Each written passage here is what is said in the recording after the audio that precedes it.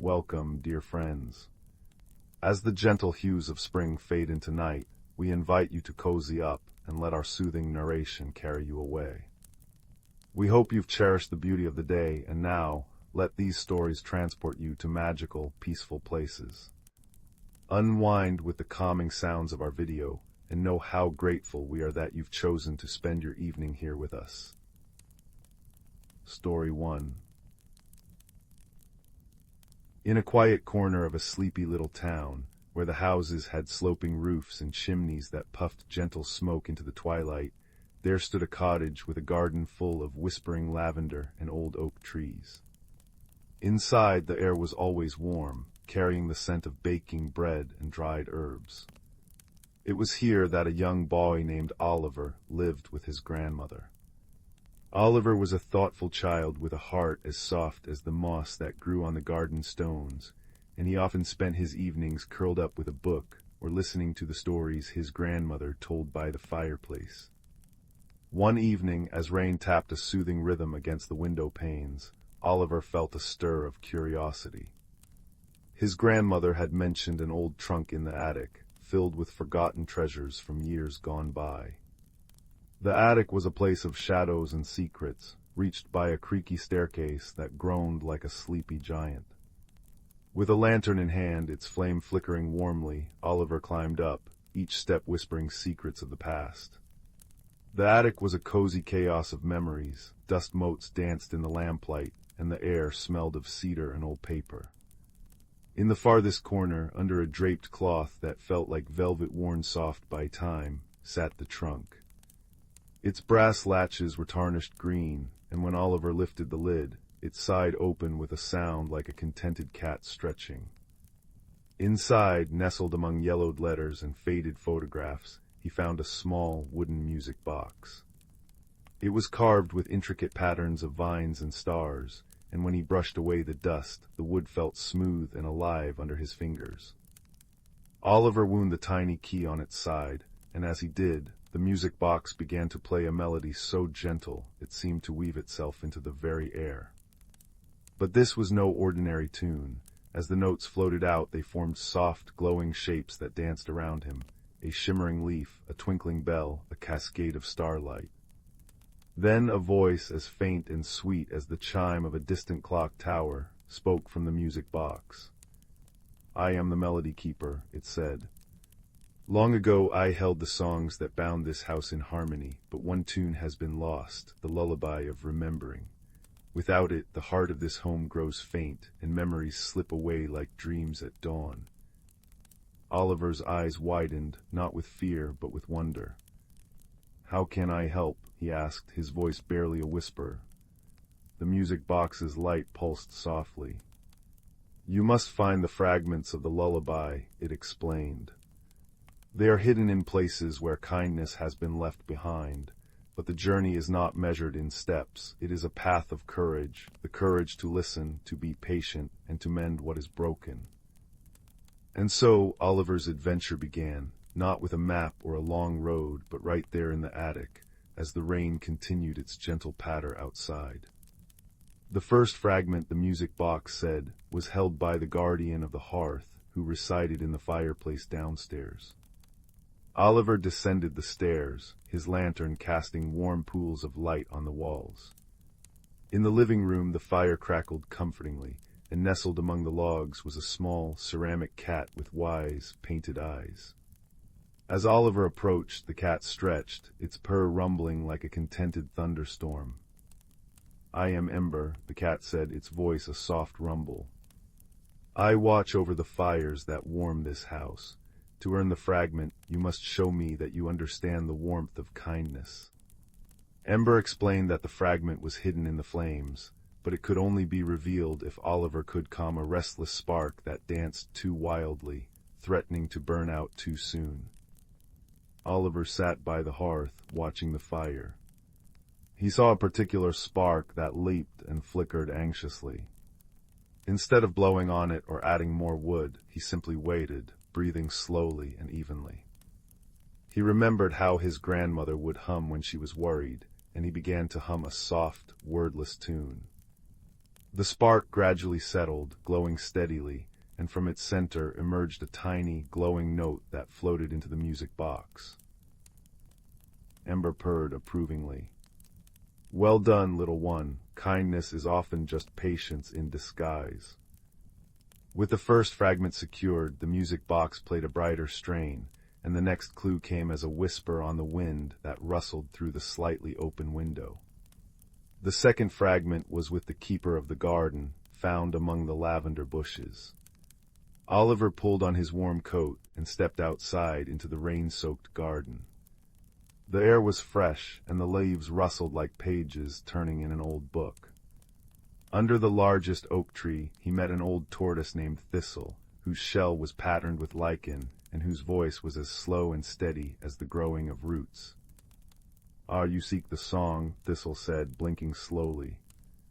"It is buried where patience has taken root, but the garden is troubled, the bellflowers have forgotten how to ring, and their silence makes the nights lonely."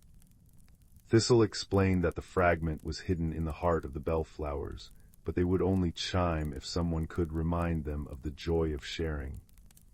Oliver knelt by the bellflowers, their heads drooping with rainwater. He noticed that they grew close together, but each seemed isolated. Remembering how his grandmother would bring neighbors together with stories, he gently gathered a few fallen petals and wove them into a small crown, placing it where the flowers could all touch it. Then he told them a simple story about the sun and the moon learning to share the sky. As he spoke, the bellflowers began to tremble, and a soft, chiming sound filled the air. From the center of the largest flower, a second glowing note drifted into the music box. Thistle nodded sagely. "Cleverness blooms where the heart is open." The music box now played a fuller melody, and it guided Oliver to the third fragment, which was with the Weaver of Shadows in the quiet of the upstairs hallway. Here the night was deep, and the only light came from the moon filtering through the window. The Weaver was not a creature of fear, but a gentle presence, a tapestry on the wall that depicted a forest scene. As Oliver approached, the thread seemed to stir, and a voice, soft as moth wings, spoke. "I am Shade," it said. "I hold the memories that linger in silence. The fragment here is trapped in a shadow that has grown too large from loneliness." The shadow in question was cast by an old rocking chair, and it stretched across the floor like a dark pool. Shade explained that the shadow had absorbed the echoes of forgotten conversations, and it needed to be lightened with laughter. Oliver thought for a moment, then sat in the rocking chair and began to rock slowly, creaking a rhythmic tune. He recalled funny stories his grandmother had told him, about the time a squirrel had stolen her hat, and he laughed softly. The shadow seemed to shimmer, and as laughter filled the hall, it shrank until a third note, bright and clear, emerged and joined the others in the music box. "Laughter is the best thread to weave with," Shade whispered faintly. Now, with 3 fragments gathered, the music box's melody was almost complete, but it lacked the final piece, the heart of the lullaby. The music box revealed that this last fragment was the most challenging, for it was held by the memory keeper, who dwelled in the deepest part of the house, the cellar. Oliver had always been a little afraid of the cellar. It was dark and smelled of earth and apples, and the stairs down were steep. But he took a deep breath, remembering the courage he had already shown. With his lantern, he descended into the cool, quiet space. The cellar was lined with shelves of preserves and old tools, and in the corner sat a large, grandfather clock that had stopped ticking years ago. As Oliver approached, the clock's face seemed to soften, and a gentle voice, like the tolling of a distant bell, spoke. "I am Kronos, the keeper of time's whispers. The final fragment is here, but it is locked away by a regret, a moment of kindness left ungiven." Kronos told Oliver that long ago, a misunderstanding between Oliver's grandmother and a dear friend had left a silence between them, and that silence had dampened the lullaby. To unlock the fragment, Oliver needed to find a way to mend that rift without words, using only an act of pure kindness. Oliver thought hard. He remembered seeing an old, faded photograph in the trunk of his grandmother and a woman with a bright smile. Inspired, he went back to the attic and found the photograph, then to the garden where he picked a sprig of lavender, his grandmother's favorite. He placed the photograph and the lavender in a small box and left it on his grandmother's bedside table, with no note, just the intention of love. When he returned to the cellar, the grandfather clock began to tick softly, and a warm light glowed from within. The final note floated out, completing the melody. The music box shone brightly, and the lullaby of remembering filled the house, weaving through every room. Upstairs, Oliver found his grandmother smiling in her sleep, and the next morning she spoke of a dream where an old friend had visited, bringing forgiveness. The magic of the music box faded, but its lesson remained. Oliver realized that the greatest adventures happen within, fueled by courage, kindness, and the quiet moments of connection. That night, as he sat by the fireplace with Ember purring at his feet, the bellflowers chiming outside, and the shadows dancing gently, he felt a deep peace. The house seemed to hum with renewed warmth, and Oliver knew that no matter how ordinary life seemed, extraordinary secrets were always waiting, just beyond the light of the dancing flames. Story 2. The fire crackles softly, its light dancing across the room in a rhythm as old as time. Settle in now and let the warmth wrap around you like a favorite blanket. Tonight's story begins not so very far away, in a little village nestled in a valley where the evenings were long and the air carried the scent of pine and wood smoke. In this village lived a young boy named Glen. He had a quiet sort of heart, one that listened more than it spoke, and eyes that noticed things others often missed, the way a spider's web caught the first light of dawn, or the particular silence that falls just before snow. But Glen often felt a little separate, like a single ember that had rolled away from the main fire, glowing brightly but alone. He longed for a connection, a purpose, something that would make his own light feel part of a greater glow. His grandfather, a man with hands as gnarled and wise as an old oak root, had a small workshop that smelled wonderfully of sawdust and beeswax. One afternoon, as the sun bled orange into the horizon, his grandfather called him over. "Glen," he said, his voice a low, gentle rumble. "I have something for you. It was your grandmother's." He opened his palm. In it lay a stone, smooth and oval, about the size of a robin's egg. But it was no ordinary stone. It was a deep, translucent amber, and deep within its heart a light pulsed, a soft, warm, golden glow, exactly like a captured ember.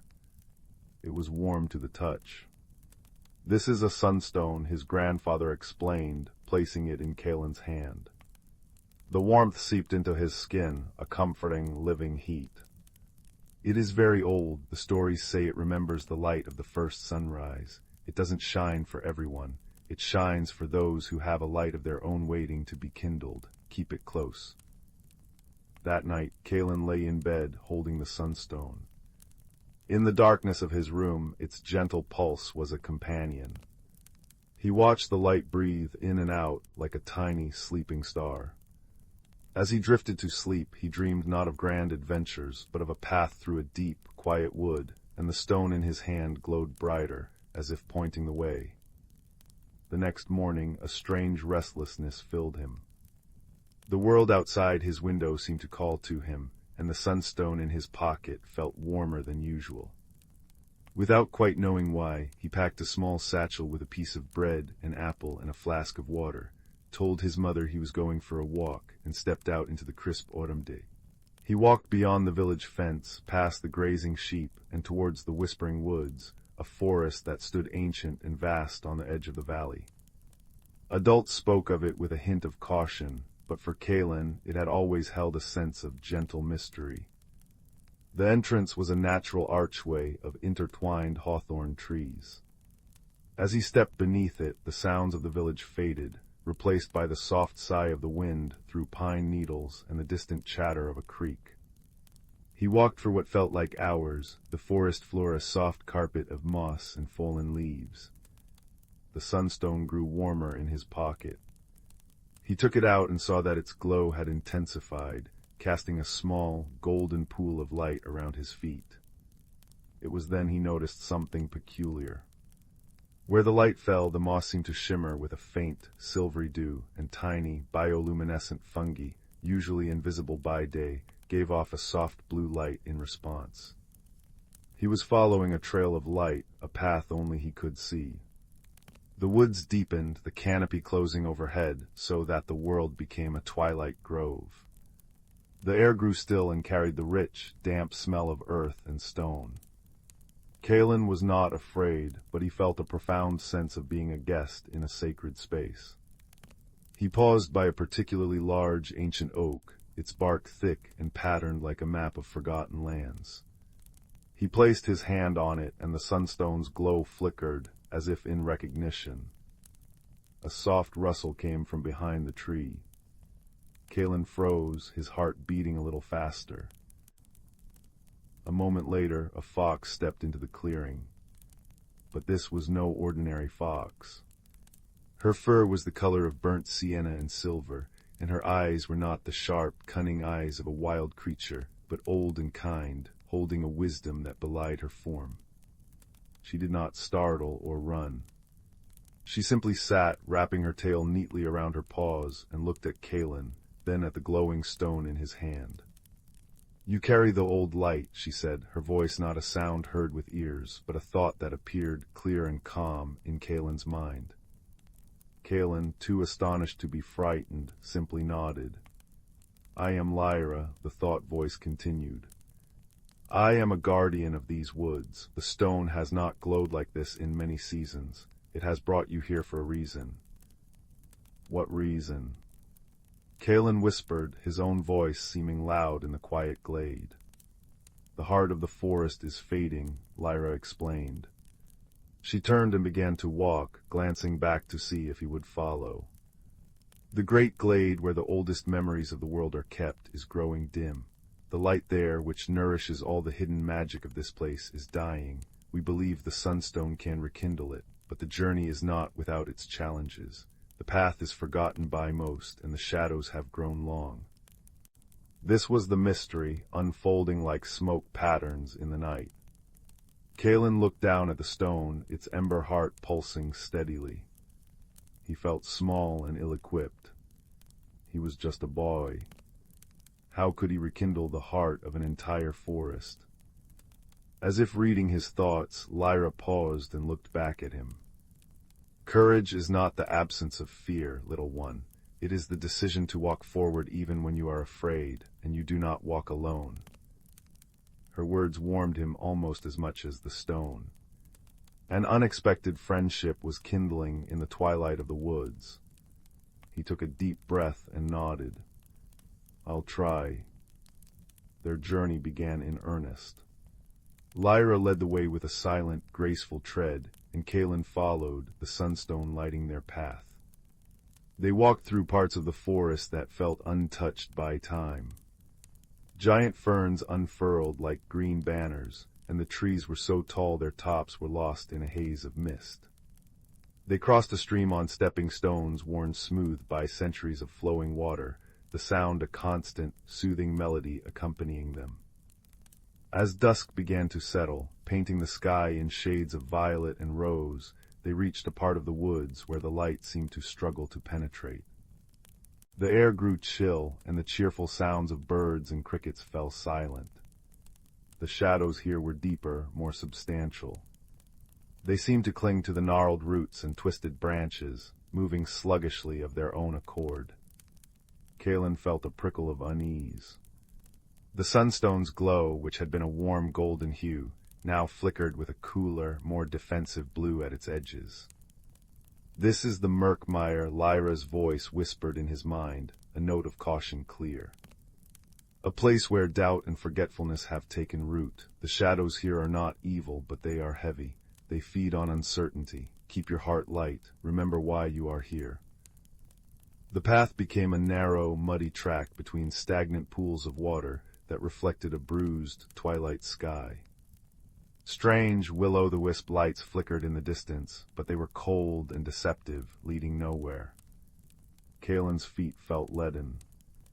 Whispers seemed to drift on the air, not in any language he knew, but conveying feelings, a sense of loneliness, of being lost, of not being good enough. Just a boy, what can you do? You will fail, turn back. The shadows seemed to coil closer. Kalen clutched the sunstone tighter. Its warmth was a tiny defiance against the creeping cold. He thought of his grandfather's workshop, the smell of beeswax. He thought of Lyra's kind eyes. He thought of the forest heart needing light. I am afraid, he admitted aloud, his voice small. But I am not turning back. He focused on the stone, on the memory of its gentle pulse in his dark bedroom. He focused on the feeling of friendship he already felt for the mystical fox. He focused on the hope of bringing light to a fading place. As he did, the sunstone responded. The blue flickering at its edges receded, and the warm, golden glow strengthened, pushing back the immediate shadows around them. It did not banish the murkmire, but it carved out a safe, warm bubble for them to walk through. Lyra looked at him, her eyes glowing with approval. You see, your own light is stronger than you know. It is not the stone that pushes the shadows away. It is you. The stone is merely a mirror for the courage inside. This was his first transformation, as sure as fire transforms wood. He was learning that his quiet heart, his tendency to listen and observe, was not a weakness but a source of strength. His courage was a slow, steady burn, not a dramatic flash. They passed through the murkmire as the last light of day vanished, emerging into a starlit clearing where the air was clean and sweet again.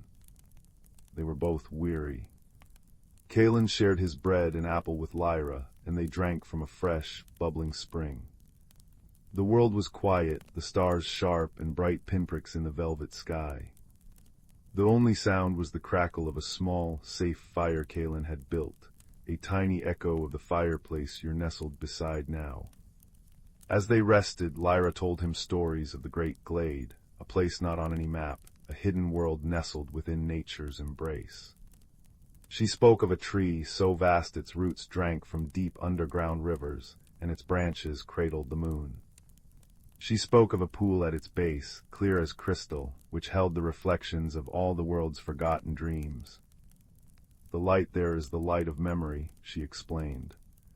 The memory of growth, of friendship, of kindness. When that light fades, the world begins to forget the importance of those things.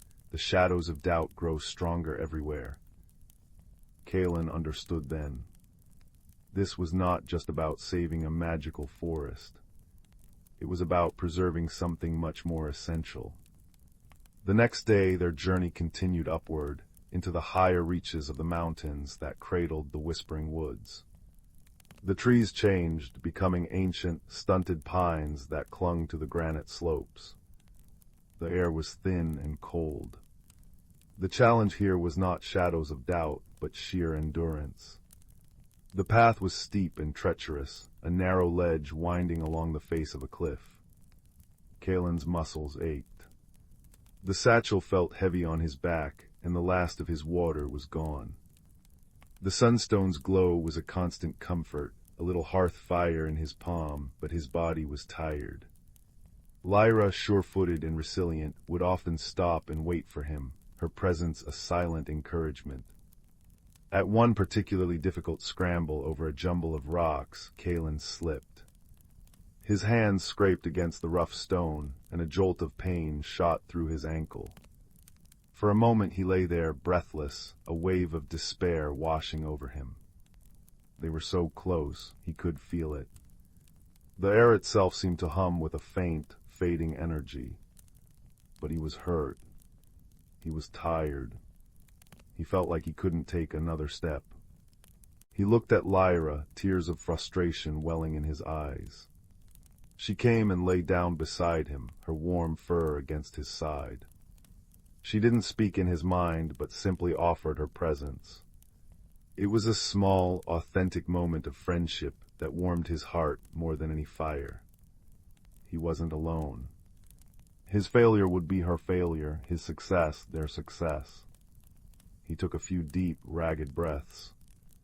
The pain in his ankle was sharp, but not unbearable. He could go on. He had to. Pushing himself up, he tested his weight. It hurt, but it held. Using a sturdy branch as a makeshift walking stick, he continued, step by painful step. This was another transformation. He was learning resilience, the quiet power of simply continuing. Finally, as the afternoon sun cast long, dramatic shadows across the mountain peaks, they reached their destination. The path ended at a narrow crevice in the rock face, almost completely hidden by a curtain of hanging ivy. But from within the crevice, a faint, ethereal light emanated, and the air hummed with a soft, musical vibration. "This is the entrance to the great glade," Lyra said. Kalen pushed the ivy aside and stepped through. The world inside took his breath away. It was a vast, circular valley, hidden within the heart of the mountain. The air was warm and smelled of blooming night flowers and wet stone. In the center stood a tree, but it was unlike any tree he had ever seen or imagined. It was silvery white, and its bark seemed to be made of woven light. Its branches spread out like a canopy over the entire glade, and hanging from them were what looked like tiny, glowing fruits, each one pulsing with a soft light. But the light was indeed dim, flickering weakly. At the base of the tree was a pool, just as Lyra had described, its water so clear it was almost invisible. But instead of reflecting the dim tree above, it seemed to hold a darkness within it, a deep, starless night. This was the fading heart. Kalen approached the pool, Lyra at his side. He felt a profound sadness emanating from the tree, a weary sigh. He knew what he had to do. He knelt by the pool's edge, the stone held tightly in both hands. He closed his eyes and thought of all the light he had encountered on his journey. The warmth of his grandfather's workshop. The golden path through the moss. Lyra's friendship in the Murkmire. The resilience he found on the mountain path. He focused on the memory of every kind word, every moment of courage, every spark of hope he had ever felt. He poured all of that into the stone. The sunstone began to grow warm, then hot, but not painfully so. It became a small sun in his hands, blazing with a light so bright he could see it through his closed eyelids. He opened his hands and gently, reverently, lowered the stone into the pool. It sank slowly, a falling star plunging into the depths. For a terrifying moment, nothing happened. The darkness in the pool seemed to swallow the light. Then a single point of brilliant gold appeared at the bottom. It spread, rippling outward in waves of liquid light. The darkness retreated, vanishing as if it had never been. The pool began to glow from within, a radiant, golden light that rose up and touched the great tree. As the light touched its roots, the tree began to change. The silvery bark brightened, the woven strands of light glowing with renewed vigor. The faint, glowing fruits on its branches swelled and brightened, their pulses growing stronger and steadier, casting a gentle, warm luminescence over the entire great glade. The humming in the air strengthened into a beautiful, chordless music that seemed to vibrate in Kalen's very bones. The heart of the forest was rekindled. Kalen felt a wave of pure, unadulterated joy wash over him. It was not a loud, triumphant feeling, but a deep, peaceful certainty. He had done it. Not through great power or strength, but through kindness, friendship, and the steady, true burning of his own spirit. He sat by the pool, exhausted but content, watching the light play on the water. Lyra lay beside him, her head on his lap. They stayed that way for a long time, silent, bathed in the gentle glow of the restored heart. When it was time to go, Kalen reached into the pool. The water was warm. His fingers closed around the sunstone. As he lifted it out, he saw that it was unchanged, still pulsing with its ember light, but it felt content. The journey back was swifter, as if the forest itself was easing their way. The Murkmire was still a gloomy place, but the shadows kept their distance, and the path was clearer. When they finally reached the edge of the Whispering Woods, the first rays of the new dawn were touching the highest peaks. Kalen turned to Lyra. He knew their paths were about to diverge. "Thank you," he said, his voice thick with emotion. "Thank you, Kalen," her voice echoed in his mind, warm and full of affection. "You have saved more than just a glade today. Remember the light you carry. It is a part of you now. You need no stone to see it." She nuzzled his hand once, then turned and melted back into the trees, a flash of russet and silver in the dawn light. Kalen walked back to the village as the sun rose, painting the sky in brilliant hues. He felt different. The quiet boy was still there, but he was no longer just an ember apart from the fire. He was part of the great, glowing whole. He had been transformed. He returned to his grandfather's workshop and told him everything. The old man listened, a slow smile spreading across his face. He didn't seem surprised. "I knew the stone had chosen wisely," was all he said. That night, Kalen lay in his bed once more. The sunstone was on his bedside table, its gentle pulse a familiar, comforting sight.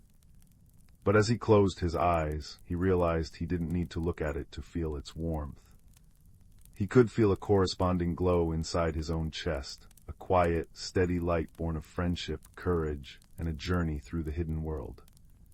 It was the light of personal growth, a flame that would burn steady and true for the rest of his days. And as you lie there listening to the soft crackle of the fire, you can almost feel that same warmth, can't you? A gentle, golden light that promises that no matter how dark the night may seem, there is always a light within, waiting to be kindled. The story is over, the journey complete. Let the warmth of the tale and the fire lull you now, carrying you gently into quiet, restful dreams. Story 3. In the heart of the enchanted woods, where the trees whispered secrets to the breeze and the air hummed with gentle magic, there lay a sheltered glen known as Starfall Hollow. It was a place of profound peace, where fireflies danced in twilight and the night sky was a tapestry of glittering constellations. The villagers of Starfall Hollow lived in harmony with the forest, their cottages nestled among ancient oaks, and their days filled with the soft chimes of wind harps hanging from branches. Each evening, as the sun dipped below the horizon, the children would gather to watch the stars emerge, especially the luminous crown, a circle of 7 bright stars that cast a silvery glow over the glen. But one autumn evening, as the crisp air carried the scent of wood smoke and fallen leaves, a peculiar thing happened. A young girl named Lyra, who had a heart as curious as the patterns of the constellations, noticed something amiss. She was sitting on her favorite mossy log, wrapped in a woolen blanket, tracing the stars with her finger. The luminous crown, which usually shone with unwavering brilliance, seemed dimmer tonight. One of its stars, the one called the Heartstone, was missing entirely. Lyra blinked, thinking it a trick of the clouds, but the sky was clear, and the other stars twinkled undisturbed. A soft, gentle rain began to fall, pattering on the leaves like a lullaby, but it did not explain the vanished star. Lyra was not frightened. Instead, a warm curiosity bloomed within her. She had always been an observer, noticing the subtle changes in the forest, the way the ferns unfurled after rain, or how the clock tower in the village square chimed a half-second slower on misty mornings. Her grandmother had taught her that every mystery held a story, and Lyra believed that stories were meant to be solved with kindness and attention. The next morning, she decided to investigate. The village of Starfall Hollow was abuzz with quiet speculation. At the town square, where a grandfather clock ticked soothingly beside a fountain, villagers gathered under the awning of the tea shop, their voices mingling with the tinkle of wind chimes. Old Mr. Bramble, the map-maker, claimed he had seen the stars shifting in his telescope. Perhaps they're playing hide-and-seek, he mused, unfolding a yellowed map that showed forgotten paths through the woods. Meanwhile, Mrs. Honeydew the baker insisted it was the work of mischievous sprites, pointing to her flower beds where the blossoms had begun to change color overnight, from rosy pink to a deep, mysterious blue. Red herrings, Lyra thought with a smile, for she knew that sometimes the obvious clues led to delightful detours. Lyra began her inquiry by visiting the elders. First she called upon her grandmother, who lived in a cottage surrounded by lavender bushes. Grandmother was knitting by the fireplace, the flames casting dancing shadows on the walls. She listened to Lyra's tale and hummed a familiar nursery rhyme, one passed down through generations. When the crown loses its gem, seek the tears of the forest stem. Follow the rain's gentle weep, where the starry secrets sleep. The rhyme stirred something in Lyra. It spoke of empathy, tears of the forest, and observation, following the rain. She thanked her grandmother and set out into the woods, the sound of gentle rain accompanying her steps. The path was soft with pine needles, and the air smelled of damp earth and blooming nightshade. As she walked, she noticed that the color-changing flowers Mrs. Honeydew had mentioned were not random. They formed a pattern, pointing toward the oldest part of the forest, where a solitary willow tree stood guard over a quiet pond. This seemed like a clue, but Lyra remembered the red herrings. Instead of rushing to the willow, she decided to consult the old map Mr. Bramble had shown her. The map was intricate, drawn on parchment that crackled with age, and it depicted Starfall Hollow with constellations superimposed over the landmarks. Lyra spent an afternoon in the mapmaker's study, tracing the luminous crown on the map. She realized that the Heartstone star aligned with a spot marked Whispering Willow, but also that another star, the Guardian's Eye, pointed to a cave behind the waterfall. Excited, she followed the map to the cave, her lantern casting a warm glow on the damp walls. Inside, she found not a missing star, but a hidden grotto filled with bioluminescent mushrooms that pulsed with soft light. It was a delightful discovery, a secret garden where the forest's shyest creatures dwelled. A family of foxes peered at her with curious eyes, and she sat with them for a while, sharing a piece of honey cake from her pocket. This detour taught her that the journey itself was part of the mystery, and that empathy for the creatures and the land was key. Returning to the nursery rhyme, Lyra pondered the tears of the forest stem. She thought of the weeping willow by the pond, whose branches dipped into the water as if in sorrow. That evening, as the clock tower chimed 9 times, its deep tones echoing through the glen, Lyra went to the willow. The rain had softened to a drizzle, and the wind chimes in the branches tinkled softly. Under the tree she found a faint glimmer, not a star, but a dewdrop on a leaf that reflected the sky in a peculiar way. Looking up, she saw that the missing Heartstone star was not gone. It was dimmed, as if veiled by an invisible sadness. Lyra sat by the pond, listening. She remembered her grandmother's words. Sometimes the forest speaks in feelings, not words. Closing her eyes, she let her empathy guide her. She sensed a loneliness emanating from the willow tree itself, an ancient spirit that had watched over the glen for centuries, but felt forgotten as the villagers grew busy. The tree's sorrow had drawn a delicate cloud of mist around the star, dimming its light. It wasn't malice, it was a cry for connection. The next day, Lyra shared her discovery with the village. She proposed a simple act of kindness, a gathering under the luminous crown to honor the willow tree. The villagers, intrigued by her gentle approach, agreed. They spent the afternoon weaving garlands of ivy and wildflowers, and as dusk fell, they assembled by the pond. Children sang the nursery rhyme, their voices blending with the chimes and the soft patter of rain. Lyra placed a garland on the willow's trunk, speaking words of gratitude for its protection. As if in response, the mist began to lift. The Heartstone star brightened slowly, its light filtering through the branches until the entire luminous crown shone with renewed brilliance.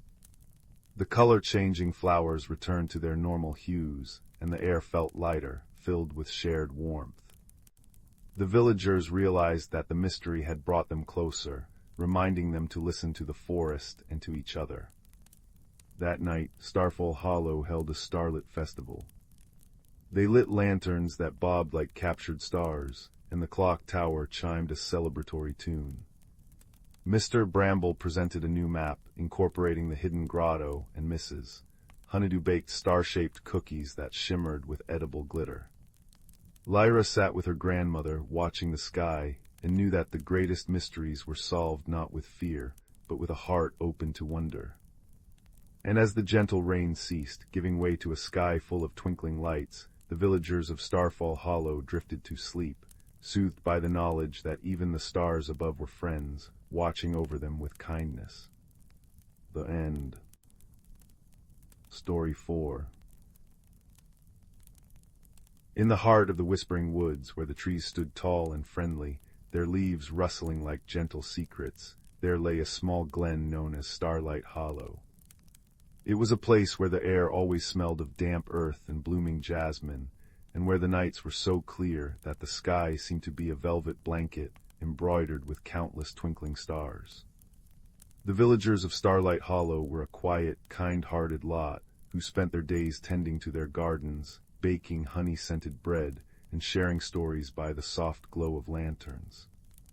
But lately something peculiar had begun to unfold, something that stirred the curiosity of everyone in the glen.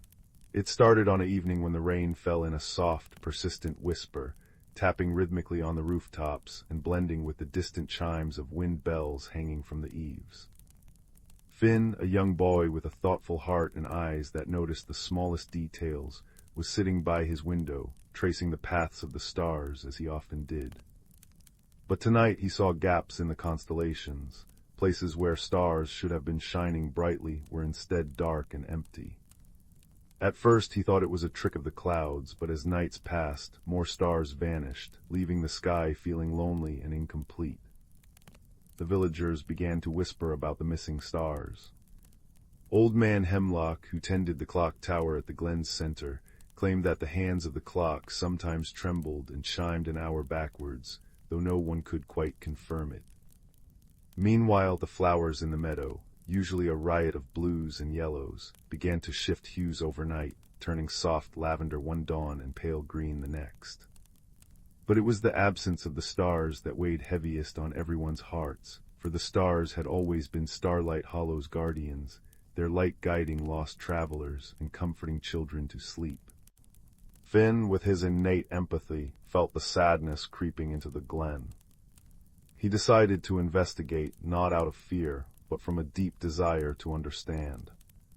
His first step was to visit the village elder, a woman named Willow who lived in a cottage surrounded by herb gardens and wind chimes that sang with every breeze. Willow welcomed Finn with a cup of chamomile tea, her eyes twinkling with wisdom. "The stars have always been friends to us," she said softly.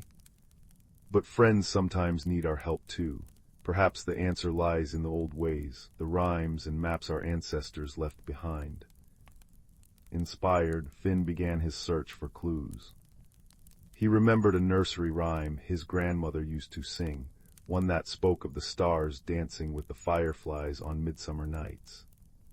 The rhyme went, "When the clock ticks strange and the flowers forget their name, follow the path where the fireflies flame. Stars may wander, but hearts will recall the light that connects one and all." Finn pondered these words. Could the fireflies hold a key? That evening he ventured into the woods, where the fireflies usually gathered in sparkling swarms. But tonight they were scattered and dim, as if sharing the sky's melancholy. As he walked, he noticed that the color-changing flowers seemed to pulse in time with the fireflies' glow, a soft, rhythmic light that felt almost like a message. His next clue came from an old map he found tucked away in the village library, a place filled with the scent of aged paper and beeswax candles.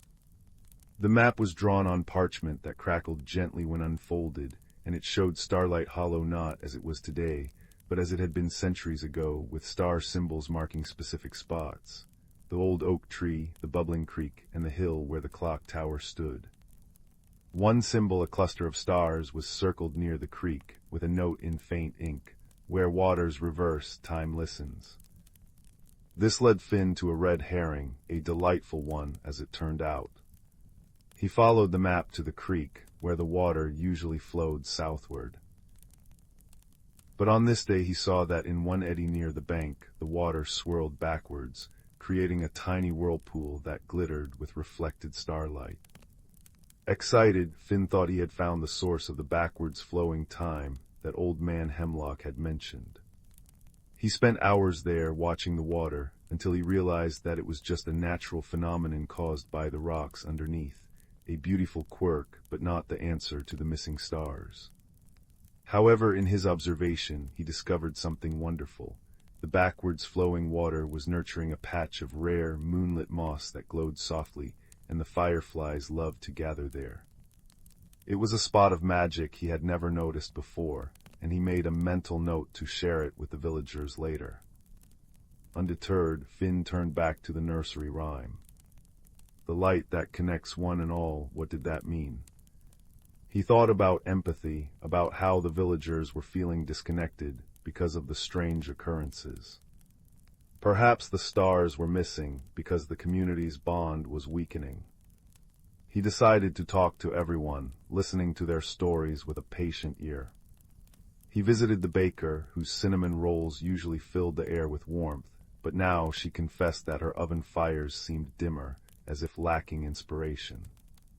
He spoke to the children who missed counting stars before bed, and to the night watchman who felt the darkness growing heavier.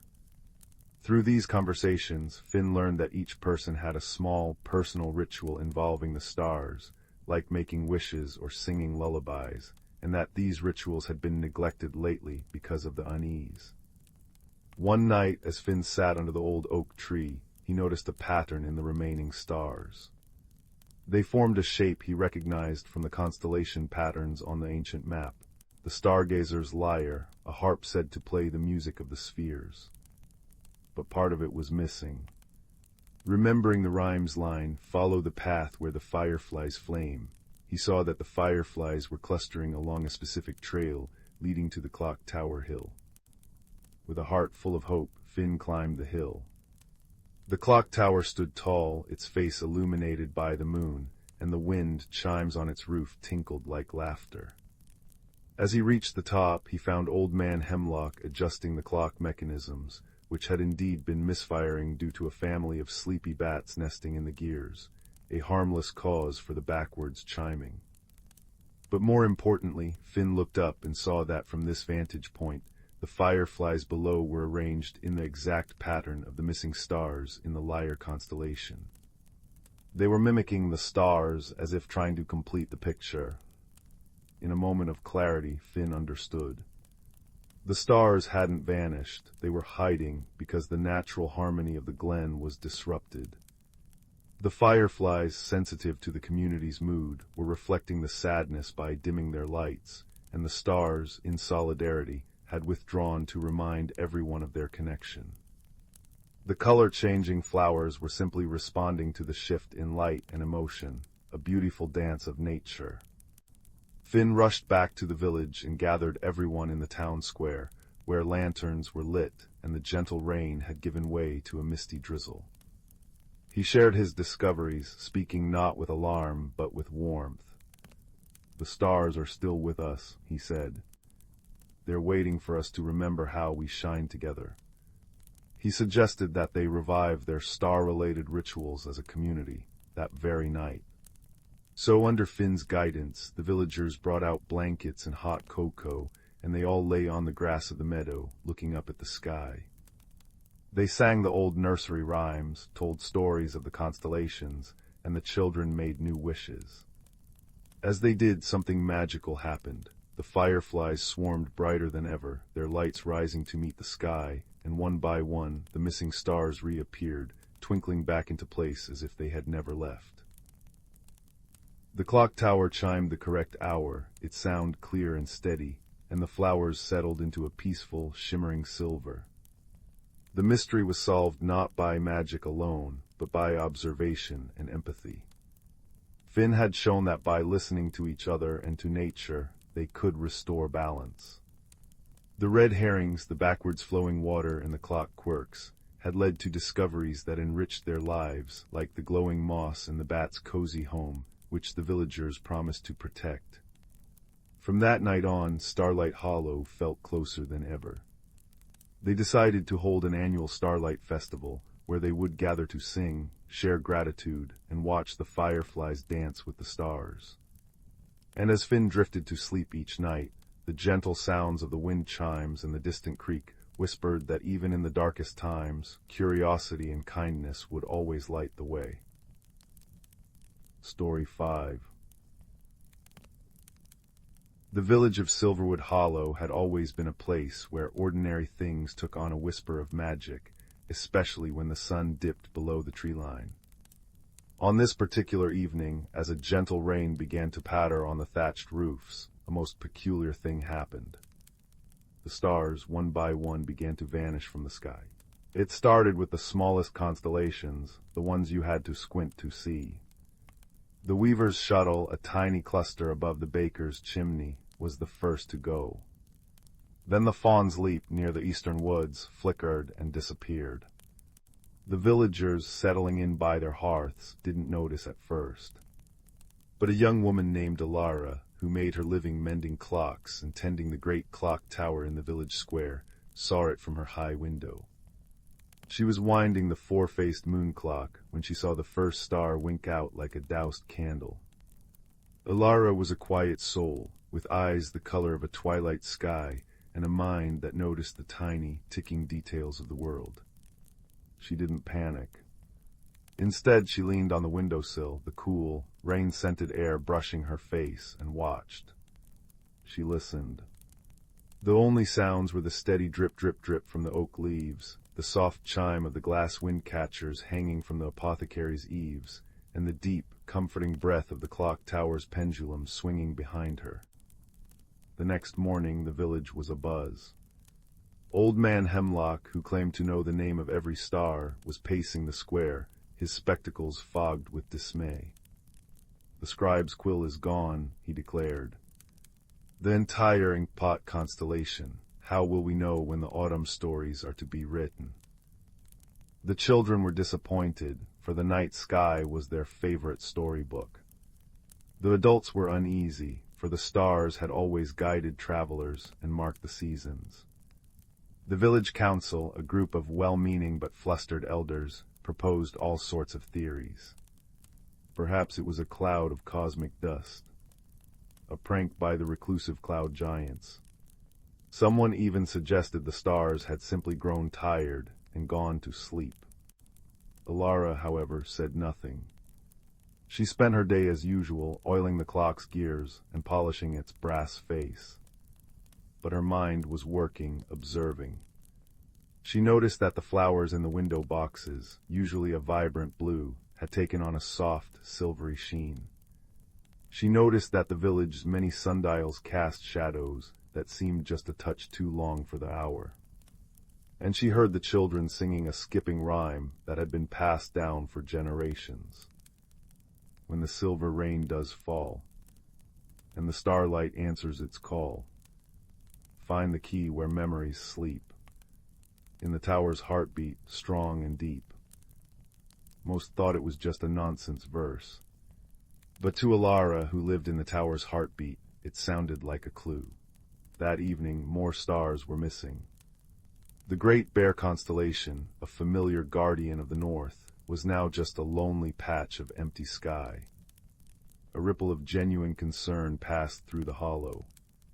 The council decided to send a party to consult the map maker, an elderly woman who lived in a cottage woven into the roots of the great willow at the forest's edge. Her maps were said to chart not just lands, but also dreams and time itself. Alara asked if she might join them. She packed a satchel with a warm loaf of bread, a flask of honeyed tea, and her most delicate tuning tools, just in case. The path to the mapmaker's cottage was soft with moss, and the air hummed with the scent of wet earth and blooming nightshade. Wind chimes made of river stones and hollow reeds clacked together softly in the breeze. When they arrived, the mapmaker was sitting on her porch, her hands busy stitching a new section onto a vast, shimmering tapestry that seemed to show the night sky as it used to be. "Ah," she said, not looking up. "You've come about the holes in the blanket." The council members launched into their theories, but the map-maker simply shook her head. "It is not dust, nor giants, nor sleepy stars. It is a forgetting." She pointed a bony finger at her tapestry. "The threads of light are unraveling because the memory of them is fading." This was a red herring, but a delightful one. The council immediately began organizing a great remembering, a festival where everyone would share their favorite stories about the stars. It was a beautiful idea, and the village threw itself into the preparations with gusto. Lanterns were hung, pies were baked, and the air filled with the sound of laughter and shared memories. For a night, the village felt closer than it had in years. But Alara, looking up, saw that the hunter constellation had now lost its bright, jeweled belt. The remembering was good for the heart, but it wasn't mending the sky. Alara returned to her clock tower, the steady tick-tock a comfort to her troubled mind. She thought about the rhyme. "Find the key where memories sleep, in the tower's heartbeat, strong and deep." The tower's heartbeat was the clock. But what key? She knew every gear and spring in the mechanism. Climbing high into the belfry, she noticed something she'd never paid much mind to before. Carved into the wooden support beam, almost hidden by dust and shadow, was a pattern of dots and lines. It wasn't a design left by the carpenter. It was a star chart.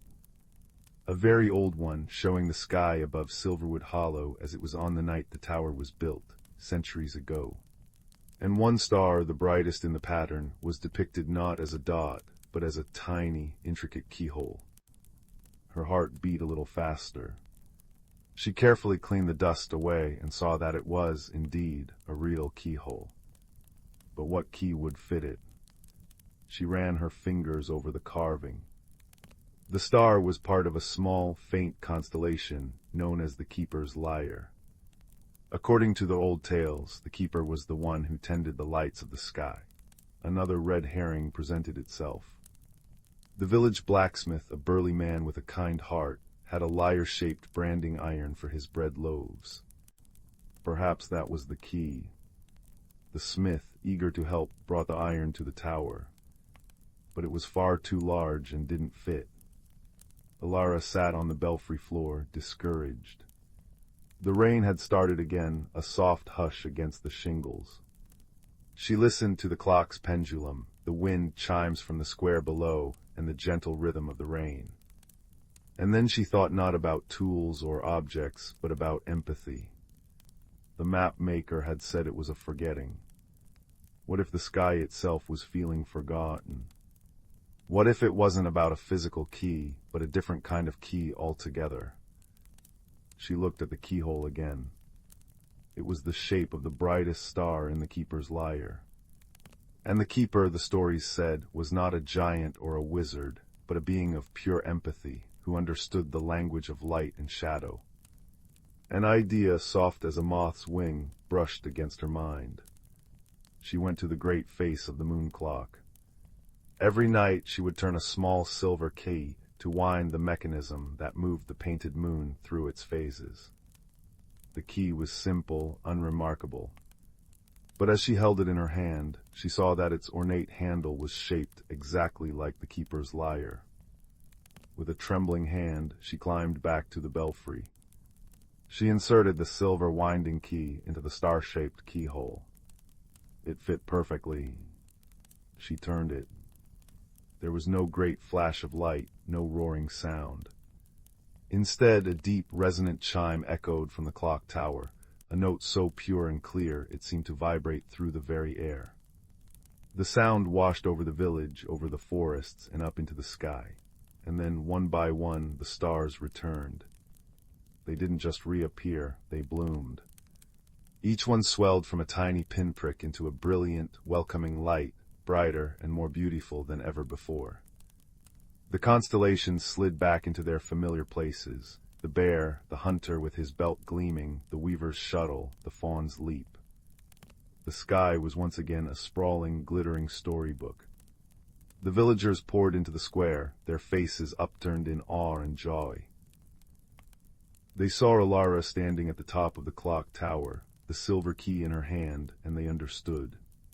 She descended to a chorus of grateful murmurs and warm embraces.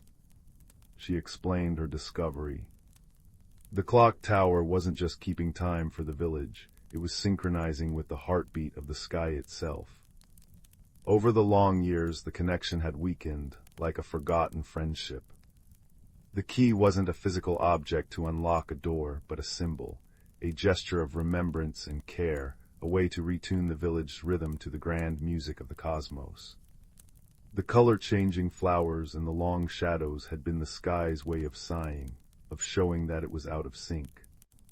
The resolution brought the community closer than any festival could have.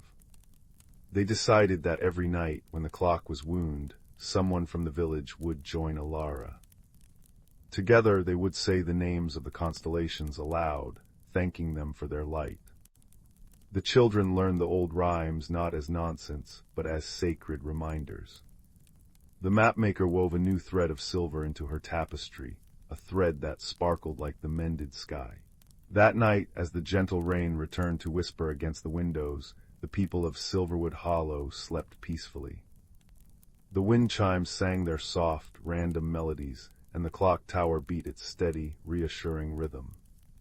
And high above, the stars shone down, their light weaving through the rain, a promise that as long as there was someone to listen, to remember, and to care, the magic would never fade. The mystery was solved not with fear, but with curiosity, and the village was left wrapped in a deeper, warmer kind of darkness, one lovingly embroidered with starlight. Story 6. In a land where the sky was not a ceiling but a tapestry of endless possibilities, there lived a young girl named Lyra. Her home was a village nestled in the rolling hills, where the air always carried the scent of blooming night bells and the soft murmur of streams. Lyra carried with her a small, smooth stone from the riverbank near her cottage. It was no ordinary stone. When she held it, it warmed gently against her palm, a constant reminder of home, and it seemed to hum with a quiet melody only she could feel. This stone was her anchor, a piece of her world that traveled with her wherever she went. Lately, a strange stillness had settled over Lyra's village. The night bells were losing their fragrance, and the streams whispered less joyfully. The elders spoke of a fading wonder, a magic that had always woven through their lives like thread through cloth, now unraveling. Lyra, with a heart full of curiosity and a soul that yearned to understand, decided she must seek the source of this enchantment. Her journey was not for glory, but to help her people and to uncover a truth about herself, that even the smallest heart can hold great courage. Her path led her to the stairway of clouds, a gentle ascent that appeared only at dawn, when the first light kissed the mist. The stairs were not of stone or wood, but of condensed vapor, soft and yielding underfoot, like walking on a warm, fluffy quilt. With each step, Lyra felt a slight bounce, and the air grew cooler, carrying the clean scent of rain-washed sky. She climbed higher until the ground below became a patchwork of greens and browns, and she entered the realm of the cloud cities.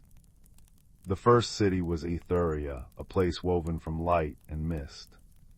Buildings floated like delicate bubbles, connected by bridges of shimmering gossamer. The inhabitants were the luminals, creatures of pure light who communicated through gentle pulses and glows. They had no voices, but their movements created a symphony of colors that danced in the air. Lyra watched as a luminal approached her, its form shifting from gold to silver.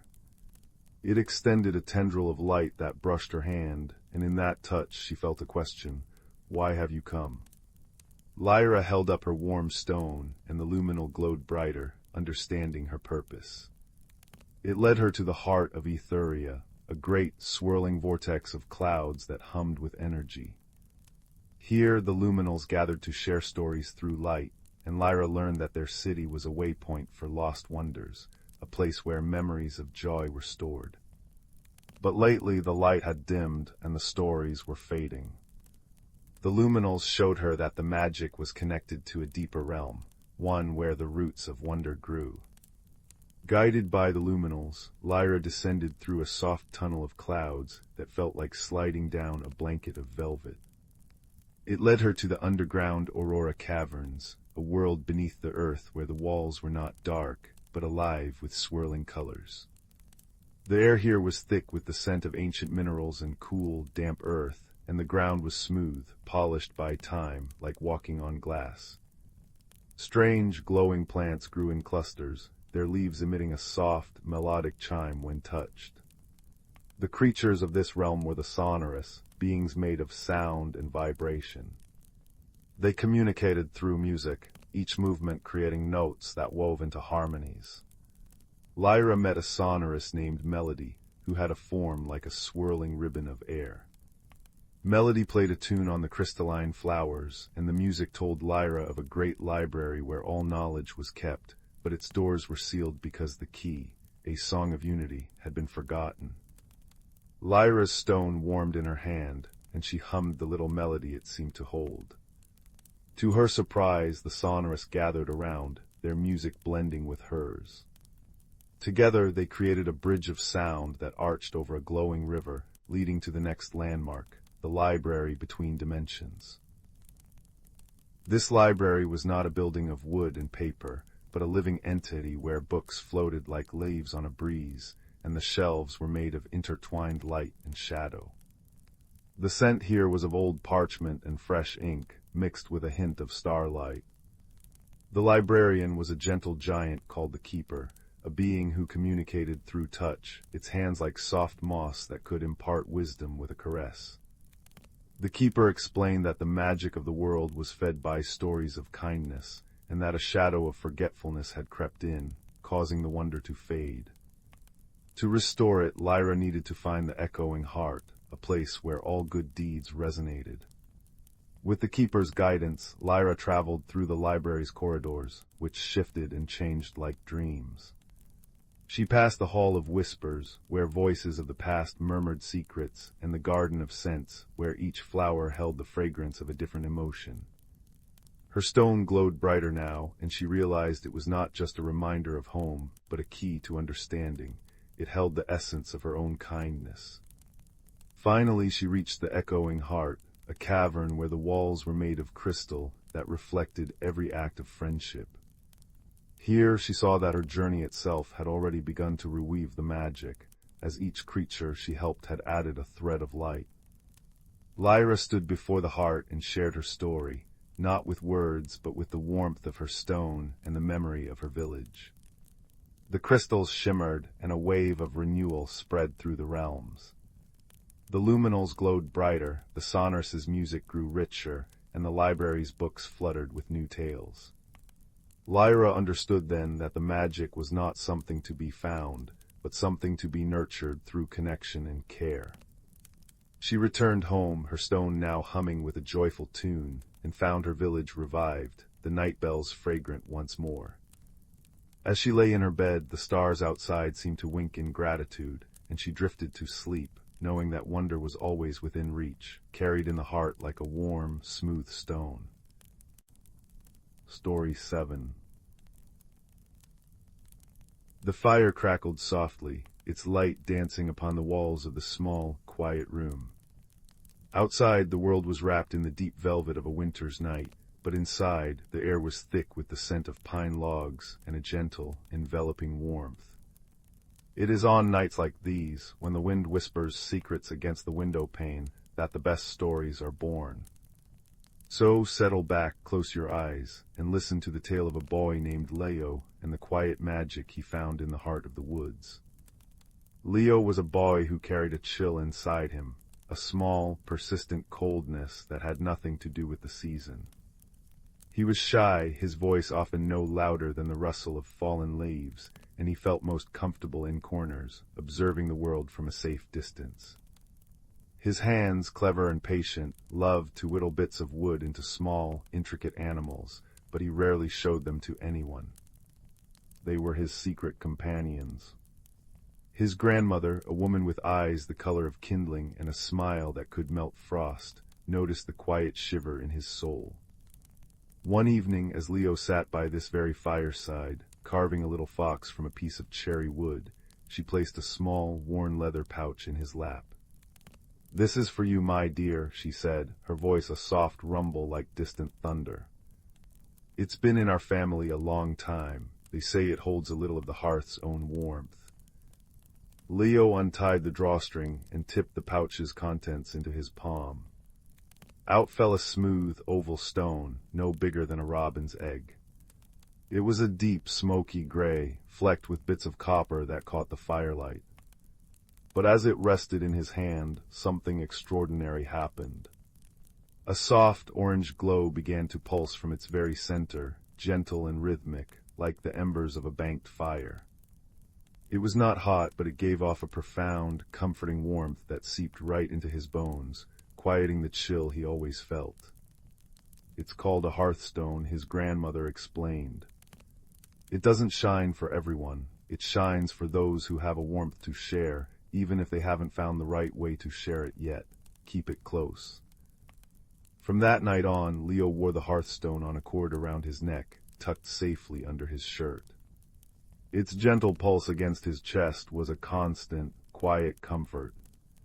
Yet, the chill inside him didn't vanish entirely. It lingered, a lonely feeling that the stone's warmth could soothe, but not entirely cure. One afternoon, a few days later, Leo was walking at the edge of the Whispering Woods, the vast forest that bordered his village.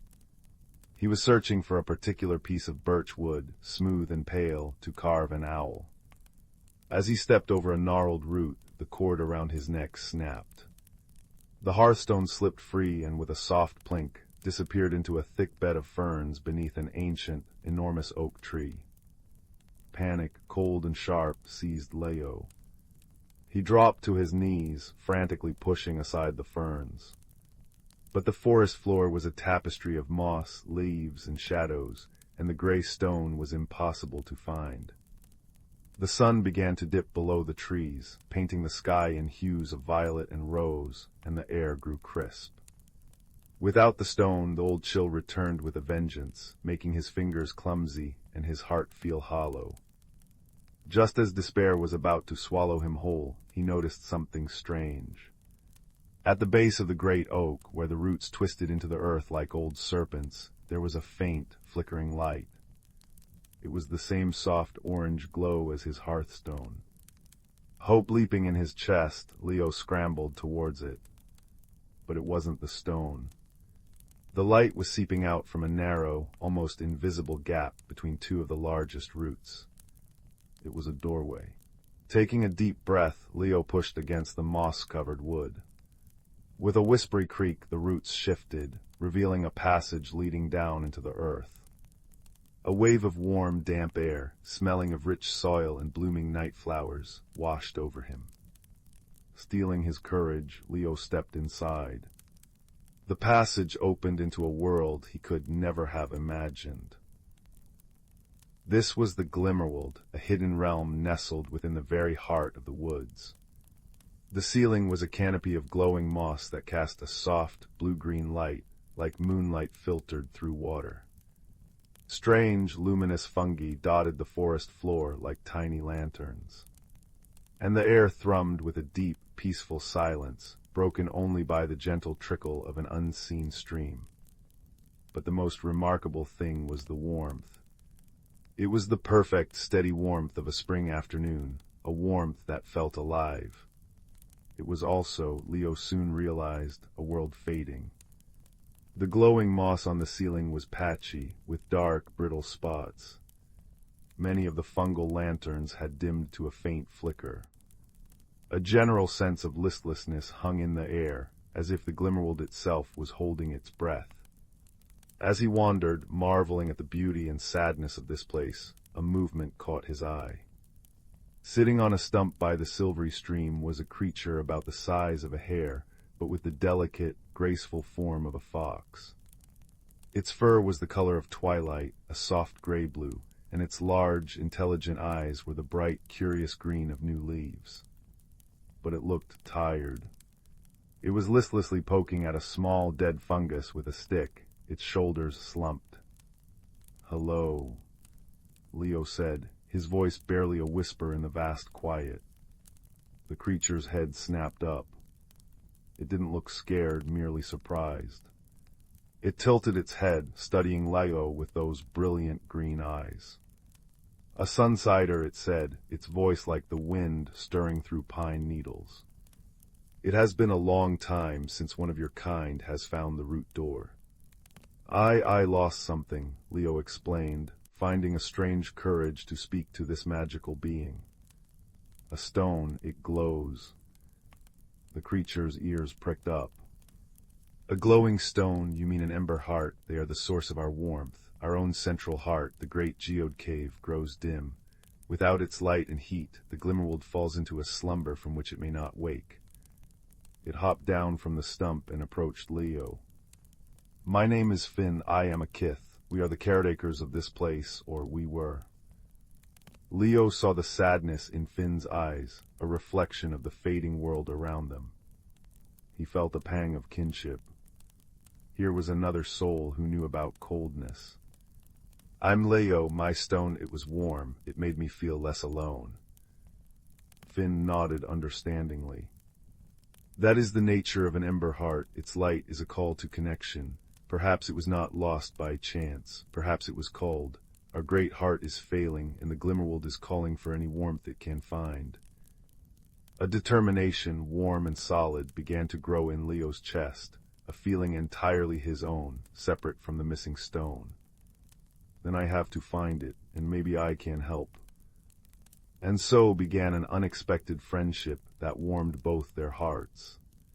Finn became Leo's guide through the enchanting, slumbering tunnels of the Glimmerworld. Their journey was not a frantic race, but a gentle, meandering exploration.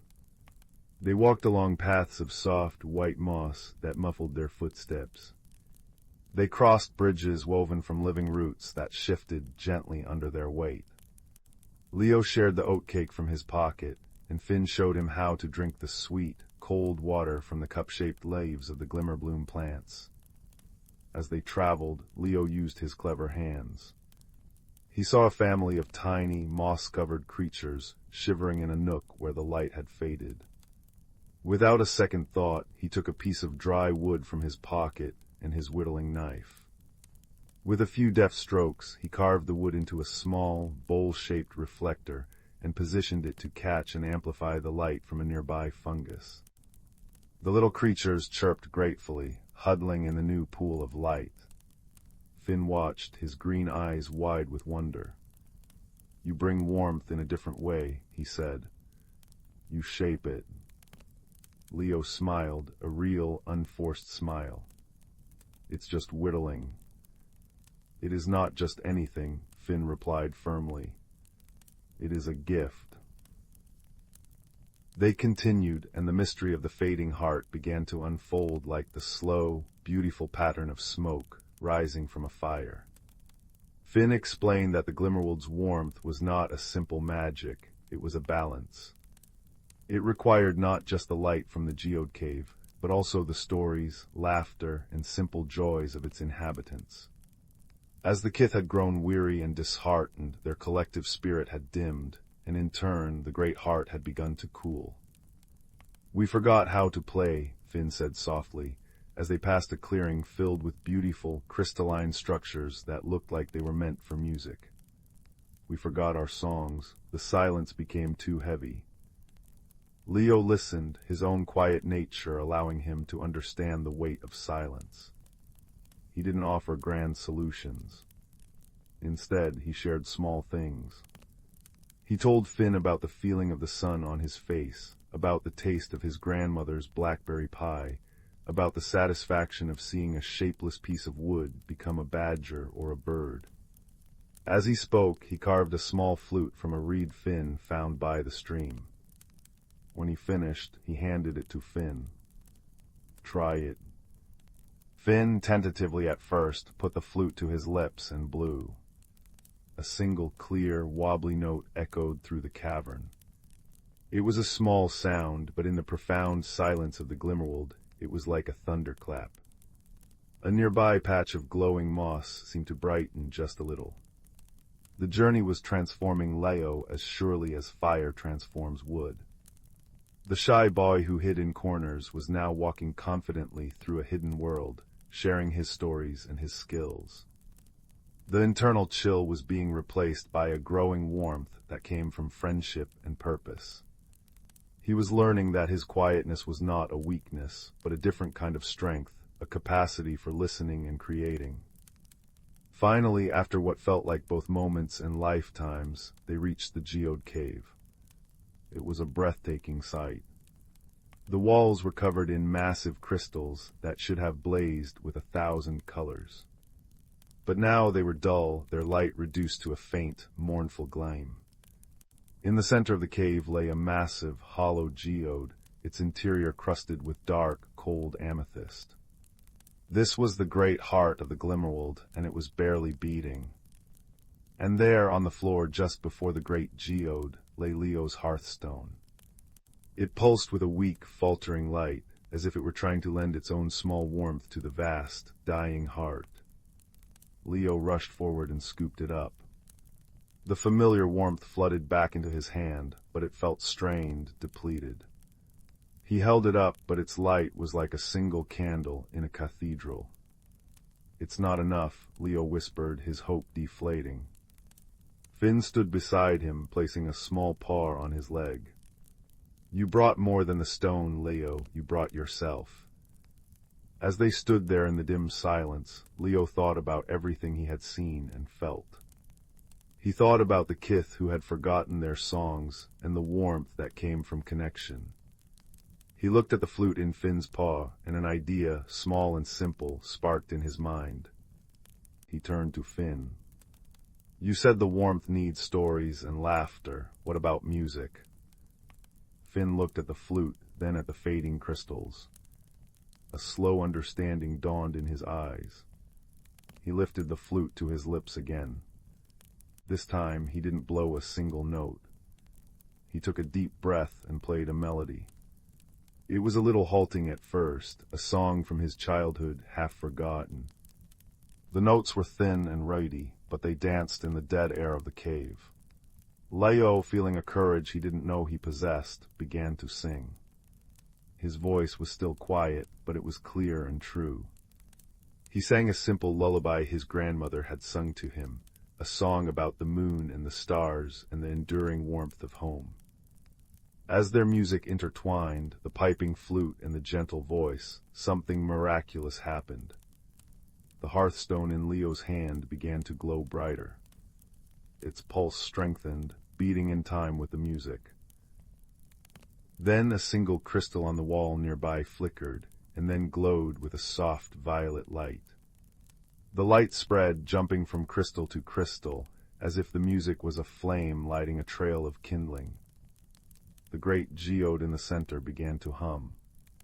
A deep, resonant sound vibrated through the cave floor, up through their bodies. The dark amethyst inside the geode began to brighten, from a dull black to a deep purple, then to a brilliant, vibrant magenta. A wave of pure, radiant warmth exploded outwards, washing over them like a gentle tide. The Glimmerworld was waking up. The light from the cave flooded out into the tunnels, and as it did, they could hear distant chirps and chitters of joy. The kith were awakening, their own spirits rekindled by the return of their heart's warmth. Finn let out a joyful bark and danced a little jig on the spot. The journey back was a celebration. The glowing moss was now a brilliant canopy of light, the fungal lanterns blazed like miniature suns, and the air was filled with the sounds of music and laughter as the kith rejoiced. They had reached the peaceful resolution the world had been waiting for. At the root door, Leo and Finn faced each other. The warmth in the Glimmerworld was now self-sustaining, a perfect, cozy temperature. "You saved our home," Finn said, his green eyes shining. "We saved it," Leo corrected, touching the hearthstone, which now glowed with a strong, steady light against his chest. The chill inside him was gone, replaced by a lasting warmth that he knew would never fade. He had faced the cold both outside and within, and he had found that his own quiet light, when shared, could help kindle a great fire. "Will you come back?" Finn asked, a hopeful note in his voice. Leo smiled. "Always, this feels like a second home." With a final warm embrace, Leo stepped back through the root door, which closed softly behind him. He emerged into the crisp night air of his own world. The stars were sharp and bright in the black sky above the whispering woods. He wasn't cold. He walked back to his grandmother's cottage, the hearthstone a comforting weight over his heart, its glow a gentle beacon in the darkness. He slipped inside, back into the room where the fire still crackled softly. His grandmother was dozing in her chair. She opened one eye and saw him, saw the calm, warm light in his own eyes, and the confident set of his shoulders. She smiled a knowing, gentle smile, and closed her eye again. Leo sat by the fire, pulling out his whittling knife and a new piece of wood. He didn't feel the need to hide in the corner anymore. He began to carve not a secret animal, but a small figure of a kith, with intelligent eyes and a mischievous smile, a reminder of a friendship that warmed the heart and a journey that had transformed him. The fire popped and whispered, the clock ticked softly, and the room was filled with a profound and peaceful silence, the kind that comes not from emptiness, but from a heart that is full in content, ready to guide a boy, and perhaps you, my dear listener, toward the gentlest of dreams. Story 8. In the quiet hamlet of Willowbrook, where twilight lingered like a cherished secret, there lived a young soul named Glen. Each evening, as the sun dipped below the rolling hills, Glen would sit by the hearth in their small cottage, watching the embers dance and fade into soft, glowing coals. It was in these hushed moments that Glen felt most aware of the subtle shifts within themselves, a restlessness that whispered of change, like a seed stirring deep in the earth. Glen had always been different, though in ways that were gentle and beautiful. Their hair, once a plain chestnut brown, now held strands that shimmered with a faint, opalescent glow whenever they felt a surge of kindness or curiosity. Tiny, leaf-like patterns would sometimes appear on their skin after a day spent wandering the meadows, fading by morning like dreams. But instead of embracing these changes, Glen felt uneasy, as if they were a puzzle missing a piece they couldn't name. One crisp autumn evening, as the fire crackled low, Glen noticed a peculiar sight outside their window, a garden they had never seen before, nestled between the ancient oaks at the edge of the village. It was a wild, untamed space, brimming with flowers that pulsed with soft light and vines that curled like questions in the air. Drawn by an invisible thread, Glen wrapped a woolen shawl around their shoulders and stepped into the cooling night. The garden seemed to breathe in time with Glen's own heartbeat. As they walked along the mossy paths, they saw blossoms that changed color with the wind's mood, from shy lavender to bold gold, and trees whose leaves rustled with melodies only the heart could hear. It was here that Glen first met Elder Rowan, a woman with eyes the color of weathered bark and a smile that held the patience of centuries.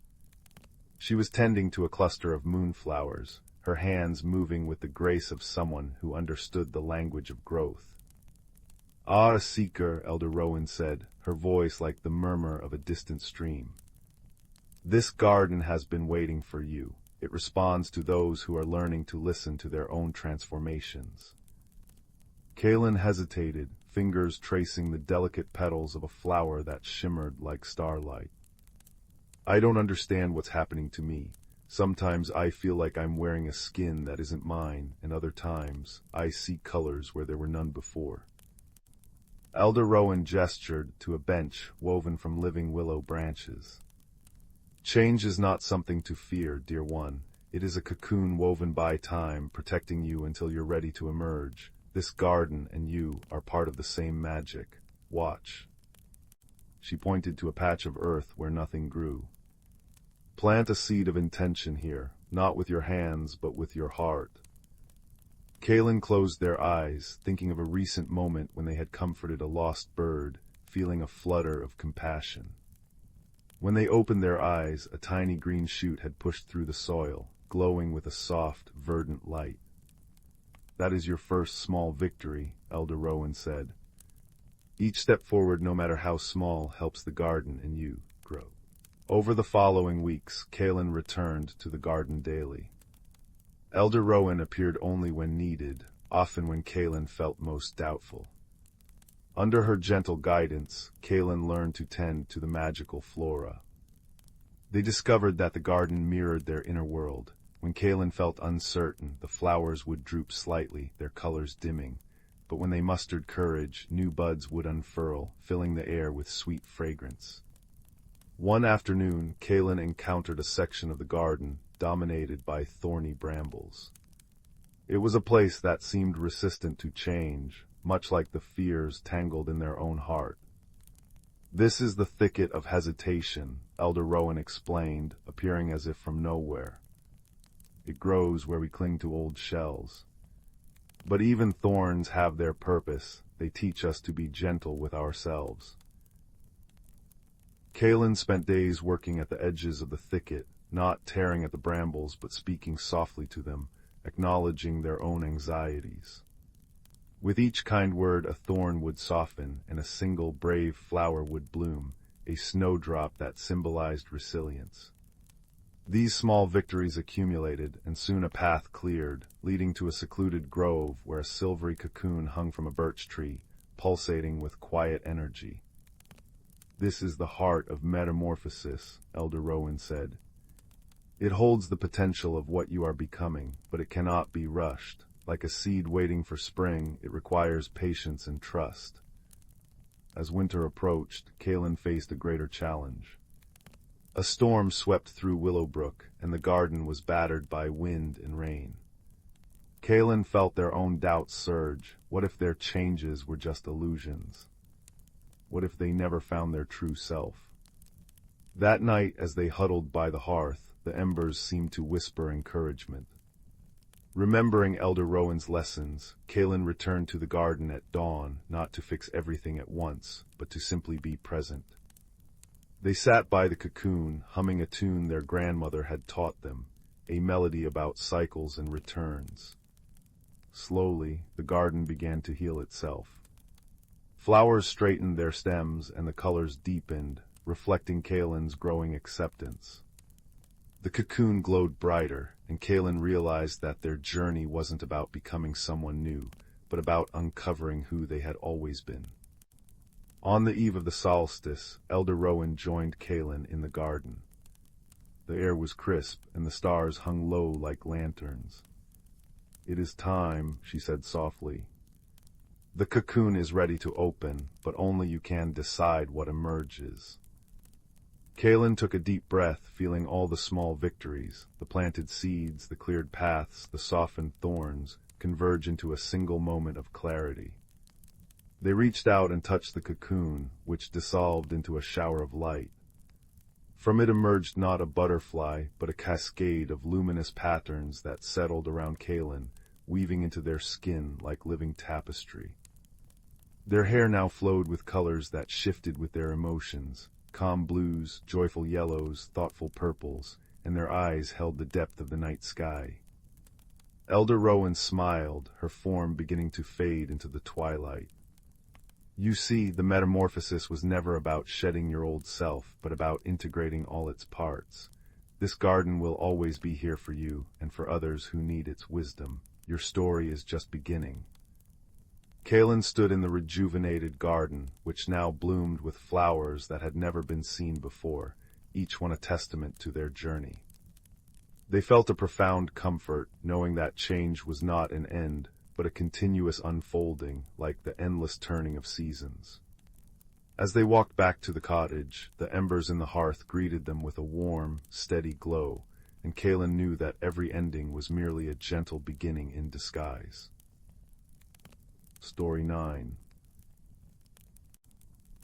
The fire crackles softly, my dear listener, so pull your blanket a little closer, and let your breathing slow to match its gentle rhythm.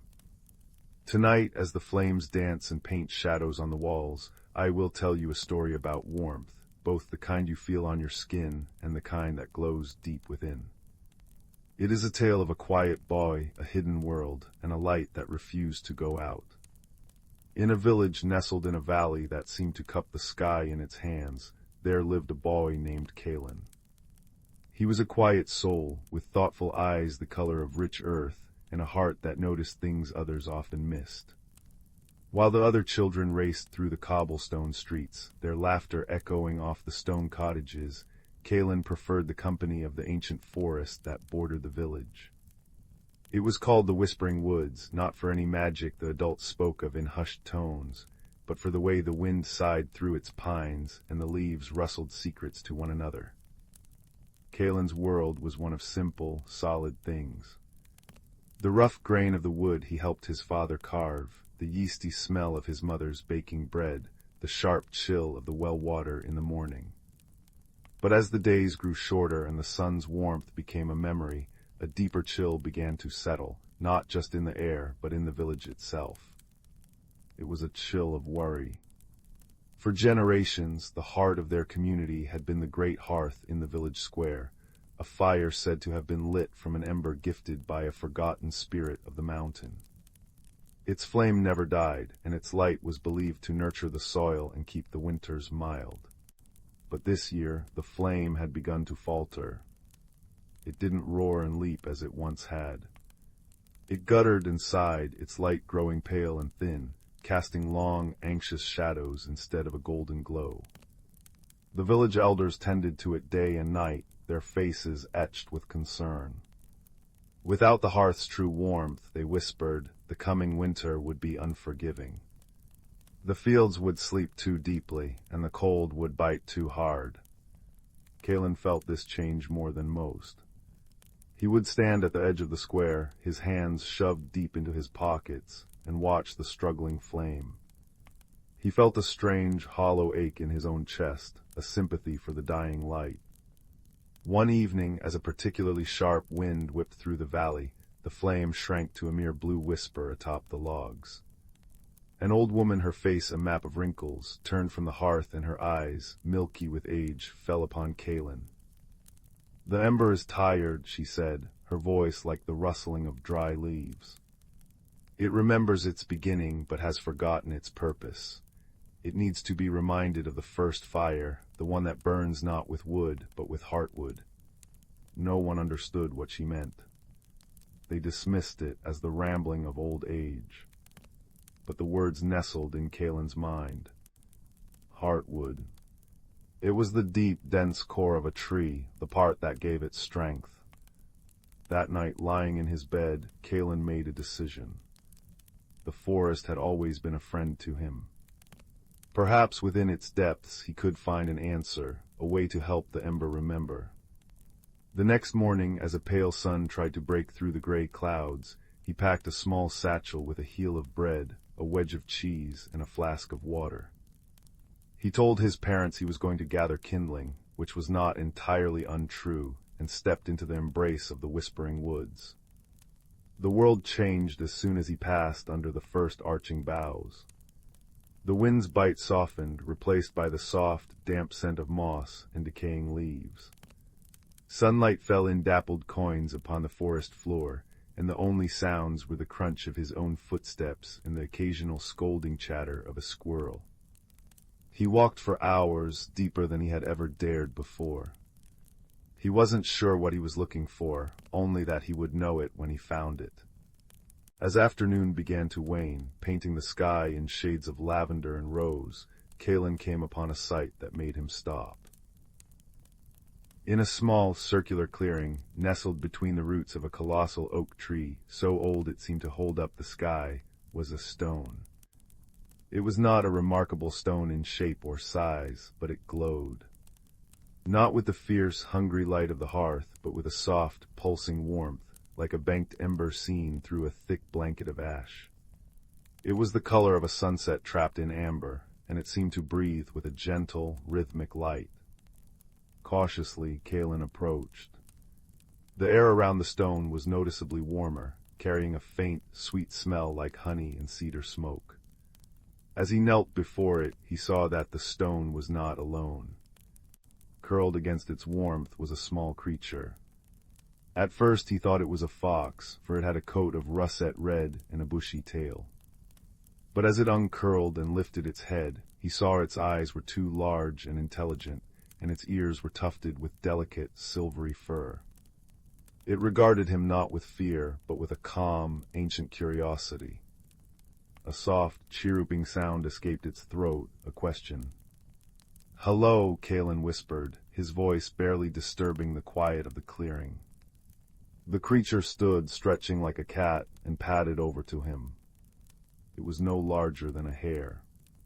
It sniffed his outstretched hand, its nose cool and damp, and then butted its head gently against his fingers. A feeling of profound peace washed over Kalen, a warmth that started in his fingertips and spread all the way to his toes. The hollow ache in his chest faded. He sat down, leaning against the great oak, and the creature curled up in his lap. He shared his bread and cheese, and the creature ate daintily from his palm. In that quiet communion, without a single shared word, an understanding passed between them. Kalen knew this creature was a guardian of this place, and the glowing stone was its charge. He also knew with a certainty that surprised him that this gentle ember light was connected to the failing flame in the village. He called the creature Emberling, for that is what it seemed to be, a little spirit of warmth and light. As the true dusk settled, the clearing began to change.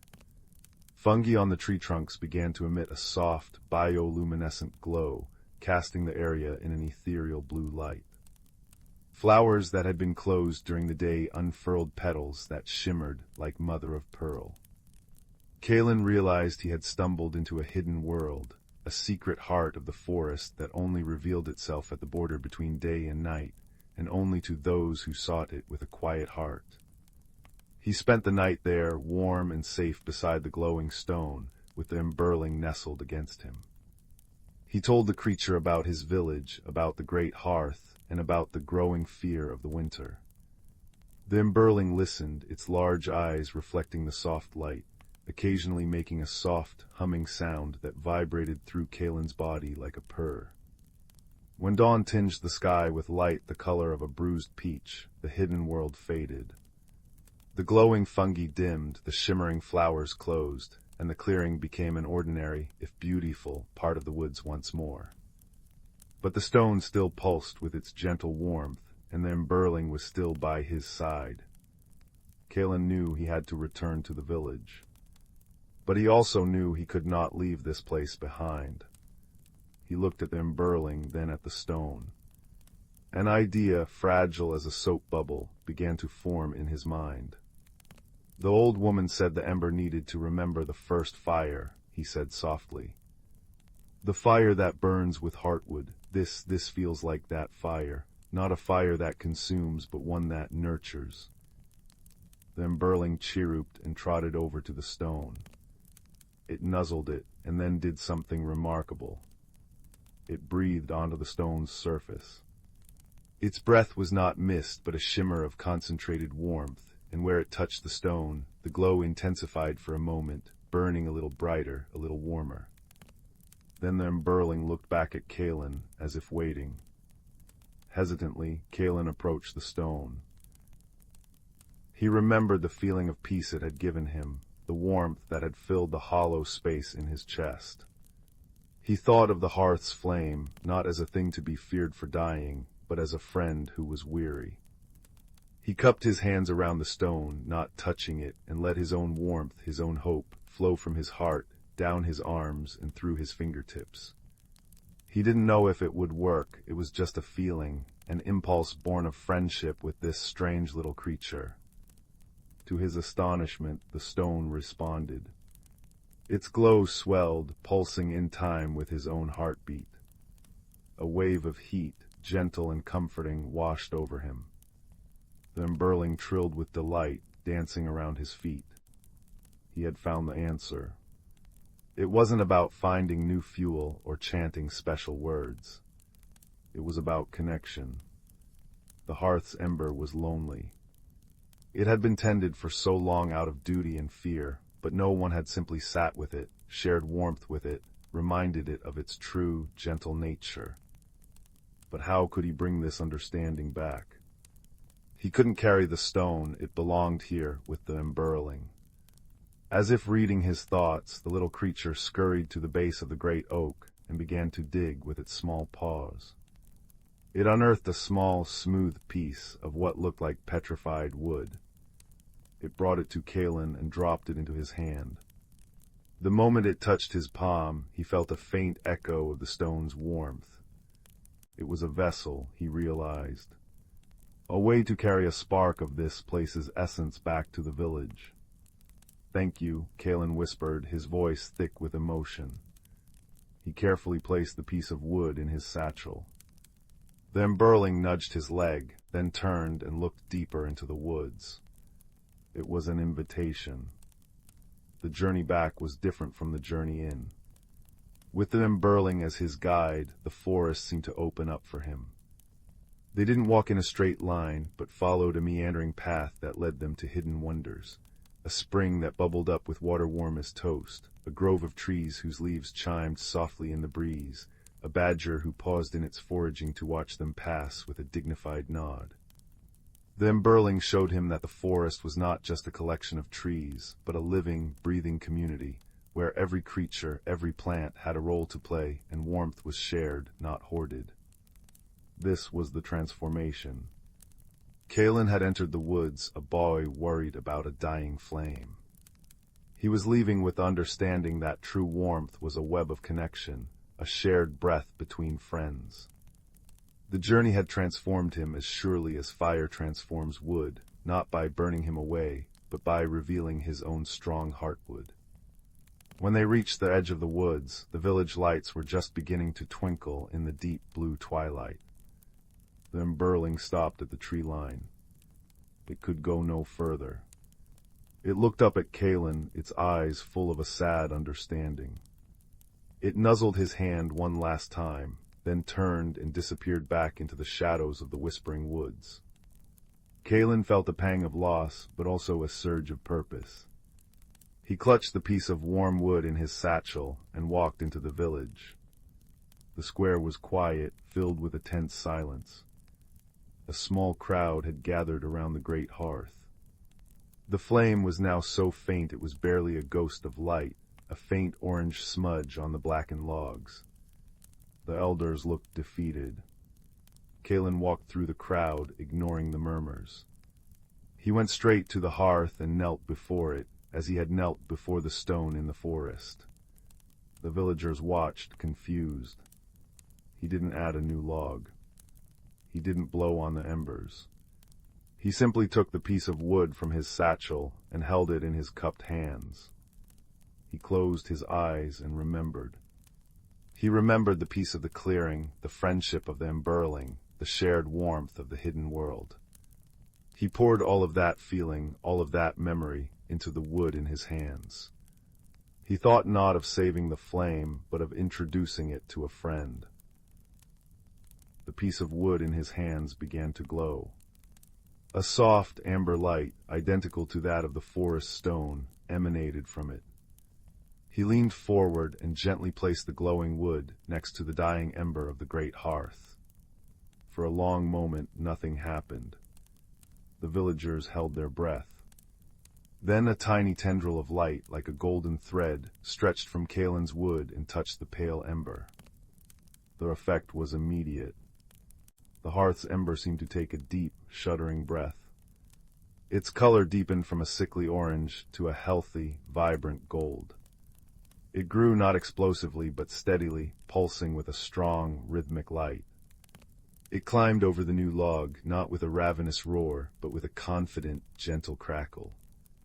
The light that filled the square was not the harsh, anxious light of before, but the warm, golden, nurturing glow from the stories of old. It washed over the faces of the villagers, softening their worried expressions, replacing fear with wonder. The hollow ache in the village was gone, replaced by a shared, comfortable warmth. The elders looked at Kalen not with questions, but with a deep, respectful gratitude. They had been trying to command the flame. He had simply reminded it of what it was. Kalen visited the edge of the Whispering Woods every day after that. He never saw them burling again, not clearly. But sometimes, from the corner of his eye, he would catch a flicker of russet red amongst the trees. And on the coldest nights, when he sat by the now strong great hearth, he would feel a familiar, gentle warmth settle around his shoulders, like an invisible friend sharing the fire's glow. The winter that came was indeed cold, but the village was warm. The hearth burned steadily, its flame a testament to a simple truth, that the most enduring light is kindled not by fear, but by friendship, and that the greatest transformations often begin with a single, quiet act of understanding. So, as the fire before us now burns down to a bed of glowing embers, remember Kalen's story. Remember that within you, too, burns a gentle light. Nurture it with kindness, share its warmth with others, and never forget that even on the darkest, coldest nights, a spark of friendship can remind the world how to glow. Now close your eyes. Let the warmth of this tale settle over you like a soft blanket. Listen to the gentle pop and sigh of the fire, a lullaby for a peaceful night. Sleep well, and may your dreams be filled with gentle lights and steadfast friends. The story is over, but the warmth remains. Story 10. In the quiet folds of the whispering glen, where the brook hummed lullabies over smooth stones and the wind chimes hanging from ancient oaks played soft, random melodies, there lived a village where the ordinary was merely a suggestion. The houses, with their crooked chimneys and mossy roofs, nestled amongst the roots of great trees, and the air always carried the scent of damp earth and baking bread. It was a place where time seemed to stretch and yawn, content to move at its own gentle pace. But one autumn evening, as the sky deepened from lavender to a velvety indigo, something peculiar began to unfold. The first to notice was a young woman named Anya, who spent her evenings mending socks by candlelight and watching the stars bloom through her attic window.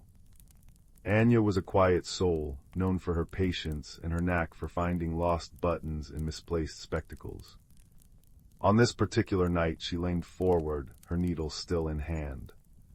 The constellation of the silver swan, which usually floated proudly near the moon, was missing. Not a single star of its graceful, curved neck and outstretched wings remained. It was as if someone had simply plucked it from the sky. The next morning, the village buzzed with the news. Old Man Hemlock, who dozed by the clock tower, claimed the tower's chimes had rung 7 times at both dusk and dawn. The baker's daughter, Lily, swore the bluebells by her doorstep had turned a pale, shimmering gold overnight. And worst of all, young Finn, who delivered milk, found that his usual path through the woods had twisted itself into a confusing loop, bringing him back to his own doorstep 3 times before he finally reached the village square. A soft, confused anxiety settled over Whispering Glen. It wasn't fear, not exactly, but a deep, persistent curiosity, like an itch just out of reach. Anya decided to investigate. She began not with grand questions, but with simple observation. She sat on a bench near the gurgling fountain, listening to the gentle rain that began to fall, and she watched. She saw how the village children skipped rope, their sing-song chant carrying on the damp air. When the swan takes flight, and the bells ring twice in the night, find the key where the roots intertwine, and the forgotten river will shine. Anya's ears perked up. It was an old nursery rhyme, one she'd heard 1,000 times without ever really listening. The swan takes flight. Could it be about the missing constellation? She tucked the words away in her mind like a precious stone. Her first clue led to a red herring, but a delightful one. Believing the key where the roots intertwine was literal, she visited the oldest tree in the glen, the grandfather oak, whose massive, above-ground roots formed a woven throne. Digging gently in the soft soil beneath, her fingers didn't find a key, but instead brushed against a smooth, cool object. It was a little ceramic badger, painted with a cheerful smile, a long-lost toy from a generation past. She cleaned it off and later gave it to a teary-eyed Finn, who had lost his favorite carving just the week before. The discovery, though not what she sought, brought a small, warm spot of joy to the boy's day. Undeterred, Anya turned her attention to the bells ring twice in the night. She went to see Old Man Hemlock at the clock tower. The old man was frazzled, convinced the ancient clockwork was haunted. It chimed 7 as the sun set, and then clear as day it chimed 7 again just as the moon rose high. He insisted, his hands fluttering like nervous sparrows. Anya didn't dismiss him. Instead, she sat with him, sharing a thermos of sweet chamomile tea as the rain pattered softly on the tower's slate roof. She listened not just to his words, but to the worry in his voice. He was the keeper of the village's time, and he felt he had failed. With empathy, she asked if she might look at the clock's mechanism. High in the tower, surrounded by the rhythmic ticking and whirring of great gears, she saw nothing out of place. But then, as she turned to leave, a glint of light from the window caught her eye. It was a reflection, not from the clock, but from the dewdrops on a spiderweb strung across the bell. Each droplet held a tiny, perfect image of the night sky, but the silver swan was missing from the reflection too. The mystery was not just in their world, but reflected in every tiny detail of it. This observation led her back to the nursery rhyme. Find the key where the roots intertwine. What if the roots weren't of a tree, but of something else? She thought of the constellations as roots of light in the sky. What intertwined with the silver swan? Her evenings spent stargazing paid off. She remembered that the swan flew near the river of stars known as the Milky Way. A forgotten river. Her heart beat a little faster. She spent the next evening on a hill overlooking the Glen, an old star map spread on her knees. The map was beautifully illustrated, with each constellation connected by faint, silvery lines. As she traced the path of the silver swan, she saw that its roots, the lines connecting its stars, intersected perfectly with a cluster of stars called the Weaver's Loom. According to village legend, the weaver was a celestial spirit who mended the fabric of the night. The final piece clicked into place. The bells ringing twice, the twisted path, the changing flowers, it wasn't chaos. It was a symptom of a tear in the sky itself. The silver swan wasn't missing, it was unraveling. And its unraveling was causing gentle ripples in the reality of the Glen. Anya went to the village square where everyone had gathered, their faces lit by lanterns that swung gently in the breeze, the wind chimes providing a soft, ethereal soundtrack. She stood by the fountain and spoke softly, yet clearly. "The swan isn't lost," she explained. "It's coming undone, and the Glen feels it. Our time, our paths, our colors, they're all connected to the sky. The rhyme isn't about a physical key. It's about the key of understanding. We need to help the weaver mend it." She proposed that the key was attention, and the forgotten river was the collective memory of the constellation. So, as the full moon rose, casting a silvery glow over the rain-kissed village, every single person in Whispering Glen gathered on the soft, grassy hills.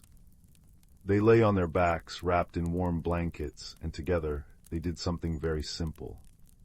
They looked up. They remembered the silver swan. Parents described its shape to their children. Lovers traced its outline with their fingers against the sky. Old friends reminisced about the stories it inspired. And as the community focused its collective memory, its shared empathy for the sky above, a soft, collective gasp rippled through the crowd. one by one, pinpricks of light flickered into being.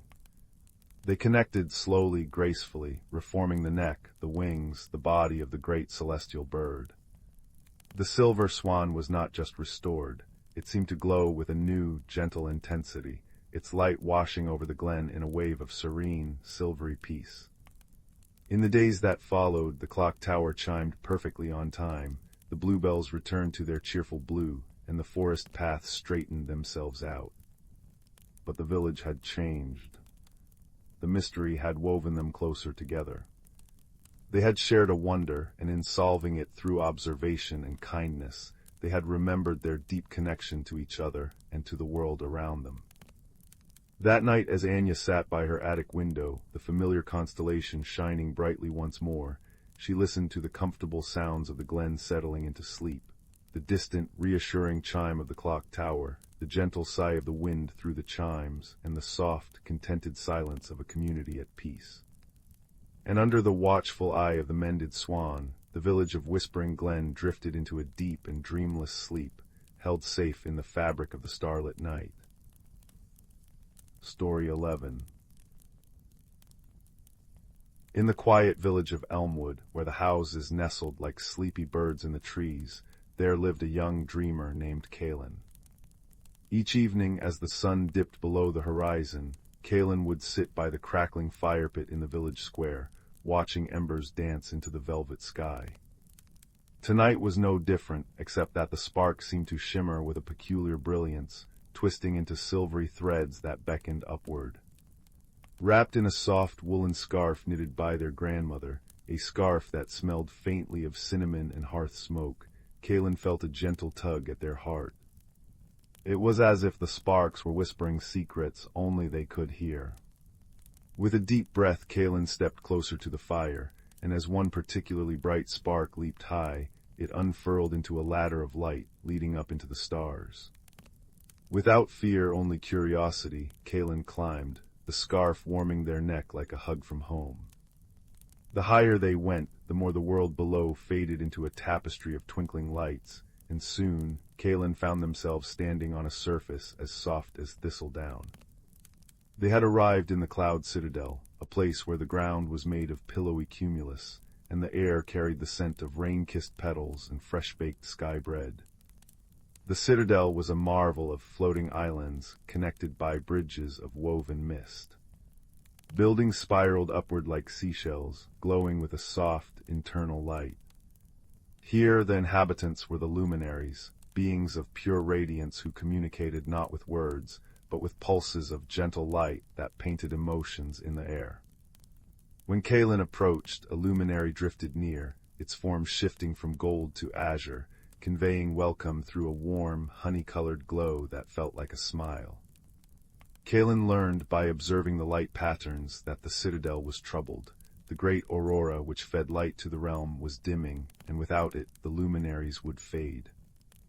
Touched by their silent plea, Glen offered to help, their scarf serving as a reminder of the warmth they carried from home.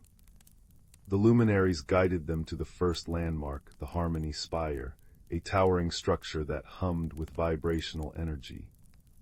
It was a waypoint that tuned travelers to the frequencies of other realms. As Glen touched its crystalline surface, a melody rippled through the air, and a path opened to the underground Aurora caverns. Descending through a tunnel lined with roots that smelled of rich soil and damp moss, Glen emerged into a cavern so vast it took their breath away. Above, the ceiling was alive with ribbons of light, auroras in shades of emerald and violet that swirled like liquid silk. The air was cool and carried the tang of ozone and ancient stone. Here the creatures were the sonorous, small, furry beings with wings like maple seeds, who communicated through delicate chimes and harmonies. When Glen approached, a sonorous fluttered down, its touch as light as a dandelion puff, and chimed a question in a series of rising notes. By focusing on the music, Glen understood that the aurora's energy was being drained by a sadness deep within the caverns. Guided by the sonorous, Glen journeyed to the next wonder, the crystal heart, a geode that pulsed with the cavern's life force. Its surface was smooth and cool, like polished river stones, and it radiated a scent of clean quartz and morning dew. The sonorous explained through a sorrowful melody that the heart was weakening because a forgotten library between dimensions, where stories held power, had been sealed shut, trapping wisdom needed to heal the aurora. Glen, remembering the comfort of stories by the fire pit, knew they had to find this library. With a gift from the sonorous, a tiny bell that chimed with courage, Glen followed the aurora's light to a shimmering portal that led to the interdimensional library. Stepping through was like entering a room made of starlight and whispers. The library had no walls. Instead, shelves floated in a space that felt both infinite and cozy, with the scent of old paper and ink blending with the freshness of mint. Books glowed with soft light, and pages turned without touch. The librarians were the scriptori, ethereal beings who communicated through gentle touches that conveyed knowledge directly to the heart. One scriptor floated to Glen, its hand brushing theirs, and in that moment Glen felt a flood of understanding. The aurora was dimming because the realm had forgotten how to share light selflessly. The scriptori led Glen to the Atlas of Echoes, a book that mapped all wonders. Its pages felt like velvet and rustled with the sound of distant winds. There, Glen learned that the solution lay in combining the elements of each realm, the light of the luminaries, the music of the sonorous, and the stories of the scriptori. But to do so, Glen had to face their own doubt, carried like a shadow. Remembering the scarf from home, its texture a reassurance, Glen realized that helping others was a way to understand their own heart. Returning to the cloud citadel with new wisdom, Glen gathered the luminaries and sonorous. Together they traveled to the crystal heart, where Glen used the bell from the sonorous to ring a tune of unity, while the luminaries pulsed light into the geode. The scriptori, through gentle touches, wove tales of generosity into the energy. As light, music, and story merged, the aurora blazed anew, painting the cavern with brilliant hues. The realm hummed with joy, and Glen felt a warmth spread through them, the lesson clear: true discovery comes from connection. As the sparks that had brought Glen here began to fade, a luminary offered a parting gift, a locket that glowed with captured starlight, a piece of this world to carry home. Descending the ladder of light, Glen found themselves back by the fire pit, the scarf still cozy around their neck. The village slept peacefully, but Glen knew they had changed. They understood now that wonder is always near, waiting in the spaces between heartbeats. Curling up by the dying embers, Glen closed their eyes, the memory of light and music cradling them like a soft blanket. And in their dreams, they floated once more on warm clouds, knowing that every spark that rises carries a story of kindness, if only one listens. Story 12. Story 13. In the heart of the ancient forest, where the moon poured its silver light through a canopy of centuries-old oaks and pines, there lay a world woven from whispers and wonder. Here the night was not a time of darkness, but a canvas for magic, where every leaf, stone, and droplet of dew held a story. The air hummed with the soft, rhythmic sounds of nature's lullaby, the gentle rustle of wind through pine needles, the distant babble of a hidden stream, and the occasional hoot of an owl that seemed to stitch the silence together. Moss-covered stones, soft and spongy underfoot, glistened with moisture, while moonbeams danced like fairies upon the forest floor, illuminating patches of bioluminescent fungi that glowed with an ethereal blue-green light. It was in this enchanted realm that a young fox named Glen lived. His fur was the color of autumn leaves, and his eyes held the curiosity of 1,000 starlit nights. But lately, a restlessness had settled in his heart. As the seasons began their slow turn from the vibrant energy of summer toward the quiet introspection of autumn, Glen felt a strange unease. The days grew shorter, the air crisper, and the forest seemed to be preparing for a long slumber. He wondered why everything must slow down, why the world needed to rest when there was so much to explore. One evening, as the last rays of sunlight faded, Kalen padded through a clearing where fireflies flickered like tiny lanterns. He paused by an ancient stone, worn smooth by time, and pressed his ear against it. The stone murmured in a language only the forest creatures understood, a deep, resonant hum that spoke of ages past. But tonight its message felt faint, as if the stone itself was growing tired. A soft worry gnawed at Kalen. What if the magic of the forest was fading? What if the cycles of renewal were broken? Determined to find answers, Kalen decided to seek out the wisest being in the forest. Orin, the great horned owl who dwelled in the highest branches of the elder tree, a massive oak so old its bark was etched with the history of the woods. Orin was known not for loud proclamations, but for his gentle guidance, offered in whispers that carried the weight of centuries. The path to the elder tree was lined with ferns that shimmered with dew, and the air was thick with the scent of damp earth and pine. As Kalen walked, he listened to the secret language of the stream that meandered beside the trail. Its babbling was not mere noise, it was a conversation, telling tales of mountain snowmelt and rainy springs, of journeys to distant lands. The water giggled over smooth pebbles, urging Kalen to be patient, but his paws itched with impatience. When he reached the elder tree, its branches spread like protective arms, and in the hollow of its trunk Orin sat perched, his feathers ruffled by the breeze. The owl's eyes, golden and knowing, blinked slowly as Kalen approached. "Little one," Orin said, his voice a soft hoot that blended with the wind, "I felt your restlessness carried on the night air. What troubles your heart?" Kalen sat at the base of the tree, his tail twitching. "Orin, the forest is growing quiet. The stones murmur less, the stream seems slower, and even the fireflies dim their lights. I fear that the magic is leaving us. Why must everything rest? Why can't the wonder last forever?" Orin shifted on his perch, his gaze gentle. "Ah, you are listening to the forest's song, but perhaps not yet understanding its rhythm. Come, walk with me. The night has much to teach." With that, Orin spread his wings and glided silently to the forest floor, leading Kalen deeper into the woods. They followed a path illuminated by glowing mushrooms that pulsed with soft light, casting long shadows that danced like silent companions.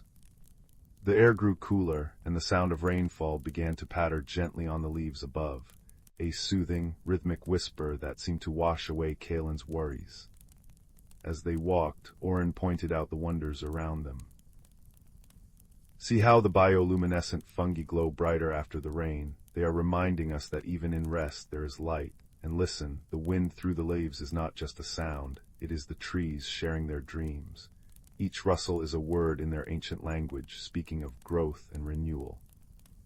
Kalen listened intently. The wind did indeed seem to carry whispers, tales of spring buds and summer shades, of autumn's golden farewell and winter's silent embrace. He realized that the forest was not fading. It was simply changing its tune, preparing for a new verse in the eternal song of the seasons.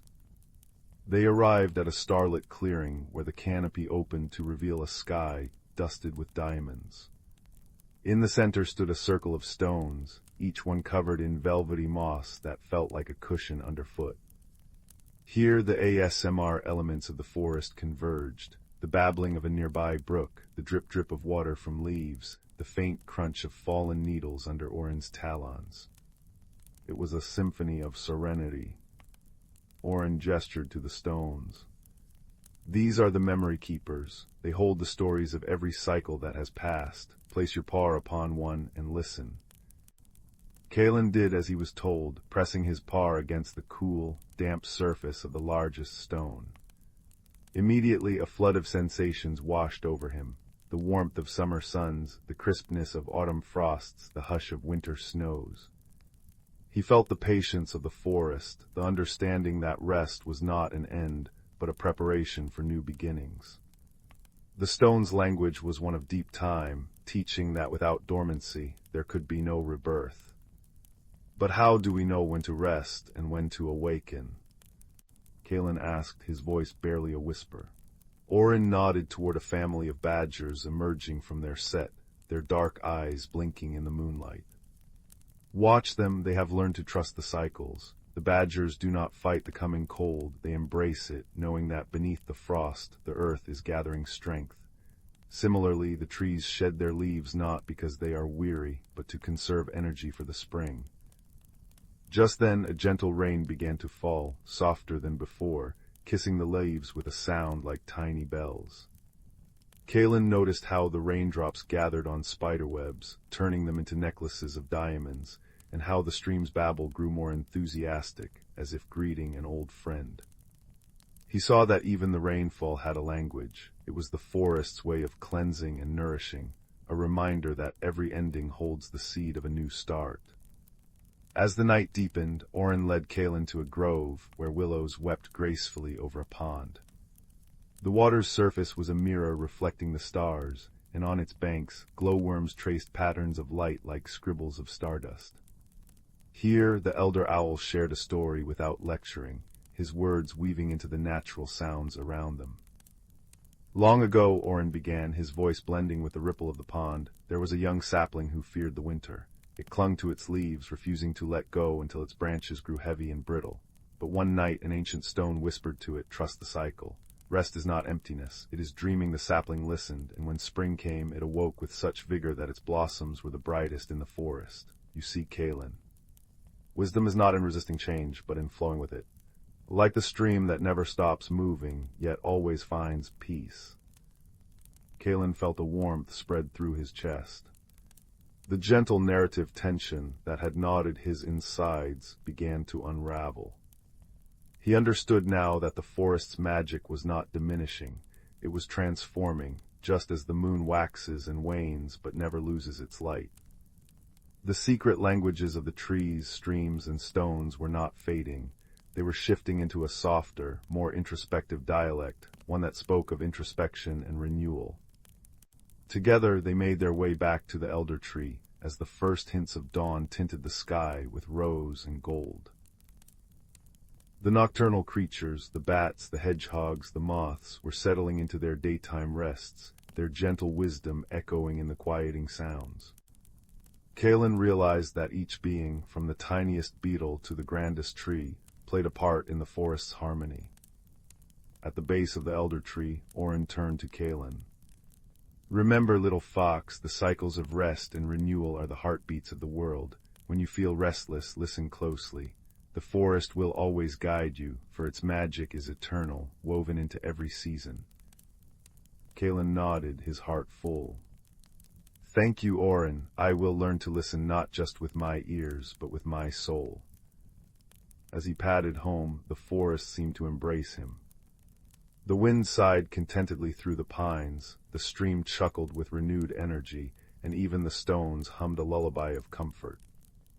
Kalen knew that the coming autumn and winter were not something to fear, but a time to dream, to gather stories, and to grow in quiet ways. Back in his den, curled on a bed of soft moss, Kalen closed his eyes. The sounds of the forest wrapped around him like a warm blanket, the distant hoot of Orin, the gentle patter of rain, the whisper of leaves. He felt a deep sense of peace, knowing that he was part of something vast and beautiful, a cycle that would always renew itself. And under the watchful eyes of the stars, the ancient forest slept, its magic glowing softly in the heart of the night, forever intertwined with moonlight and mystery. Story 14.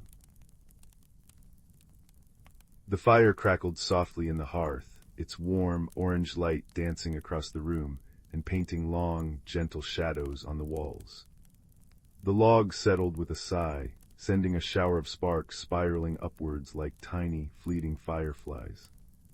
It is on a night just like this, when the world outside is wrapped in a blanket of velvet darkness, and the only sound is the whisper of the wind, that the best stories are found. This is a story about a quiet boy, a hidden world, and the gentle, glowing magic that connects them. The boy's name was Leo, and he lived with his grandmother in a small, stone cottage at the edge of a great, ancient forest. Leo was a listener. While other children shouted and played, he preferred the soft rustle of leaves, the distant call of an owl, or the way his grandmother's knitting needles clicked together in a comforting rhythm. He felt things deeply, this boy, but he often kept those feelings tucked away inside, like precious stones in a velvet pouch. He felt a little like a smoldering ember himself, full of a quiet, potential warmth that hadn't yet found its flame. One afternoon, when the autumn sun was a low, golden coin in the sky, Leo was gathering kindling at the forest's edge. The air was crisp and carried the scent of damp earth and decaying leaves. As he reached for a dry branch, his fingers brushed against something smooth and unusually warm nestled in the hollow of an old oak's roots. It was a stone no bigger than his palm, but unlike any he had ever seen. It was a deep, smoky gray, like wood ash, but swirling within it were veins of a soft, orange light that pulsed with a gentle, rhythmic glow. It felt alive in his hand, not like a machine, but like a sleeping creature, its heart beating a slow, steady tempo. It was warm, a comforting warmth that seeped into his skin and seemed to quiet the faint, lonely ache in his own chest. He carried the stone home, cradling it carefully. That night, as he lay in bed, he placed it on his windowsill. The moon was hidden behind clouds, and his room was dark except for the stone's gentle pulsing. It cast a soft, amber light on the walls, a light that seemed to breathe. As Leo watched the slow dance of light, he felt a strange sense of connection, as if the stone were a silent friend sharing its quiet glow. He fell asleep with his eyes fixed on its warm pulse, and his dreams were filled with deep, root-filled tunnels and a soft, humming light. The next day and the day after that, Leo found himself drawn back to the old oak tree.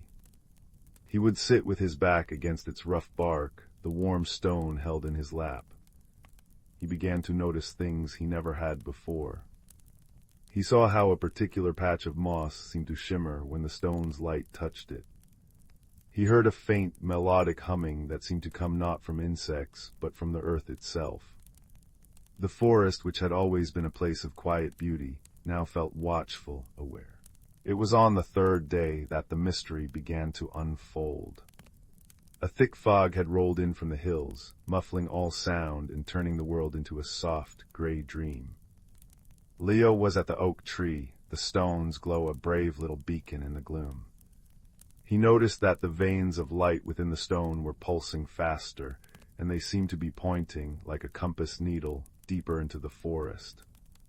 A tendril of curiosity, warm and bright, uncoiled within him. It felt like an invitation.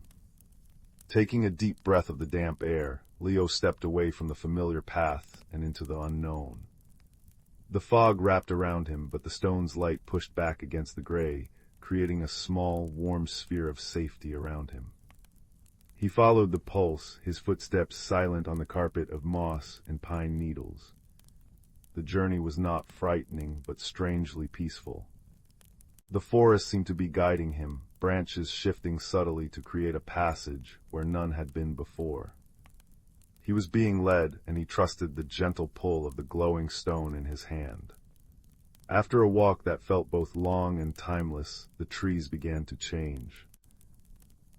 Massive, ancient willows with leaves of silver and bark that shone like pearl appeared through the mist. The air grew warmer and carried the sweet scent of night-blooming flowers. And then he stepped through a curtain of hanging ivy and found himself at the entrance to a hidden world. It was a vast, sheltered grove hidden within the heart of the forest.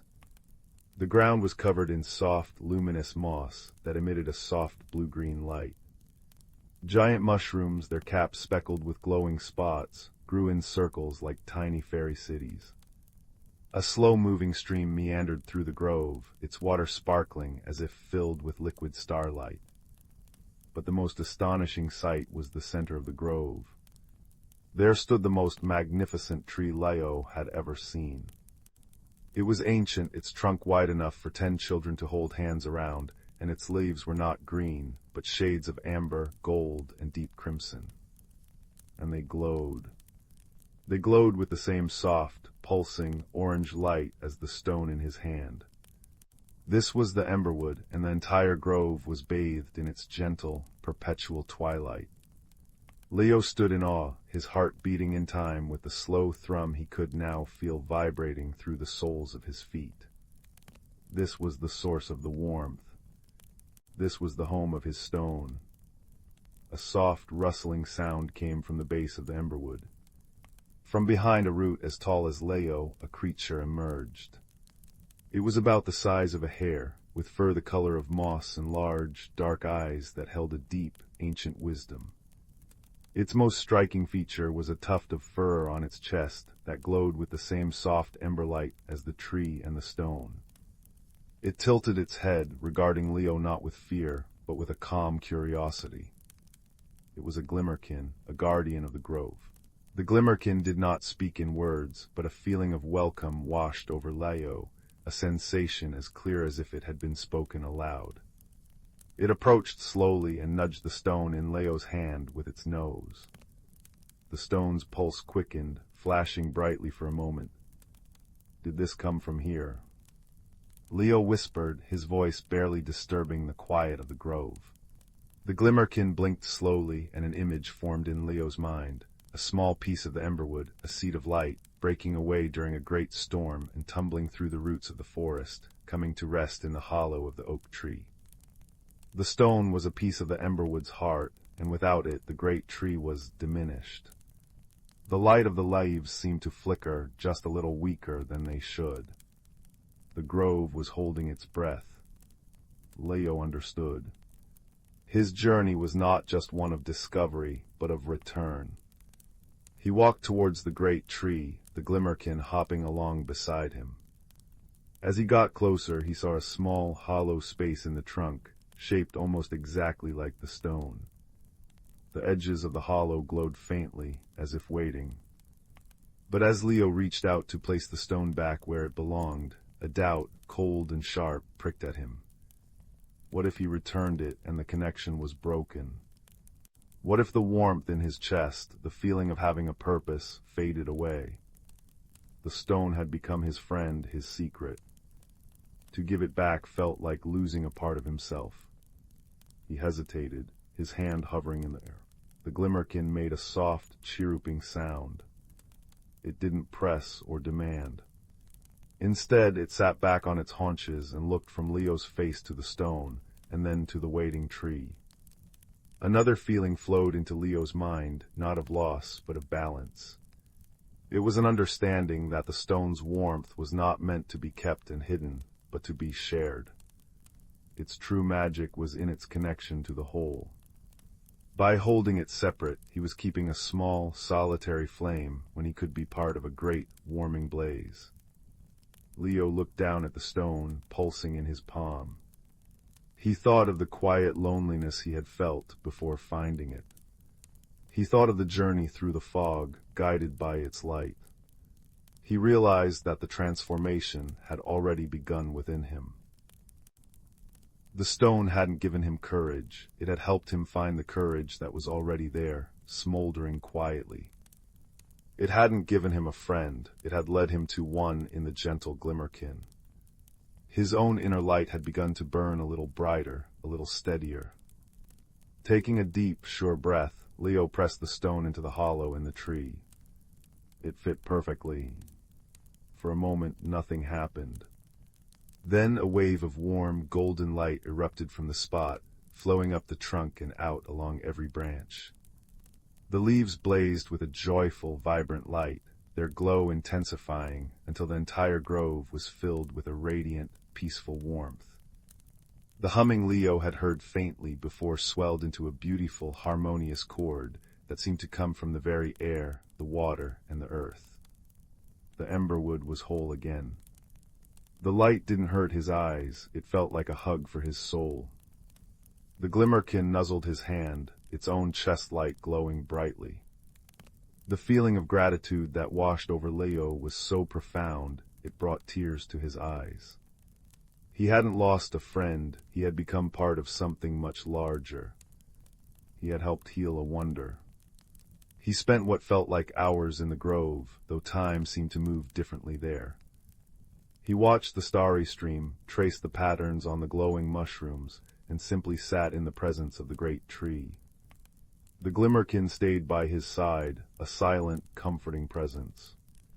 He had never felt so peaceful, so completely content. As the first hints of true twilight began to tinge the sky beyond the grove, Leo knew it was time to go home. He felt a pang of sadness at the thought of leaving this beautiful, hidden world. The Glimmerkin seemed to sense this. It hopped towards the emberwood and with a delicate claw, scraped a tiny fleck of glowing bark from its trunk. It carried the fleck, no bigger than a pearl, over to Leo and dropped it into his palm. It was warm and it pulsed with a soft, familiar light. It was a new stone, a gift. The understanding was clear. The grove would always be there for him, and he would always carry a piece of its warmth with him. He was now a guardian too, a keeper of the secret. The journey back through the forest was easier. The fog had lifted, and a path of moonlight guided his way. He didn't need the stone to light his path anymore. A new confidence glowed within him. When he reached his grandmother's cottage, the kitchen light was on, a golden square in the darkness. The smell of warm soup greeted him as he opened the door. His grandmother looked up from her knitting. "There you are, my dear. I was just about to call you in. You've been gone a while." Leo smiled, a real, easy smile that reached his eyes. "I was on an adventure," he said simply. He went to his room and placed the new, tiny ember stone on his windowsill. It glowed steadily, a miniature echo of the great tree deep in the forest. As he got into bed, he looked at it, and then out his window towards the dark shape of the woods. He knew what lay within. He knew about the glowing moss and the singing stream and his quiet, furry friend. He was still Leo, the listener. But now the quiet inside him wasn't a lonely space. It was a peaceful one, filled with the memory of warm light and the promise of return. The ember in his chest now had a steady, gentle flame. He had been transformed not by a grand quest, but by a simple act of kindness and the discovery that even the smallest light can guide you home. And as he drifted to sleep, the stone on his windowsill pulsed softly, its rhythm matching the beat of his own, now warmer, heart. The fire in the hearth downstairs crackled its own good night, and the wind outside whispered through the pines, carrying with it the faint, sweet scent of an emberwood in a hidden grove, burning steady and true forevermore. The story was over, but the warmth remained, a soft blanket for the soul, guiding him into quiet, dreamless sleep. Story 15. Story 15. The fire crackles softly, painting dancing shadows on the walls, and the scent of old wood smoke and beeswax hangs sweetly in the air. So settle back, dear listener, pull your blanket a little closer, and let us begin a tale not of roaring bonfires, but of a small, steady glow, a story about warmth and how it finds us when we need it most. In a quiet valley, nestled between the shoulders of two sleeping mountains, there lay a village where the nights were long and the stars shone with a particular sharpness. In this village lived a young boy named Glen. Glen was a quiet soul, with thoughtful eyes the color of the forest floor after a rain, and a heart that often felt a little too big for his chest. He was not unhappy, not exactly, but there was a constant, gentle ache of loneliness within him, a feeling that he was a little out of step with the world. While other children raced through the streets in boisterous packs, Glen preferred the company of the woods that crept up to the very edge of the village. He knew the paths that were soft with moss, the trees that groaned in the wind with voices like old men, and the secret places where the ferns grew as high as his waist. His favorite place of all was a small, forgotten glade deep in the heart of the forest.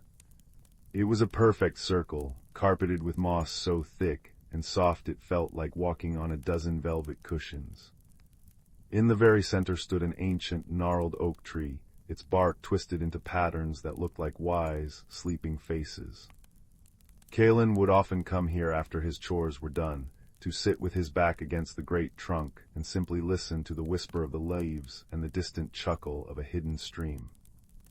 One afternoon, as autumn was beginning to lay its cool fingers on the valley, Kalen felt that familiar tug of loneliness more keenly than usual. The air had a new bite to it, and the thought of the long, dark winter ahead made his heart feel heavy.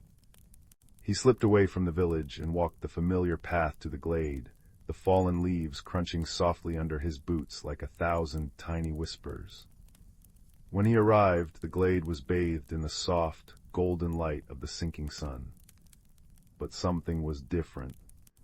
A strange hush had fallen, deeper than the usual peace. The birds were silent. Even the wind seemed to be holding its breath. Puzzled, Kalen walked towards the great oak. And there, nestled in a cradle of roots that rose from the earth like the fingers of a giant's hand, he saw it. It was a stone, but not a gray, ordinary stone. It was smooth and oval, about the size of his palm, and it pulsed with a soft, warm, orange light. It looked like a piece of the sunset had been captured and cooled into a gentle ember. Hesitantly, Kalen reached out.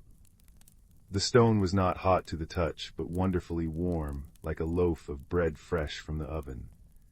As his fingers closed around it, a profound sense of calm washed over him. The loneliness in his chest didn't vanish, but it softened, as if the warmth of the stone was soothing its sharp edges. He sat there for a long time, holding the glowing stone in his cupped hands, watching the light pulse in a slow, steady rhythm. It was a comforting rhythm, like a heartbeat. When the last of the daylight faded and the first stars pricked the violet sky, Kalen knew he couldn't leave it. Carefully, he tucked the warm stone into the deepest pocket of his coat and began the walk home, a small, hopeful light glowing against the growing dark. That night, for the first time in a long time, Kalen slept deeply and without dreams. The stone sat on his bedside table, its gentle ember glow pushing back the shadows of his room. The next day and the day after that, Kalen carried the stone with him everywhere. He called it his ember stone. Its warmth was a constant, quiet companion. He noticed something strange, though. The stone's glow seemed to change.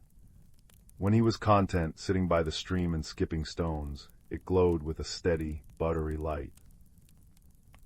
But when a feeling of sadness or loneliness threatened to creep in, the glow would flicker and dim, as if in sympathy. It was as if the stone was not just a source of warmth, but a mirror for his own heart. A week after finding the stone, a thick fog rolled into the valley, muffling the world in a blanket of gray. The village disappeared behind walls of mist, and the familiar path to the glade seemed treacherous and unknown. That afternoon, a deep restlessness took hold of Kalen. He felt a pull, a need to return to the glade, as if the stone itself was tugging him back to the place it was found. Taking a deep breath, he stepped into the fog. The world had shrunk to a small circle around him. Sounds were distorted. A twig snapping somewhere to his left sounded like a giant's footstep. The damp cold seeped through his coat, and he clutched the ember stone tightly. In response, its glow brightened, casting a small, warm pool of light around his feet, showing him the path one step at a time. This was the beginning of his journey. The path he had walked 100 times was now a mystery, but the stone was his guide. As he walked, he noticed that when he came to a fork in the path, the stone would pulse more strongly in one direction than the other. It was leading him. Deeper and deeper into the forest they went, until the village sounds faded completely, and there was only the drip of water from the leaves and the soft thump of his own heart. Just as he began to wonder if he was truly lost, the fog ahead of him thinned. He stepped through the last clinging tendrils of mist and found himself not in his familiar glade, but at the edge of a place he had never seen before. It was a hidden grove, sheltered by a ring of ancient, silver-barked trees, whose branches wove together to form a living ceiling. In the center of this grove was a still, dark pond, its surface as smooth as polished obsidian. And all around the pond, growing in clusters and circles, were flowers that glowed with a soft, silvery light, as if they had swallowed them. Kalen stood at the edge of this magical place, his mouth agape. The emberstone in his hand was now glowing with a joyful, brilliant light, pulsing in time with the gentle luminescence of the flowers. It was as if they were greeting each other. He was not alone for long. A soft rustling came from the other side of the pond. A creature stepped delicately out from behind the trunk of a silver tree. It was a fox, but unlike any fox Kalen had ever seen. Its fur was a deep russet red, and its eyes were not the sharp, clever eyes of a wild animal, but old and kind, the color of amber. And from the tip of its bushy tail to the points of its ears, it was dusted with the same silvery light as the flowers, as if it had brushed against them moments before. The fox did not run. It tilted its head, regarding Kalen with a curious, gentle intelligence. Then it spoke. Its voice was not a human voice, but a whisper that seemed to form directly in Kalen's mind, a sound like the wind stirring through dry leaves. "You have brought the Heartstone back," the fox whispered. "We have felt its absence." Kalen was too astonished to be afraid. He looked down at the emberstone in his hand. The Heartstone. "It is the warmth of this place," the fox explained, patting softly around the edge of the pond towards him. "It is the memory of summer suns stored deep within the earth. It finds its way to those who need its comfort, but it always wishes to return home to be renewed." The fox introduced herself as Sorrel, the guardian of the hidden grove. She explained that the grove was a place of balance, where the warmth of the earth met the cool light of the moon, and the Heartstone was a vital part of that balance. It would journey out into the world, carried by streams or roots or chance, to find a lonely heart, and in warming that heart, it would itself be charged with the unique warmth of friendship and compassion. Then it would call its bearer back, so it could share that warmth with the grove. "You were lonely," Sorrel said, not as an accusation, but as a simple, kind fact. "The stone felt your quiet ache, and now you have brought back not just the stone, but your own story. You have completed the circle." Kalen understood. His loneliness hadn't been a flaw, it had been a path. It had led him to the glade, to the stone, and now to this magical friendship. He spent what felt like hours in the grove with Sorrel. She showed him how the glowing flowers would chime softly when a gentle breeze passed through them, creating a faint, celestial music. She showed him fish in the pond that shimmered with scales of pearl and opal. He told her about his life in the village, about the things he loved and the things that made him feel different. She listened, her amber eyes patient and wise. As evening drew in, Kalen knew it was time to go. The fog had lifted, and a clear, starry sky was visible through the woven branches above. "The stone must stay," Sorrel whispered. "It needs to rest here to share the warmth you have given it with the grove, but you may return whenever your heart calls you. The path will be open to you now." Kalen felt a pang of sadness at the thought of leaving the stone. It had been his constant companion. But as he looked at it, pulsing gently in Sorrel's care, he realized the warmth was no longer just in the stone. It was inside him now. The journey, the discovery, the friendship, it had kindled a new confidence, a new light within his own spirit. He knelt and placed the Heartstone back into the roots of the largest silver tree, just as he had found it in the oak. It glowed brightly for a moment, and a wave of pure, peaceful warmth radiated outwards, making the glowing flowers chime in a soft, harmonious chorus. "Thank you," Kalen said, his voice thick with emotion. Sorrel nuzzled his hand gently. "The warmth you seek has been within you all along, little one. The stone was merely a mirror. Remember that." The walk home was different. The forest was no longer a place of quiet solitude, but a familiar friend. He knew its secrets now.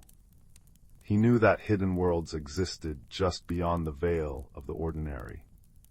He felt lighter, his step surer. When he arrived back at the edge of the village, The lights in the windows were like a scattering of fallen stars. He went straight to the home of an elderly woodcarver named Mr. Holloway, a man who was often as quiet as Glen himself. He knocked on the door, and when the old man opened it, Glen didn't say much about magical groves or talking foxes. He simply said, "I found a really interesting kind of moss today. It glows, almost. Would you like me to show you where it is tomorrow?" Mr. Holloway, who had always seen a kindred spirit in the quiet boy, smiled a slow, genuine smile. "I would like that very much, Glen." And so, Glen's life began to change. It wasn't a dramatic transformation, but a gentle unfolding, like a flower reaching for the sun. He still loved his solitary walks, but now he also found joy in sharing his discoveries. He started helping Mr. Holloway in his workshop, learning to carve wood into shapes of birds and badgers. The other children, seeing his new, quiet confidence, began to include him in their games, and he found that he enjoyed their company more than he thought he would. The loneliness did not vanish entirely. Sometimes, on a particularly gray afternoon, he would feel the old familiar ache. But now, instead of letting it settle, he would remember the warmth of the hearthstone. He would remember Sorrel's words. He would go for a walk or seek out a friend or simply sit and feel the warmth of his own two hands, and the feeling would pass, soothed by the memory of the glow in the dark. Weeks turned into months, and winter laid its deep, silent blanket over the valley. One bitterly cold night, when the wind howled like a lost creature and the frost painted intricate ferns on the window pane, Glen lay in his bed, listening to the fire crackle in the hearth. He thought of the hidden grove, wondering if it was buried under snow, if the pond was frozen, if Sorrel was warm. As he drifted towards sleep, he felt a familiar, gentle pull. It was faint, like a whisper on the edge of hearing, but it was there. The hearthstone was calling him again. Not because he was lonely, but because it was time to share a new kind of warmth. A warmth of stability, of friendship found, of a heart that had learned to glow from within. A small smile touched Glen's lips as he closed his eyes. Tomorrow he would follow the path through the snow. He would visit his friend. And he would see what new magic the grove had to show him. The journey had transformed him, as fire transforms wood, leaving behind not ash but enduring warmth. And as he slipped into dreams, he carried with him the certainty that no matter how dark or cold the night, there was always, always a light to be found, and a friend waiting in the quiet places of the world. The fire pops once softly and settles into a bed of glowing coals. The story is done, its warmth lingering in the air like a gentle promise. Sleep now, and may your dreams be as peaceful as a hidden grove under a starlit sky. Story 16. Story 17. Story 18. Story 19. Story 20. Story 21. Story 22. Story 23. Story 24. Story 25. 26. Story 27. Story 28. Story 29. Story 30. Story 31. Story 32. Story 33. Story 34. Story 35. Story 36. 37. Story 38. Story 39. Story 40. Story 41. Story 42. Story 43. Story 44. Story 45. Story 46. Story 47. Story 48. Story 49. Story 50. Story 51. Story 52. Story 53. Story 54. Story 55. Story 56. Story 50.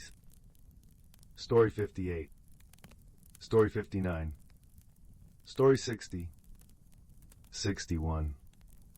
Story 62. Story 63. Story 64. Story 65. Story 66. Story 67. Story 68. Story 69. Story 70. Story 71. Story 72. Story 73. Story 74. Story 75. Story 76. Story 77. Story 78. Story 79.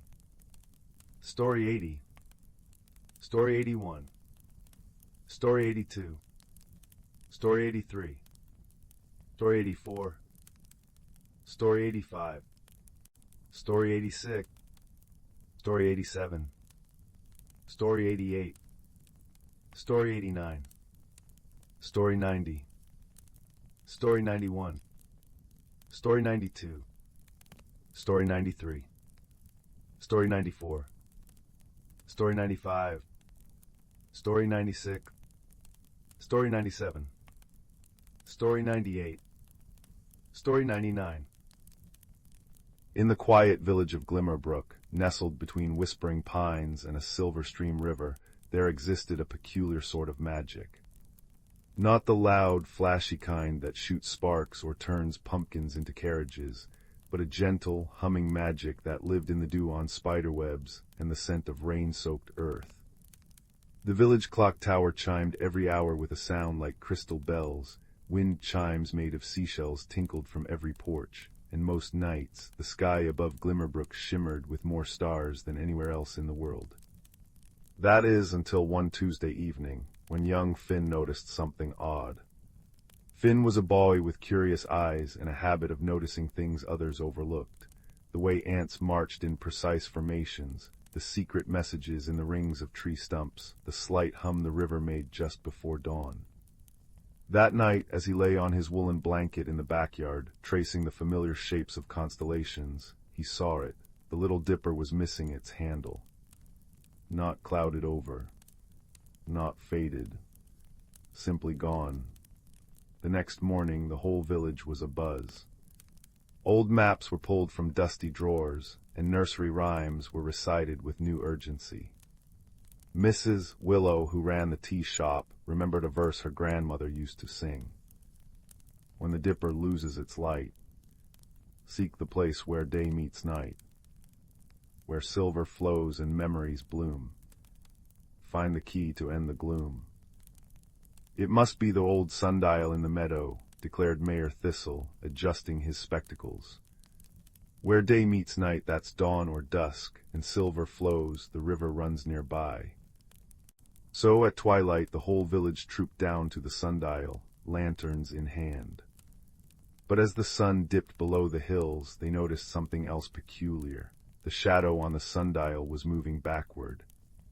Murmurs rustled through the crowd like autumn leaves. Time itself seemed to be flowing in reverse. Clocks in pockets tick-tocked erratically, and the village bell tower chimed 7 times, then 6, then 5. But Finn stood quietly watching. He noticed that the flowers around the sundial, moon petals which usually glowed silver at night, were shifting through colors, blue, then violet, then a soft rosy pink. And he saw that the backward-moving shadow pointed not toward the river, but toward the ancient oak tree at the edge of the woods, where a single forgotten wind chime hung, singing a lonely tune. Maybe, Finn said softly, the silver that flows isn't the river. Maybe it's the sound of the chimes. Some villagers shrugged and followed the mayor back toward town, convinced the sundial was a red herring. But Finn stayed, listening as the wind played its melody on the seashell chimes. He remembered another rhyme once sung to children at bedtime. Listen close when chimes take flight. They guard the dreams we dream at night. Each note a star, each star a sigh, beneath the watchful, loving sky. As the last note faded, Finn noticed something glimmering at the base of the oak tree, a tiny, star-shaped key half buried in the moss. He picked it up, and as he did, the moon petals around him settled into a steady, gentle silver once more. but the stars were still missing. The following day brought another mystery, the village's famous rainbow roses, flowers that naturally displayed all the colors of the spectrum, had all turned the same shade of deep indigo. And the town's clocks were now striking the same hour over and over. "It's the work of the shadow sneaker," whispered the baker's son, referring to a mythical creature from local folklore said to tangle thoughts and hide things for fun. But Finn didn't think so. He spent the afternoon sitting near the shell chimes, watching the petals shift color and listening to the repetitive ding-dong of the clock tower. He noticed that whenever the wind stilled, the roses slowly returned to their rainbow hues. And whenever the clock struck 3, the missing stars, or at least their light, flickered faintly overhead like echoes. That evening, as a soft rain began to fall, pattering gently on rooftops and leaves, Finn gathered the villagers in the square. "I don't think anything is broken," he said. "And I don't think anyone is doing this to be mean. I think the stars, the time, the colors, they're all trying to tell us something." He held up the star-shaped key. "The rhymes and the maps weren't misleading us, we were just reading them too literally. Where day meets night isn't just a place, it's a moment, and silver flows isn't just water or sound, it's starlight." Then Finn did something nobody expected. He didn't use the key on a lock or a door. Instead, he walked to the center of the village, where an old, carved stone well stood, the wishing well of Glimmerbrook, which was said to collect dreams and reflections. As the clock struck the half-hour, Finn dropped the key into the well. For a moment, nothing happened. Then, from the depths, a soft silver light began to glow. It rose like mist, swirling and dancing in the rain-damp air, and as it floated upward, the missing stars reappeared in the sky, brighter and more beautiful than ever. The moon petals gleamed, the rainbow roses shimmered back into their full spectrum, and the clock tower chimed the correct time, a clear, confident note that rang through the valley. From the well emerged a small, shy creature with eyes like molten amber and a coat that shifted like twilight. It was a memory keeper, a gentle being that fed on happy moments and sometimes, when lonely, borrowed bits of time and light to feel less alone. It had been hiding in the well, unintentionally causing the strange happenings by tugging on the threads of magic that connected the village. The villagers weren't angry. How could they be? They saw the loneliness in the creature's eyes and understood. That night they shared stories and songs by the well, offering memories like gifts. The taste of first snowfall, the warmth of a shared laugh, the comfort of a hand held in the dark. And as they did, the memory keeper glowed brighter, and the magic of Glimmerbrook settled back into its gentle rhythm, deeper and stronger now, woven through with a new thread of belonging. From then on, the people of Glimmerbrook made a tradition of gathering at the well on rainy evenings, sharing small joys under the starlit sky. The wind chimes sang sweeter, the flowers bloomed brighter, and Finn continued to notice the small, beautiful things, knowing that sometimes the greatest mysteries are not meant to be solved, but shared. And high above, the stars shone on, safe and eternal, each one a reminder that even what seems lost is often just waiting for the right moment to be found again. Once upon a time, in a village nestled between rolling hills and whispering forests, there lived a curious young girl named Leela. Her eyes were the color of the morning sky, and her heart was as vast as the ocean. Lila spent her days exploring the meadows and woods around her home, but her dreams were filled with places she had yet to discover.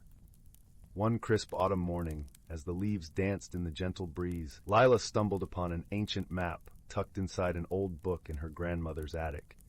The map was unlike any she had seen, with swirling lines and shimmering ink that seemed to change color in the light.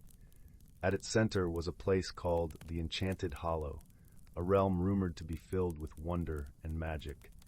With a spark of excitement in her heart, Lila decided she would find this mysterious place.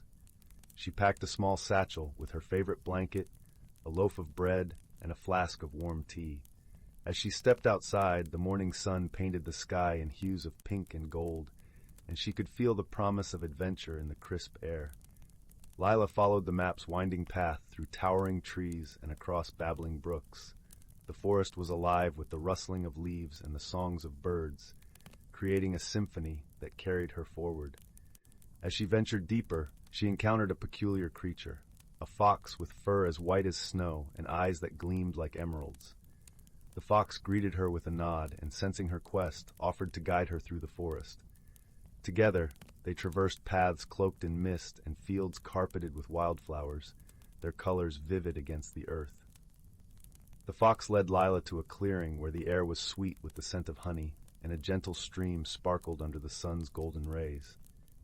Here, the fox pointed to a small, hidden trail that seemed to disappear into the earth itself. With a grateful heart, Lila thanked her new friend and ventured down the trail. The path led into a tunnel of vines and twinkling lights, and as she walked, the air shimmered with a gentle hum, like the whisper of a lullaby.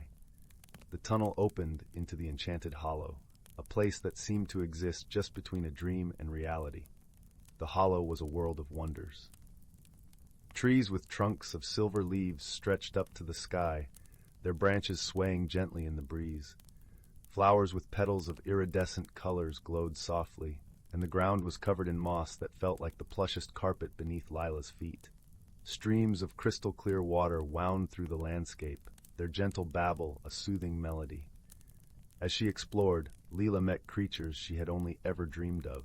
There were butterflies with wings like stained glass windows, glowing softly in the dim light.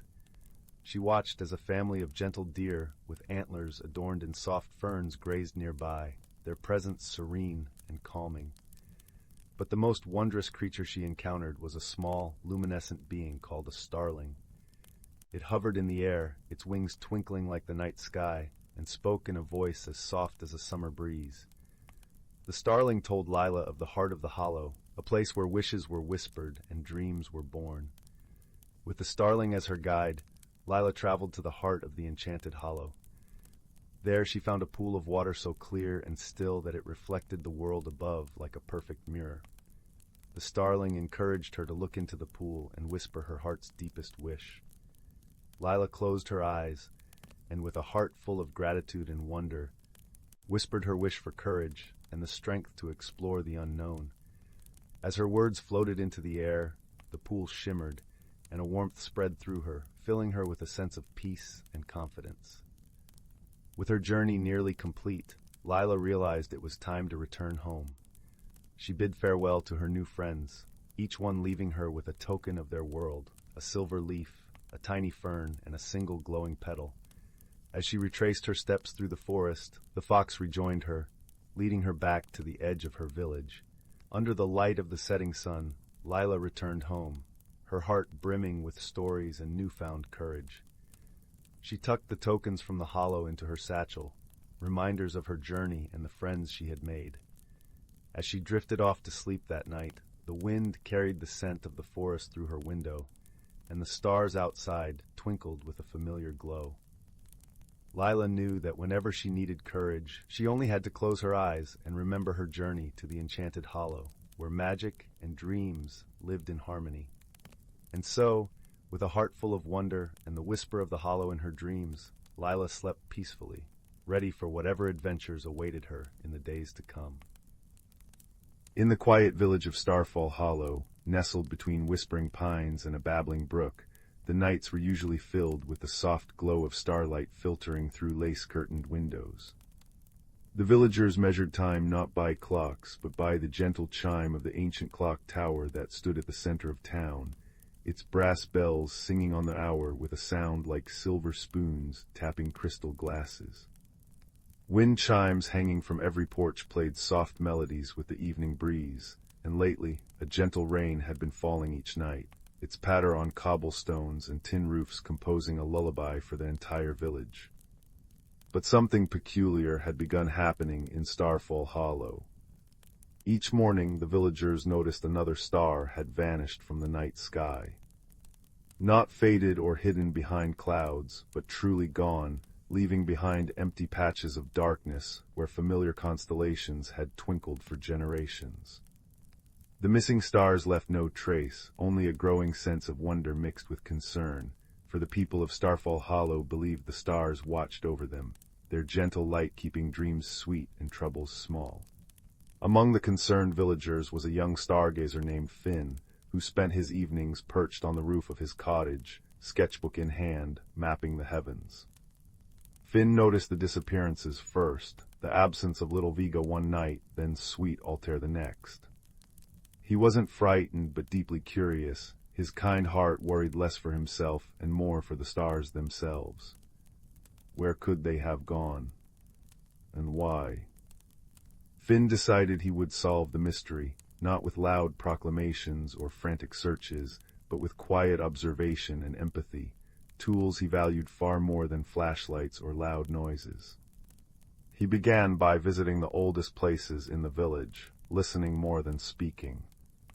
His first clue came from little Alara, the baker's daughter, who sang a nursery rhyme her grandmother had taught her. When the clock tower chimes thrice, the stars roll out like sugar spice. Follow the path where rainbows weep, to where the starling secrets keep. Most dismissed it as childish fancy, but Finn wrote it down carefully in his sketchbook. He noticed the clock tower had indeed been chiming 3 times at midnight lately, though it should only chime once. And the rainbows. Every evening as the gentle rain met the setting sun, tiny rainbows arched over the meadow brook, but they wept, their colors dripping into the water like melted candy.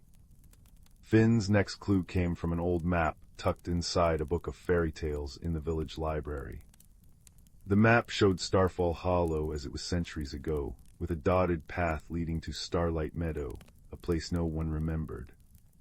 The librarian, a wise woman with spectacles perched on her nose, murmured that the meadow was probably just a legend. But Finn noticed the path aligned perfectly with the current rainbow arc over the brook. He decided to follow the path one evening, just as the clock tower chimed thrice and the rain began to fall. The rain wasn't cold or harsh, it was warm and sweet-smelling, like honey and lavender. As he walked, Finn noticed other peculiarities. Flowers along the path changed color with each raindrop, from blue to violet to silver, and time seemed to flow backward in small ways. A dropped leaf floated up to rejoin its branch. His own footprints vanished behind him as if erased. These might have been red herrings to frighten someone, but to Finn, they were delightful discoveries. He understood now that the backward-flowing time and color-changing flowers weren't threats, they were clues. The stars weren't being stolen, they were being called. But by whom? Or what? His empathy guided him next. Instead of rushing forward, he sat on a mossy stone and listened. He heard the wind chimes of the village blending with the rustle of leaves. He heard the gentle rain and the distant brook. And then very softly he heard a faint, sorrowful humming. Following the sound, Finn arrived at Starlight Meadow, a place carpeted in silver clover and dotted with luminescent flowers. And there in the center sat a small glowing creature with wings like spun starlight. It was a starling, but not like any bird Finn had ever seen. This one shimmered with the same light as the missing stars, and tears like liquid diamonds fell from its eyes into a small pool at its feet. Finn approached slowly, his steps quiet on the damp grass. "Hello," he said softly. "I'm Finn, are you sad?" The starling looked up, its eyes like tiny galaxies. "I am lonely," it replied, its voice like the ringing of distant bells. "Every year when the autumn rains come, I weep for my family far away in the constellation of Lyra. My tears call the stars down to keep me company, but they cannot stay long, and returning home makes them dimmer each time." Finn sat beside the starling, not too close, giving it space. "The villagers miss the stars," he said gently. "They worry about them, but more than that, I think they'd want to help you if they knew." The starling blinked. "Help me, but how? My family is too far for any human to reach." "Perhaps not through distance," Finn said thoughtfully, "but through friendship." He remembered the nursery rhyme, where the starling's secrets keep. The secret wasn't a place, it was loneliness. That night, Finn returned to the village and gathered everyone in the square. He didn't accuse or alarm, he explained, his voice calm and warm as fireplace glow. He told them about the lonely starling, the backward flowing time, the weeping rainbows. And he asked for their help. The next evening, as the clock tower chimed thrice and the gentle rain began, the entire village walked the path to Starlight Meadow. They brought with them not tools or weapons, but gifts. The baker brought star-shaped shortbread cookies. The weaver brought a blanket embroidered with constellations. The children brought handmade wind chimes that sounded like laughter. They gathered around the starling, not crowding, but forming a wide, kind circle. One by one, they offered their gifts and their company. The starling, initially shy, soon began to glow brighter, its tears slowing, then stopping altogether. And as the villagers sang an old lullaby together, the same one that had been passed down for generations, the missing stars began to reappear in the sky, brighter than ever before. They hadn't been diminished, they had been replenished by the starling's joy.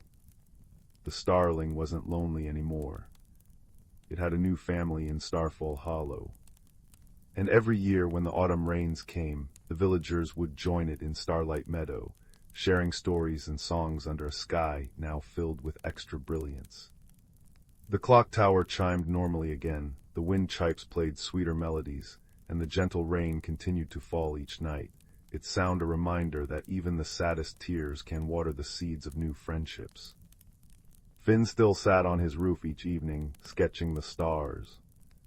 But now his drawings included a tiny glowing bird flying among them, and he smiled, knowing that some mysteries aren't meant to be solved alone, but shared, like warm blankets on a cool night or stories told beside a crackling fire. In the quiet expanse of the cosmos, where stars twinkle like distant fireflies and nebulae swirl in soft, pastel hues, there was a small, forgotten corner of the universe that held a secret garden. This garden was not on any planet, but nestled within the heart of a gentle space station, one that had been abandoned long ago by its builders. Its walls were made of crystalline panels that shimmered with a light of their own, casting rainbows across the floor whenever a star passed by. It was here in this haven of peace that two unlikely friends found each other. The first was a being named Glen, who hailed from the planet Verdantia, a world where everything glowed with bioluminescent life. Glen's skin was like living velvet, and it changed colors with his emotions, soft blues when he was calm, warm golds when he was happy, and gentle purples when he felt curious. He communicated not with words, but with these shifting hues, and his eyes held the depth of 1,000 forests. Glen had journeyed to the station in a small pod that hummed like a drowsy bee, seeking solace after feeling lonely among the stars. The second was Lyra, from the harmonic world of Melodia, where the very air resonated with music. Lyra's form was slender and graceful, with delicate tendrils that swayed like seaweed in an ocean breeze. She spoke through melodies, soft hums for greeting, rising scales for excitement, and low, soothing notes for comfort. Her ship was a vessel that sailed on sound waves, leaving trails of harmonic echoes in its wake. Lyra had been drawn to the station by a faint, lonely frequency she had sensed from light years away. Their meeting was accidental, yet felt destined. Glen was tending to a patch of star moss that grew in the station's garden, its leaves glowing with a soft, silvery light. Lyra entered, her footsteps creating a gentle chime against the crystalline floor. At first they froze, uncertain. Glen's skin flushed a nervous indigo, while Lyra emitted a questioning trill that echoed through the hall. For days, they circled each other warily. Glen would leave offerings of luminous berries from Verdantia, placing them on a smooth rock, and Lyra would respond with a gift of harmonic crystals that sang when touched.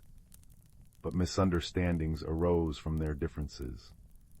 Once Glen, feeling joyful, turned a bright yellow, but Lyra misinterpreted it as a warning signal from her world, where sharp colors meant danger. She retreated, humming an anxious melody that made Kalen's skin shift to a confused gray. Another time, Lyra tried to share a story through a complex symphony of notes, but the volume overwhelmed Kalen, whose ears were sensitive to sudden sounds. He flinched, his colors dimming, and Lyra fell silent, her tendrils drooping. Yet in their solitude, a spark of curiosity remained. They began to observe each other's habits. Kalen noticed how Lyra's harmonies softened when she watched the nebula outside the station's dome, and Lyra saw how Kalen's colors brightened when he nurtured the garden. Slowly, they started to experiment with communication. Kalen would point to objects and let his skin glow in a specific pattern, while Lyra would mimic the color with a corresponding melody. It was clumsy at first, a dance of trial and error, but it led to moments of shared laughter. When Kalen accidentally turned a comical shade of orange while slipping on a wet leaf, Lyra responded with a playful giggle-like trill, and they both understood the humor without words. Their breakthrough came when they decided to create a shared shelter within the station. The garden was overgrown with cosmic flora, vines that pulsed with light, flowers that bloomed in sync with passing comets, and trees with leaves that rustled like whispering stars. Together they cleared a cozy nook near the largest crystalline window, which offered a panoramic view of the Orion Nebula, its pink and blue gases swirling in an eternal dance. Kalen used his knowledge of living light to weave benches from glowing fibers, while Lyra arranged harmonic stones that hummed a gentle lullaby when sat upon. They called it the Starlight Sanctuary, a place where they could feel safe and connected. As they worked, they learned each other's quirks. Kalen discovered that Lyra's people expressed affection through duets, so he learned to change his colors in rhythm with her songs. Lyra found that Kalen's kind showed trust by sharing food, so she began to brew teas from starlight-infused petals that steeped in harmony with her melodies. Their misunderstandings became lessons in empathy.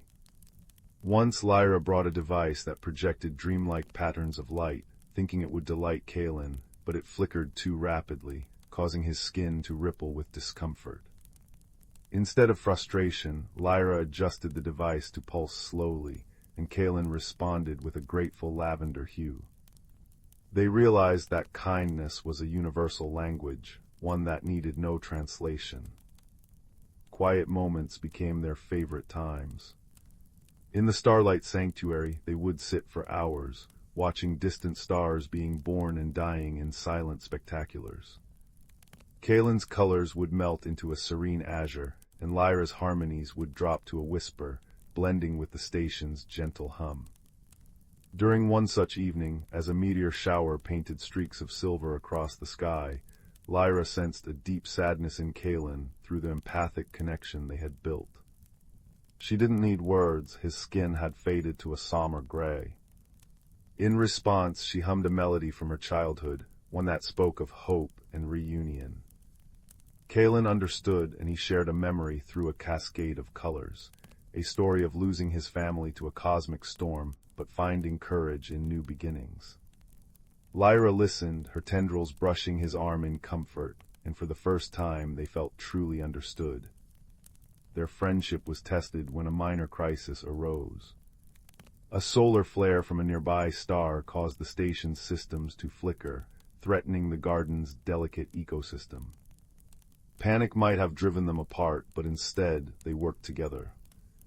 Kalen used his bioluminescent abilities to create a soft light source, guiding Lyra to the control panels, while Lyra used her harmonic skills to recalibrate the energy fields with precise frequencies. It was a dance of cooperation, Kalen's colors signaling directions, Lyra's melodies fine-tuning the controls. When the crisis passed, the garden glowed brighter than ever, and they shared a moment of triumph, their bond strengthened by adversity. As time flowed like a gentle river, the Starlight Sanctuary became a beacon of peace. Other travelers, drawn by rumors of this harmonious place, occasionally visited, a silent rock being who communicated through vibrations, a fluttery insectoid from a gas giant who spoke in pheromone clouds. Each encounter brought new misunderstandings, but Kalen and Lyra acted as bridges, teaching others the language of kindness they had forged. They learned that every being had a unique way of seeing the universe, and that differences were not barriers, but opportunities for wonder. The story of their friendship spread like starlight, touching hearts across galaxies. But for Kalen and Lyra, the greatest joy was in their simple routines, tending the garden, sharing meals under the nebula's glow, and watching the stars in comfortable silence. One evening, as they sat in their sanctuary, a rare alignment of planets cast a golden path across the cosmos. Lyra hummed a new melody, one she had composed just for this moment, and Kalen's skin shimmered in harmony, creating a spectacle of light and sound that felt like a prayer of gratitude. In the end, they knew that no matter how far they traveled or how many worlds they encountered, the memory of their time together would be a constant comfort. The universe was vast and often lonely, but in a crystalline garden among the stars, they had found a home in each other's hearts. And as they drifted to sleep under the watchful eyes of distant suns, they dreamed of futures filled with more laughter, more learning, and the endless, gentle language of kindness. Deep in the whispering woods, where ancient oaks stood as sentinels of time and moonlight dripped like liquid silver through the canopy, lived creatures whose lives were woven into the very roots of the forest. Here the air hummed with the breath of magic, a gentle force that stirred the petals of dawn-touched flowers and guided the dance of fireflies in the twilight. Among them was a young fox named Bramble, whose russet fur held the warmth of autumn leaves and whose eyes sparkled with the curiosity of spring's first bud. Each season the forest celebrated the turning, a sacred alignment where the boundaries between earth and enchantment thinned. In spring the blossom song would begin, a melody sung by the wind through newly unfurled leaves, coaxing sleeping seeds to life. Summer brought the rainweavers, tiny tree frogs whose croaks summoned gentle showers that painted rainbows in the mist. Autumn belonged to the leaf keepers, squirrels who gathered fallen foliage not for nests, but to weave them into shimmering cloaks that stored sunlight for the barren months. And winter.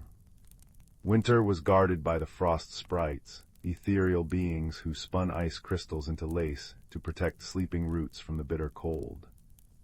But this year, as the first blush of spring painted the forest, an unsettling chill lingered.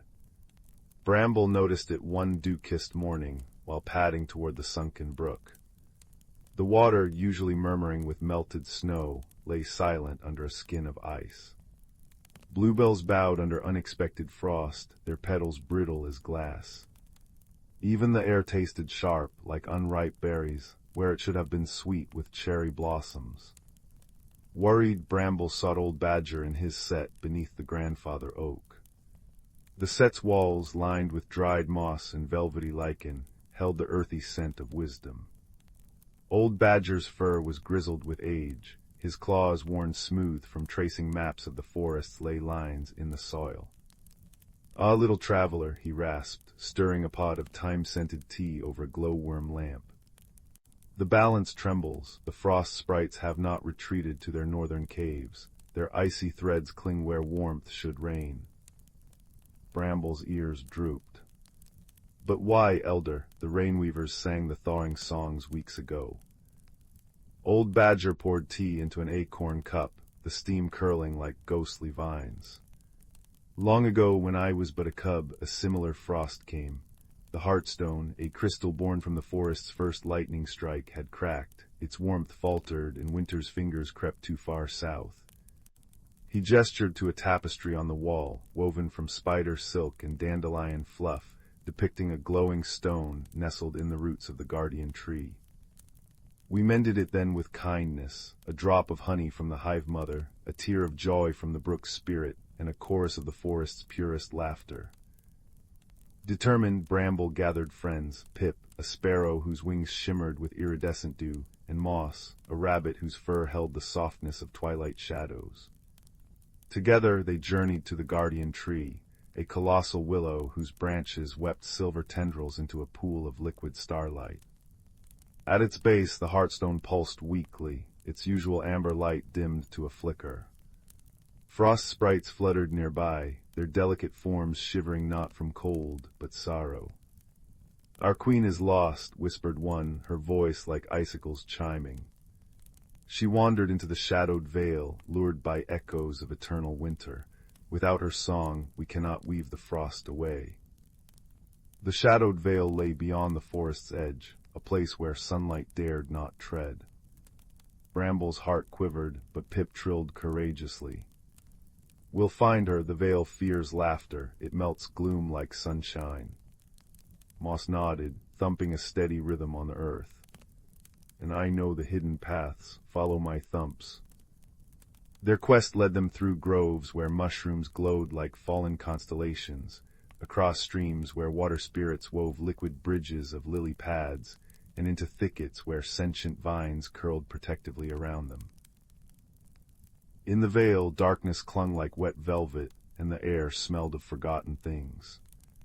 There amid skeletal trees sat the Frost Queen, a being of crystalline beauty, her eyes hollow as she hummed a dirge to the frozen ground. "Your Majesty," Bramble called softly, "the forest needs your frost to rest, not to linger." The Queen's voice cracked. "Why should I return?" The vale whispers that warmth forgets the beauty of stillness. Then Pip did something extraordinary. He flew to a gnarled branch and sang, not a forest melody, but a silly, chirping tune about a worm who wore a hat of clover. Moss joined in with a comical wiggle dance, kicking up puffs of frost. Bramble, recalling old Badger's lesson, offered a story. "In summer, the rainweaver's showers make rainbows. In autumn, the leaf-keeper's cloaks glow like captured sunsets. Your winter lace is part of the dance, not the whole song." As he spoke, he placed a thawed bluebell at her feet, its petals releasing a honeyed sigh. A tear, clear and warm as spring sap, welled in the Frost Queen's eye. It fell onto the hearthstone Bramble had brought, sealing its crack with a sound like chimes. The stone blazed anew, its light piercing the vale's gloom. Laughing, the Queen gathered her sprites. "Forgive me, I mistook solitude for strength, forgetting that balance needs all voices." Together they wove one final tapestry of frost, a glittering bridge leading home. Back at the guardian tree, the forest waited. As the Frost Queen sang a high, crystalline note, her sprites spun the lingering ice into 1,000 shimmering threads that lifted skyward, dissolving into the dawn. Warmth rushed back, brooks babbled, bluebells straightened like eager children, and the blossom song swelled from every branch, scattering golden pollen that smelled of hope and apricots. That evening, creatures gathered beneath the grandfather oak for the Bloomfire feast. Fireflies strung lanterns in the boughs, badgers passed mushroom pies, and frogs drummed on lily pads. Bramble curled beside old Badger, watching the Frost Queen dance with Pip atop a toadstool, her laughter now bright as sleigh bells. "You see, little one," murmured the Badger, his eyes reflecting the fire's glow, "harmony isn't the absence of winter or storm. It's the trust that every season has its purpose, and every heart, no matter how icy, can thaw when met with kindness." As stars embroidered the sky, the forest sighed into contented silence. The hearthstone pulsed steadily, its light a golden promise in the roots of the guardian tree. And Bramble, nestled in a bed of clover, dreamed of dappled sunlight and the gentle, everlasting rhythm of the turning, a lullaby sung by the world itself, reminding all who listened that balance, like friendship, is tended one warm breath at a time. The attic above young Ben's house smelled of dust and forgotten summers. Cobwebs draped like lace across beams thick with the memory of old trees, and sunlight, thick and golden as honey, streamed through the single round window, illuminating galaxies of swirling dust motes. Ben wasn't supposed to be up there, the ladder was rickety, his mother said, but the pull of hidden treasures was too strong. That's where he found the button box. It wasn't fancy. Just an old, slightly dented biscuit tin, its floral pattern faded. Inside, however, wasn't a jumble of ordinary buttons. These buttons shimmered. They weren't made of plastic or bone, but of smooth, cool river stones, polished wood, and something that looked suspiciously like solidified moonlight. Each one felt different beneath Ben's fingers, one warm as sun-baked earth, another cool and humming faintly, a third smooth and silent like deep water. Ben, a quiet boy who noticed things others missed, the way dandelion seeds caught the breeze, the precise pattern of frost on a window pane, felt a strange pull from a particular button. It was small, oval, carved from a piece of dark wood, and in its center was a tiny, perfect knot that seemed to swirl if you looked at it just right. He picked it up. Instantly a warmth spread through his palm, and a quiet, insistent tug pulled gently at his thoughts. It wasn't a sound, more like a feeling pointing out, beyond the attic window, towards the whispering woods at the edge of town. The woods lived up to their name. As Ben stepped under their ancient canopy, leaving the familiar cobblestone street behind, the sounds changed. The rustle of leaves wasn't just wind, it was soft sighs and murmured secrets. Sunlight dappled the mossy ground like scattered coins, and the air smelled richly of damp earth, pine resin, and something sweet and wild. The wooden button in his pocket pulsed warmly, its tug growing stronger, leading him off the worn path and deeper into the green embrace. He hadn't walked far when a voice, sharp but not unkind, piped up from a tangle of ferns. "Oi, watch where you're tromping, lad, nearly squashed my best nap spot." A plump, grumpy-looking badger with a distinctive white stripe across his snout glared up at him. This was Thistle. Ben apologized quickly. "I'm sorry, Mr. Badger, I was just following this feeling." He hesitantly showed Thistle the wooden button. Thistle sniffed it cautiously, his beady eyes widening. "HMPH knotwood, rare stuff. That's no ordinary trinket, boy, that's a finder's button. Points you to what needs finding, not what you think you want. Tricky business." Thistle's grumpiness seemed to soften with curiosity. "Well, since you've disturbed my nap, the least I can do is make sure you don't blunder into a snagglethorn patch. Nasty things, snagglethorns. Lead on, button boy, but mind the roots." Thistle proved invaluable. He knew every hidden animal trail, every patch of treacherous bog disguised as solid ground, and every berry bush worth stopping at for a quick snack, though he complained bitterly about the lack of earthworms. As they walked, the tug of the button led them steadily uphill, towards the rumored sleeping mountain. The path grew steeper, the air cooler. The gentle whispers of the woods gave way to the rush of water. Soon they reached the Silver Thread River, cascading over smooth rocks in a sparkling torrent. The button tugged insistently towards the other side. Ben looked worriedly at the rushing water. Thistle grumbled about wet fur. Then a giggle like tinkling bells echoed from a swirling eddy. A head crowned with water lilies and hair the color of river foam popped up. "Lost your way, landwalkers?" asked the river spirit, her eyes shifting like sunlight on water. Her name was Rill, and she was perpetually forgetful. "We need to cross, Lady Rill," Ben said politely, holding up the button. "The finder's button leads us across." Rill drifted closer, peering at the knotwood. "Ooh, shiny and warm. Makes me think of something important." Oh dear, what was it? She tapped her chin, sending ripples across the water. "Something lost, something cold," she sighed dramatically. "Crossing. Yes. Hop on the stepping stones, but only where the water laughs. Step on the grumpy stones and splash." She pointed to stones barely visible beneath the churning surface. "Listen." Ben took a deep breath. He closed his eyes, letting the roar of the river fill his ears. Thistle nudged him impatiently, but Ben focused. Beneath the main roar, he heard it faint, musical chuckles coming from certain rocks. He stepped onto the first chuckling stone. It felt firm. Step by careful step, listening intently to the water's hidden laughter, Ben crossed.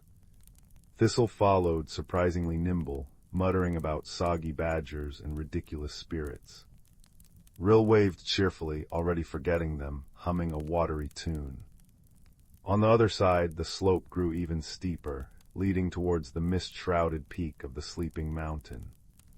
The air grew thin and crisp.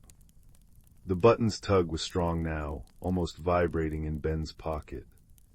As they climbed above the tree line, the world opened up. Vast valleys spread below, painted in shades of green and purple shadow.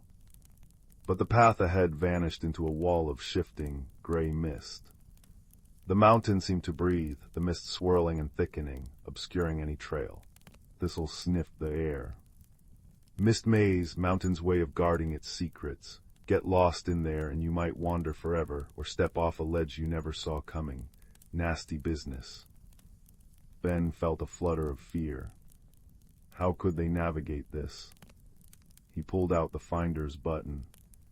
It glowed softly in his palm, the knot swirling faster, but the tug felt confused, pulled in several directions at once by the shifting mist. Force wouldn't work. Shouting wouldn't help. He remembered Rill's lesson listening. He sat down on a cool, smooth rock. "We need to be still," he said softly to Thistle. "We need to listen beyond the mountain's breath." Thistle, surprisingly, didn't argue. He curled up beside Ben, his warm bulk a comfort. Ben closed his eyes, tuning out the sigh of the wind in the mist. He listened deeper. He heard the faint, high chime of ice crystals forming. He heard the slow, patient grind of stone deep within the mountain. And then faint but clear, a melodic chirping, a familiar sound from home. A small, bright-eyed starling landed on a rock nearby, cocking its head. Lost, it chirped. The mountain's shy, doesn't like loud noises or rushing feet. "We need to find something," Ben whispered, holding the button low so the starling could see. "It's important. The button led us here." The starling hopped closer. "Finder's button points to what needs finding. Clever thing. The mountain it hides because it aches. Something is cold inside where it should be warm, makes it grumpy, like old Thistle here before breakfast." The badger harumphed. "The path through the mist isn't a path you see," the starling continued. "It's a path you feel. Follow the warmth. The mountain hides the warmth it misses, deep in its heart." Ben understood. The button wasn't confused by the mist. It was reacting to the mountain's need. He closed his eyes again, the button warm in his hand. This time, instead of a tug, he sought a thread of warmth emanating from the mountain itself, a fragile pulse beneath the cold mist. He felt it, a faint, golden thread of warmth, like a hidden heartbeat, leading into the swirling gray. "Follow me," Ben said with newfound certainty. Follow the warmth. Step by careful step, Ben led the way, his hand outstretched, feeling for the subtle warmth radiating from the mountain's hidden heart. Thistle followed his footsteps precisely, and the starling flitted overhead, calling out encouragement. The mist swirled and billowed, sometimes thinning to reveal dizzying drops, sometimes thickening into an impenetrable wall, but the thread of warmth remained constant, an invisible guide. It led them not upwards towards the peak, but sideways along a narrow ledge, finally dipping down into a hidden crevice. Inside was a small cave, surprisingly dry and sheltered. And there, nestled in a bed of soft, glowing moss, lay the source of the warmth, not a treasure of gold or gems, but a large, perfectly smooth river stone. But this stone pulsed with a gentle internal light, radiating a soothing, deep warmth. It was beautiful, but it looked cold. Frost patterns etched its surface, and its light flickered weakly. "This is it," Ben breathed. "This is what needed finding." He remembered Rill's words, something lost, something cold. This was the mountain's heartstone, lost and growing cold. But how to warm it? They had no fire. Ben looked at the finder's button in his hand, still warm. He looked at Thistle, radiating his own cozy body heat. he looked at the starling, fluffing its feathers. Wisdom, not force. Friendship is warm, Ben said softly. He placed the wooden finder's button gently against the cold heart stone. Then he sat beside it, leaning close. Thistle, understanding without words, curled his warm, furry body around the stone on one side. The starling nestled into the moss on the other, spreading its wings like a tiny blanket. Together they sat in the quiet cave. Ben placed his hands gently on the stone, sharing his own warmth. They didn't speak, they simply were together, a circle of quiet companionship and shared heat. Slowly, slowly, the frost on the heartstone began to melt. The flickering light within grew steadier, brighter, bathing the cave in a soft, golden glow. The warmth radiating from it grew stronger, pulsing outwards like a gentle sigh of relief. Outside the cave, the mist began to thin, not vanishing entirely, but parting like a curtain, revealing clear, safe paths winding up and down the mountainside. The mountain itself seemed to sigh, a deep, contented rumble that vibrated gently through the rock beneath them. The air felt lighter, crisper, filled with the scent of sun-warmed stone and alpine flowers. Their job was done. The journey back was easier. The starling guided them down the now clear paths.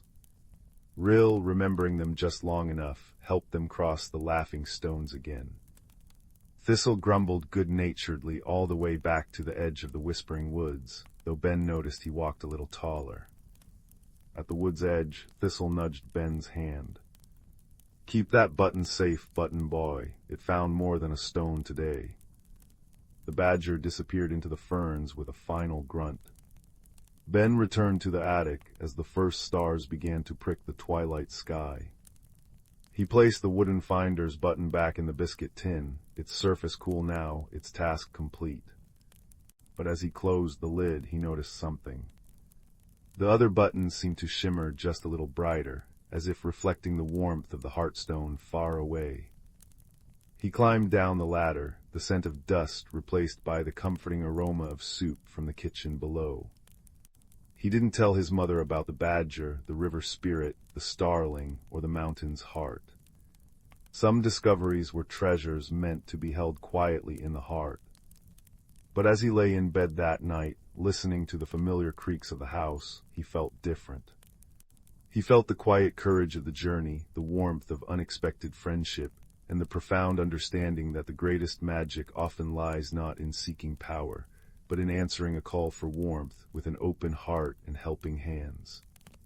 The gentle thrum of the mountain's contentment, miles away, seemed to echo in his own peaceful heartbeat, a lullaby of wonder and quiet strength, carrying him into a deep and dreamless sleep. And the biscuit tin, high in the shadowed attic, held its secrets close, ready for the next whisper of need, the next quiet tug of discovery. In a small cottage nestled at the edge of a sleepy village, where the roof slanted just so, and the windows winked with warm lamplight, lived a quiet child named Leo. The cottage had been in their family for generations, and every corner held whispers of stories past. But the place Leo loved most was the attic, a dusty, shadowy space filled with forgotten treasures and the gentle scent of old wood and memories. One rainy afternoon, with drops pit-patting against the window panes like tiny fingertips, Leo decided to explore the attic more thoroughly than ever before. Under the soft glow of a hanging lantern, between a stack of yellowed books and a basket of woolen blankets, Leo's fingers brushed against something cool and smooth. It was a small wooden music box, carved with intricate patterns of twisting vines and sleeping birds. Its surface was worn with age, but it hummed with a strange, gentle warmth. With a soft click, Leo opened the lid. Instead of a melody, a soft, silvery light spilled out, and a voice like wind chimes whispered, "I have been waiting for you." Leo started, nearly dropping the box. "Who's there?" they whispered, their voice barely a breath. "The keeper of stories," the voice replied. "This music box does not play songs, it plays memories, but it has been silent for many years and its magic is fading. To restore it, you must find 3 lost harmonies: the laughter of a friend, the comfort of a stranger, and the courage of your own heart. Leo's eyes widened. They were not usually one for adventures, preferring the safety of books and familiar corners. But the music box seemed to pulse with hope, and its light wrapped around their fingers like a promise. And so, with the music box tucked safely in their pocket, Leo's journey began, not across mountains or seas, but through the landscape of their own quiet bravery.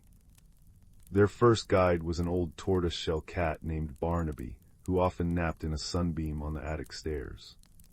He stretched lazily as Leo descended, his purr rumbling like a tiny, contented thunderstorm. "Off on an adventure are we," he mused, blinking amber eyes. "I may be old, but I know a thing or two about finding what's lost." Barnaby led Leo to the village square, where children were chasing each other, their laughter ringing like bells. "The laughter of a friend is close," Barnaby said, curling his tail thoughtfully. "But it isn't about volume, you know, it's about sincerity." They approached a little girl named Maya, who was sitting alone on a bench, looking sadly at a broken jump rope. Leo hesitated, their usual shyness rising like a wall. But the music box pulsed gently, encouraging them. "Would you like help with that?" Leo asked softly. Maya looked up, surprised. With patience and clever fingers, Leo tied the rope back together, and soon the two were jumping and laughing, a true, bright sound that seemed to make the very air sparkle. As they laughed, a shimmering, golden note floated from Maya's smile and settled into the music box with a soft ping. 1 harmony found. Next, Barnaby led them to a small bakery at the corner of a cobblestone street. The air was rich with the smell of cinnamon and warm bread. "The comfort of a stranger," the cat murmured, leaping onto a windowsill. "Sometimes it appears where you least expect it." Inside, an elderly baker was wiping flour from her brow. Her eyes were kind, but her hands trembled slightly as she placed loaves into baskets. Leo watched quietly, then noticed a small bird had flown in and was trapped, fluttering anxiously near the ceiling. Without a word, Leo found a broom and gently guided the bird toward an open window. The baker watched, her worried expression softening into a smile. "Thank you, dear," she said, her voice as warm as her oven's. "It's a small thing, but you've brought comfort to us both." She handed Leo a freshly baked muffin, still warm from the oven. As Leo accepted it, a soft, amber glow drifted from the baker's hands into the music box, which chimed gently this time, like a distant bell. 2 harmonies found. Now only one remained, the courage of your own heart. And for this, Barnaby could not guide them.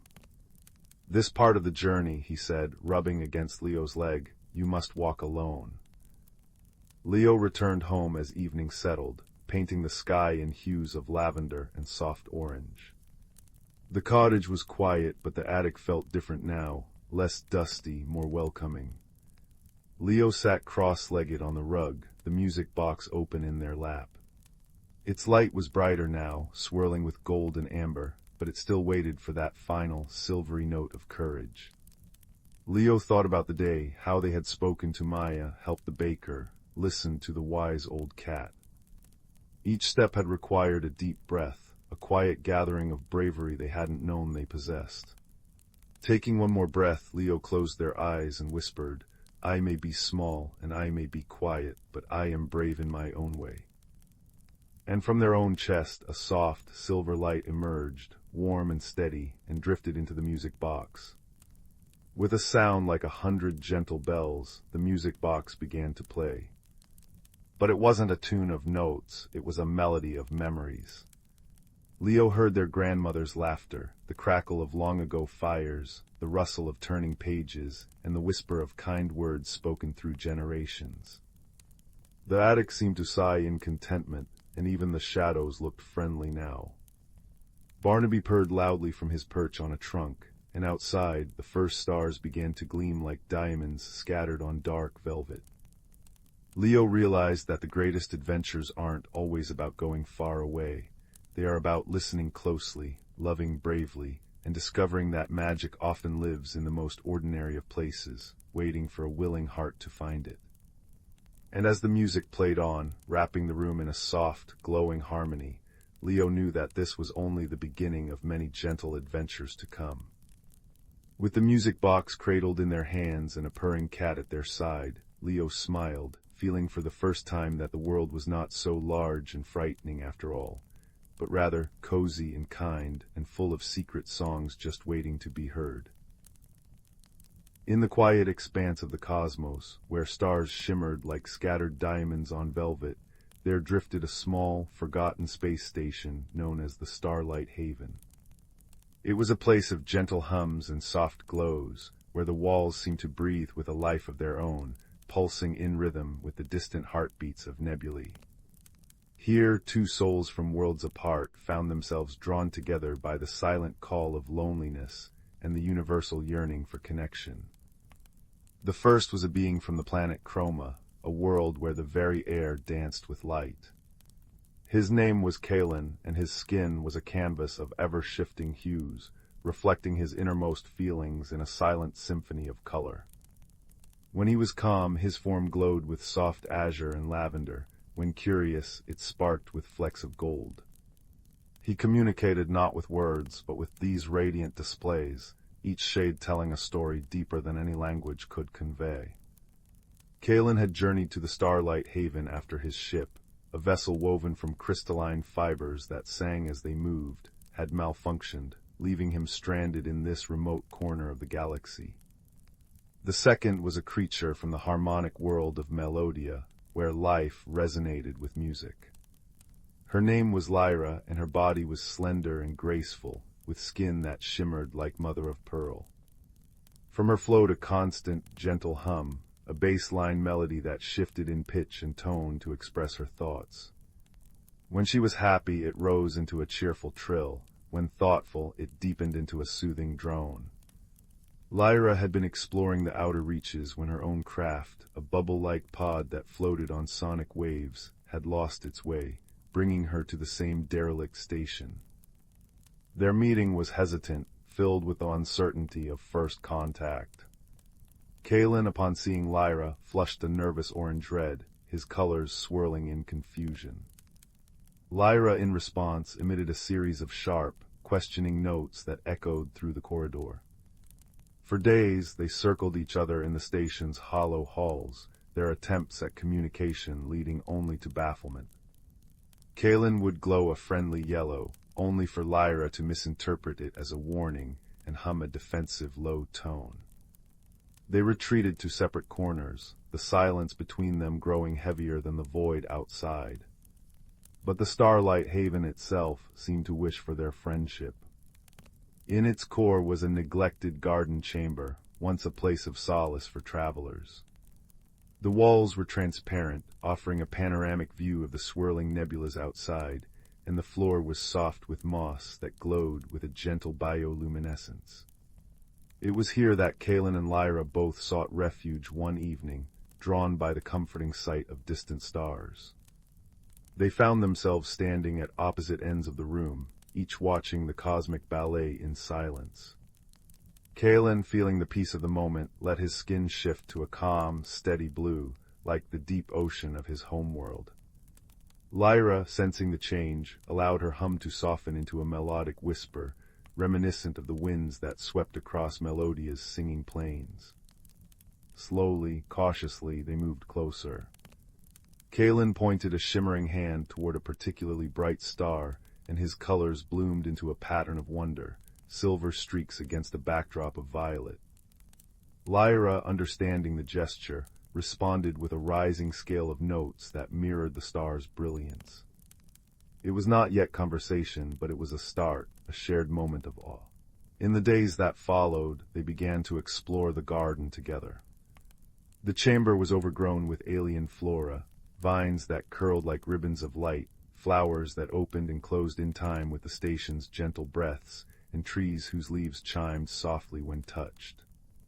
They decided to make this place their sanctuary, a project to bridge the gap between them. Glen, with his innate connection to light, nurtured the bioluminescent plants, his touch causing them to brighten in joyful response. Lyra, using her harmonic abilities, encouraged the musical plants to harmonize, creating a backdrop of ethereal melodies that filled the space. Their collaboration was not without its humorous stumbles. Once Glen arranged a cluster of glowberries in a pattern he intended as a gift, a spiral of warm pink and green, which on chroma symbolized friendship. But Lyra, seeing the colors, interpreted it as a sign of distress, for on Melodia such hues were associated with alarm. She burst into a frantic, high-pitched melody that sent the garden's creatures skittering. Glen, startled, flushed a bewildered gray. It took a long, patient evening of trial and error for them to realize the misunderstanding. They sat among the chiming trees, and Lyra hummed a slow, explanatory tune, while Glen slowly shifted his colors to demonstrate their meanings. When they finally grasped the cultural differences, Lyra let out a light, laughing trill, and Glen glowed with amused gold spots. The incident became a fond memory, a lesson in patience that only deepened their bond. As they worked, they developed a unique way of communicating, a blend of color, sound, and empathetic feeling. Glen learned to read the subtleties in Lyra's harmonics, recognizing the difference between a curious inquiry and a joyful exclamation. Lyra, in turn, began to understand the vocabulary of Glen's hues, seeing how a slow pulse of indigo could mean contentment, or a quick flash of cerulean might indicate excitement. They often spent hours in quiet companionship, tending to their garden while watching stars drift past the viewport. In those moments, words were unnecessary. The soft glow of the plants and the gentle hum of the station wrapped around them like a warm blanket. One evening, a challenge arose that tested their newfound understanding. A solar flare from a nearby star caused the station's systems to flicker, casting the garden into momentary darkness. The plants dimmed and the harmonious sounds faded into silence. Lyra, whose world was always filled with music, felt a surge of panic, her hum turning into a distressed waver. Glen, remembering how darkness on chroma was a time for reflection, glowed a steady, reassuring amber. He moved close to Lyra, his light providing a soft beacon in the gloom. Together they realized that the garden's central crystal, which powered the bioluminescence, had been disrupted. Drawing on their strengths, Glen focused his inner light to recharge the crystal, while Lyra sang a stabilizing melody that calmed the erratic energies.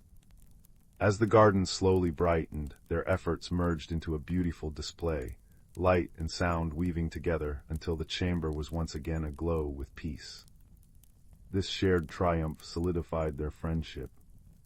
They had created not just a shelter, but a home, a place where their differences were celebrated. The garden thrived under their care, becoming a tapestry of intergalactic life. Chroma's light-playing fungi grew alongside Melodia's resonant blossoms, each enhancing the other. They often invited passing cosmic creatures, floating spore fairies or gentle rock beasts, to visit, sharing stories through their unique languages. The station became a legend among wanderers, a beacon of harmony in the vastness of space. As time passed, Glen and Lyra found themselves spending countless evenings in their sanctuary, side by side. They would watch the nebulas paint the sky in hues of rose and sapphire, or count the shooting stars that streaked like tears of light. In these quiet moments, they felt the universe's gentle embrace, a reminder that kindness needed no translation. Lyra would hum a lullaby from her childhood, and Glen would glow in time, his colors flowing like a slow river.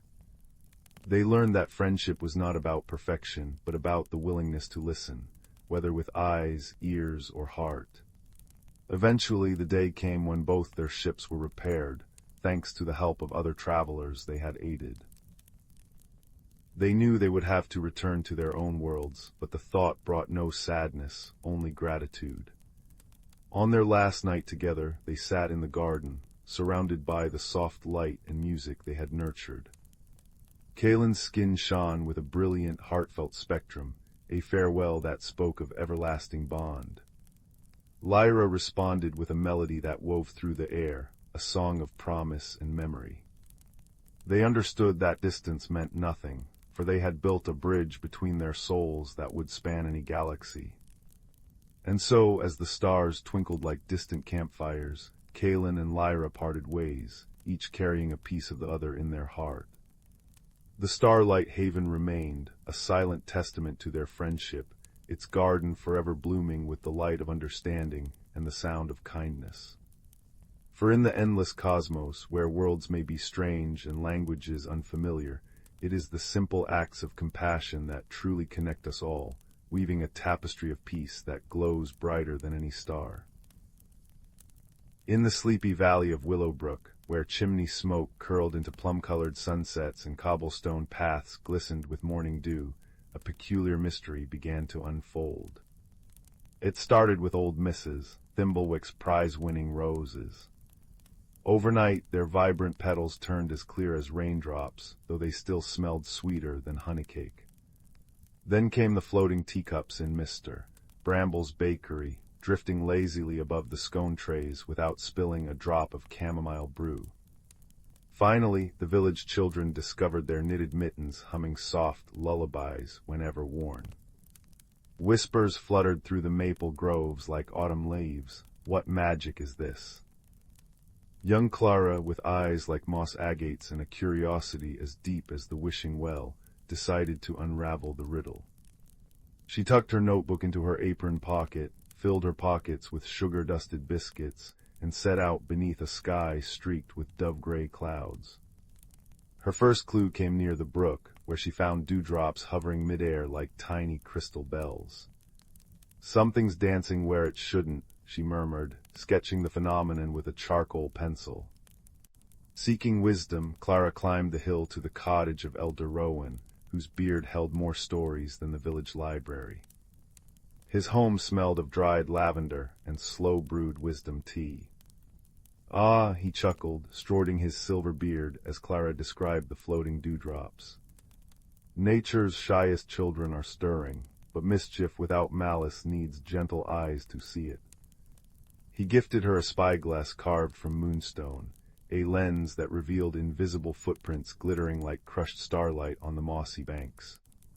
Following the trail, Clara wandered into the whisperwood, where ancient trees murmured secrets to the wind. There she met Flicker, a squirrel with fur like spun copper and a tail that shimmered when excited. "Troubles brewing by the Glimmer Pond," he chattered, nibbling Clara's offered biscuit. "The pond sprites are restless, their queen's crown has gone missing." Flicker led her through fern-choked paths to the pond, where water lilies glowed like submerged lanterns. Sure enough, tiny, translucent sprites darted frantically beneath the surface, their usual joyful bubbles replaced by worried sighs. Clara observed quietly. The sprite's magic, usually confined to polishing pebbles and guiding tadpoles, was spilling into Willowbrook, unintended ripples of their distress. Using Elder Rowan's spyglass, she spotted faint scorch marks near a hawthorn bush. "Fireflies don't burn leaves," she mused. Flicker scampered up the tree, returning with a clue, a single thread of iridescent silk, finer than spider web. "Moon moth silk," he declared. "Only night gardeners weave it." Under a buttermilk moon, Clara and Flicker crept to the night garden, a hidden meadow where lunar moths tended blossoms that bloomed only in starlight. There, perched on a foxglove trumpet, sat Seraphina, a moth woman with wings like stained glass. Her antennae drooped guiltily. "I borrowed the crown," she confessed, voice like rustling petals. "The queen's crown holds starlight to help our midnight blooms, but when I returned it, it vanished from the pond's edge." Her wings fluttered anxiously, scattering prism dust. Clara pieced it together. The scorch marks were from Seraphina's hurried flight, the silk thread a snag from the crown. But who took it? Back at Glimmer Pond, Clara studied the muddy shore. Among the sprite footprints, she spotted larger, webbed impressions. Frogs don't wear crowns, giggled Flicker. Then, a glint beneath a willow root. There lay the crown, tangled in fishing line beside a dented tin pail. Old Finn, the near-sighted fisherman, often mended nets here at dawn. At daybreak, Clara found Finn by his boat. He admitted, scratching his head. Thought it were a fancy bobber. Took it home for me tackle box. Finn's cottage overflowed with useful finds, bottle cap medals, button brooches, and there, gleaming among fish hooks, the Sprite Queen's crown, a delicate circle of water reeds and captive starlight. The resolution bloomed like dawn. Clara returned the crown to the tearful queen, who rewarded Willowbrook with a promise. Henceforth, sprites would borrow magic openly. Each morning they'd weave dewdrop chimes in Mrs. Thimblewick's garden, float teacups as Bramble's bakery alarms, and stitch humming tunes into mittens to warm small fingers. Seraphina gifted Finn firefly lanterns for night fishing, while Elder Rowan displayed the moonstone spyglass in the village hall, a reminder that mysteries unravel sweetest with kindness and watchful eyes. That evening, as Clara curled by her hearth, the mittens on her hands hummed a soft, contented melody. Outside, the clear roses caught the moonlight like living stained glass, and the air shimmered with the gentle magic of secrets understood. In Willowbrook, even the quietest puzzles nestled into place, cradled by friendship and the soft, sure rhythm of a world where every mystery ended with a lullaby. The fire crackled softly in the hearth, casting dancing shadows on the worn rug. Outside, the wind whispered through the old oak tree beside the cottage, where young Ben lived. Ben wasn't particularly loud or adventurous, but he noticed things.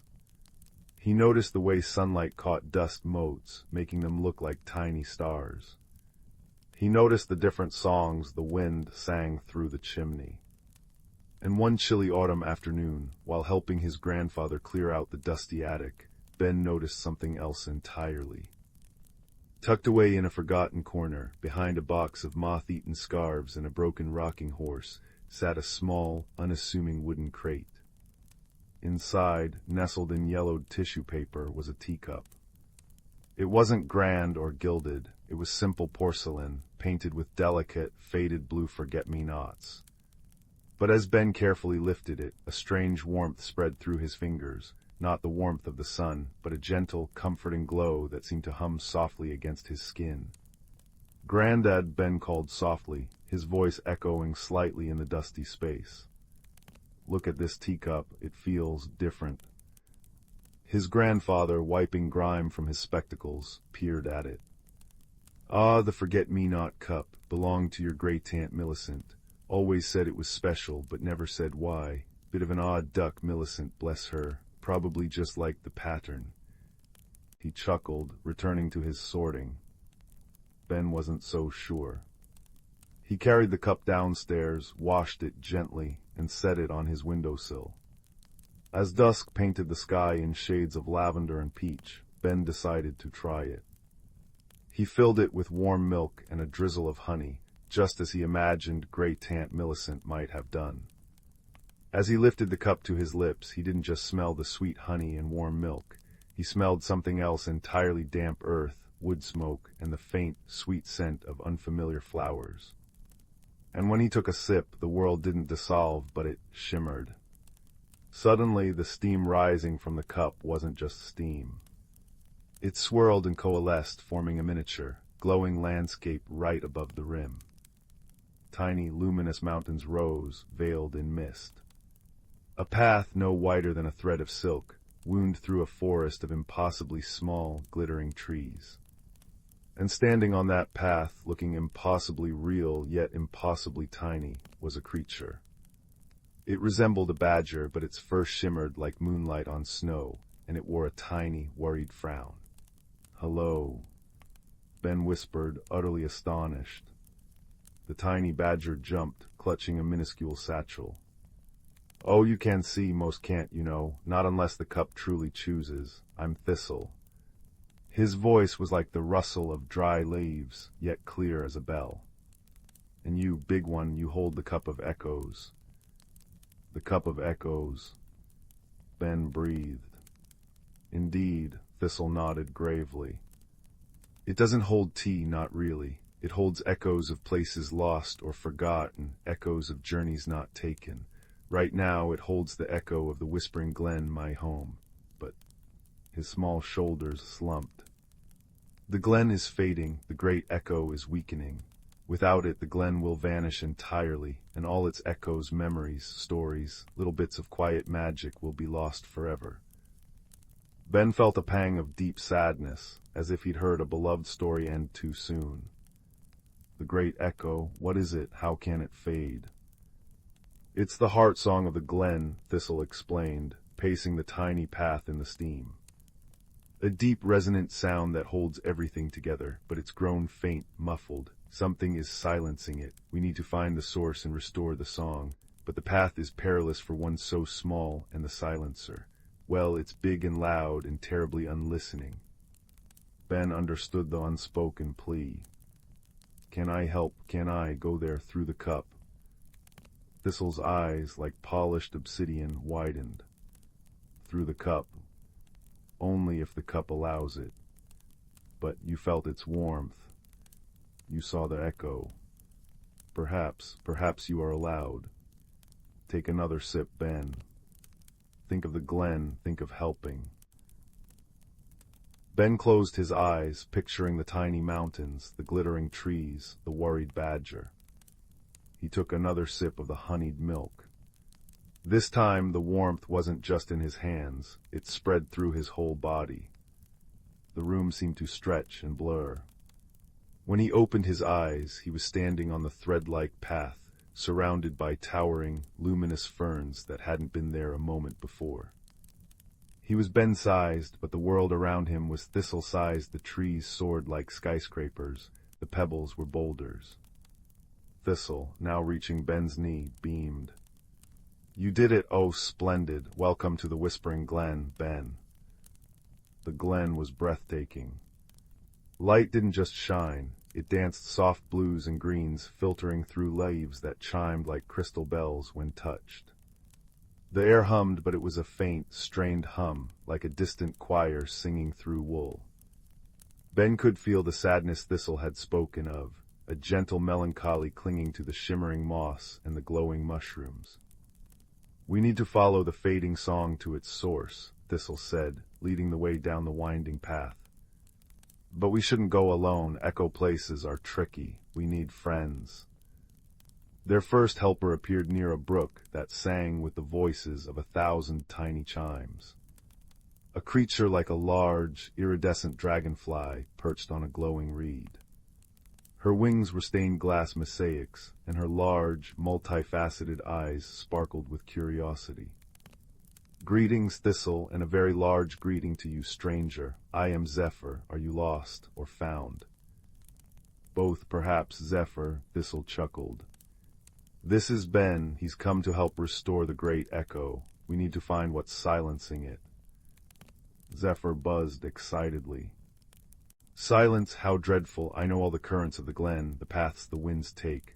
The silence feels thickest near the old stone bridge where the deep roots gather. But it's guarded by Grumble, the stone toad. He hasn't listened to anyone in ages, too busy being grumpy.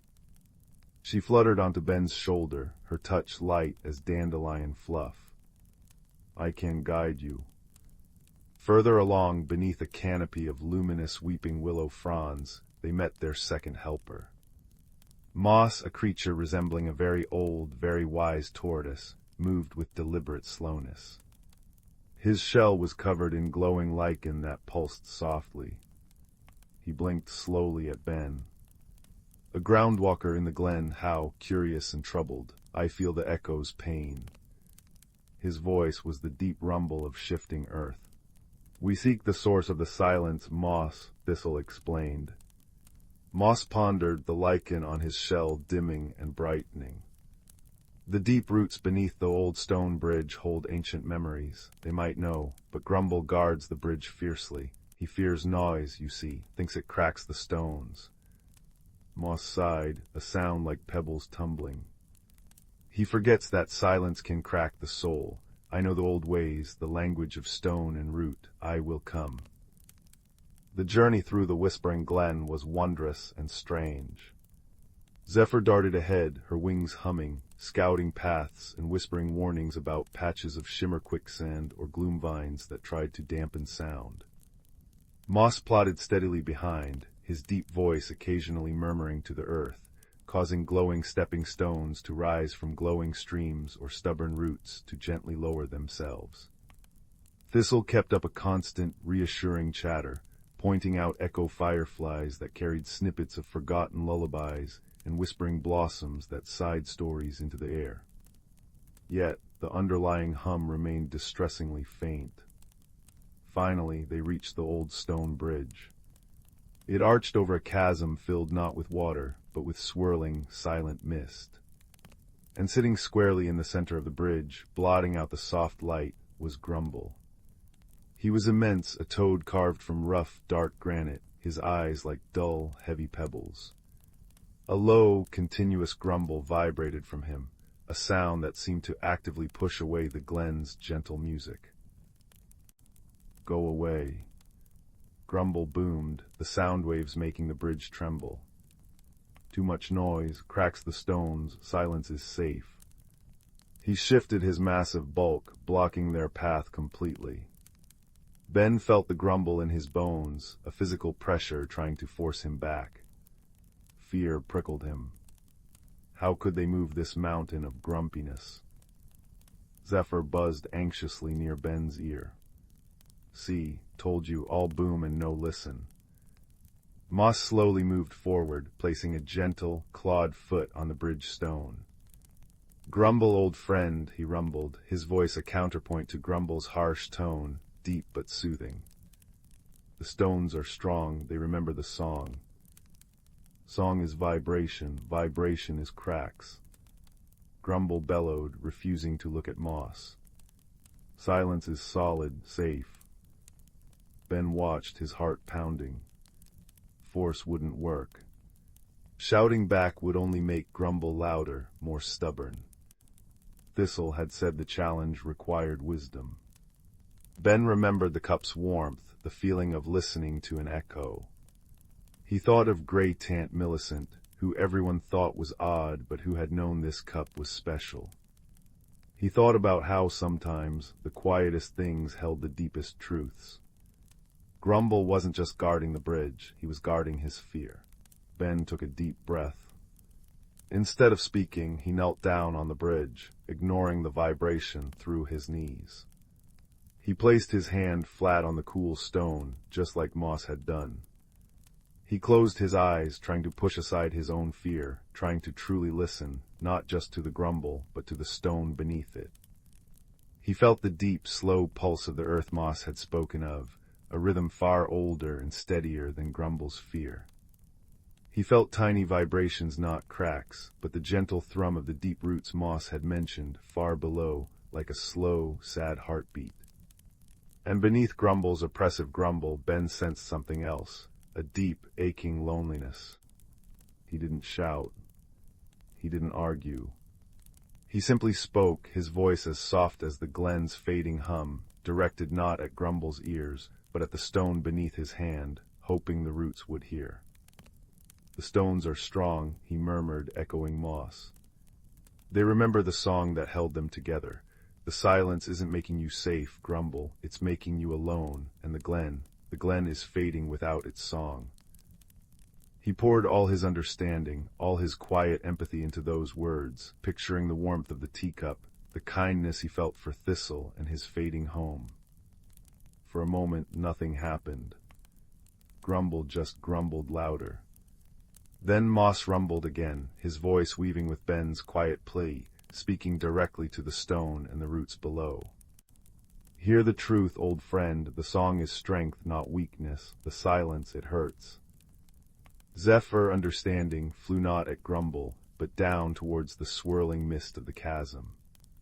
She darted and danced, her wings creating a soft, intricate hum, a counter-melody to Grumble's drone.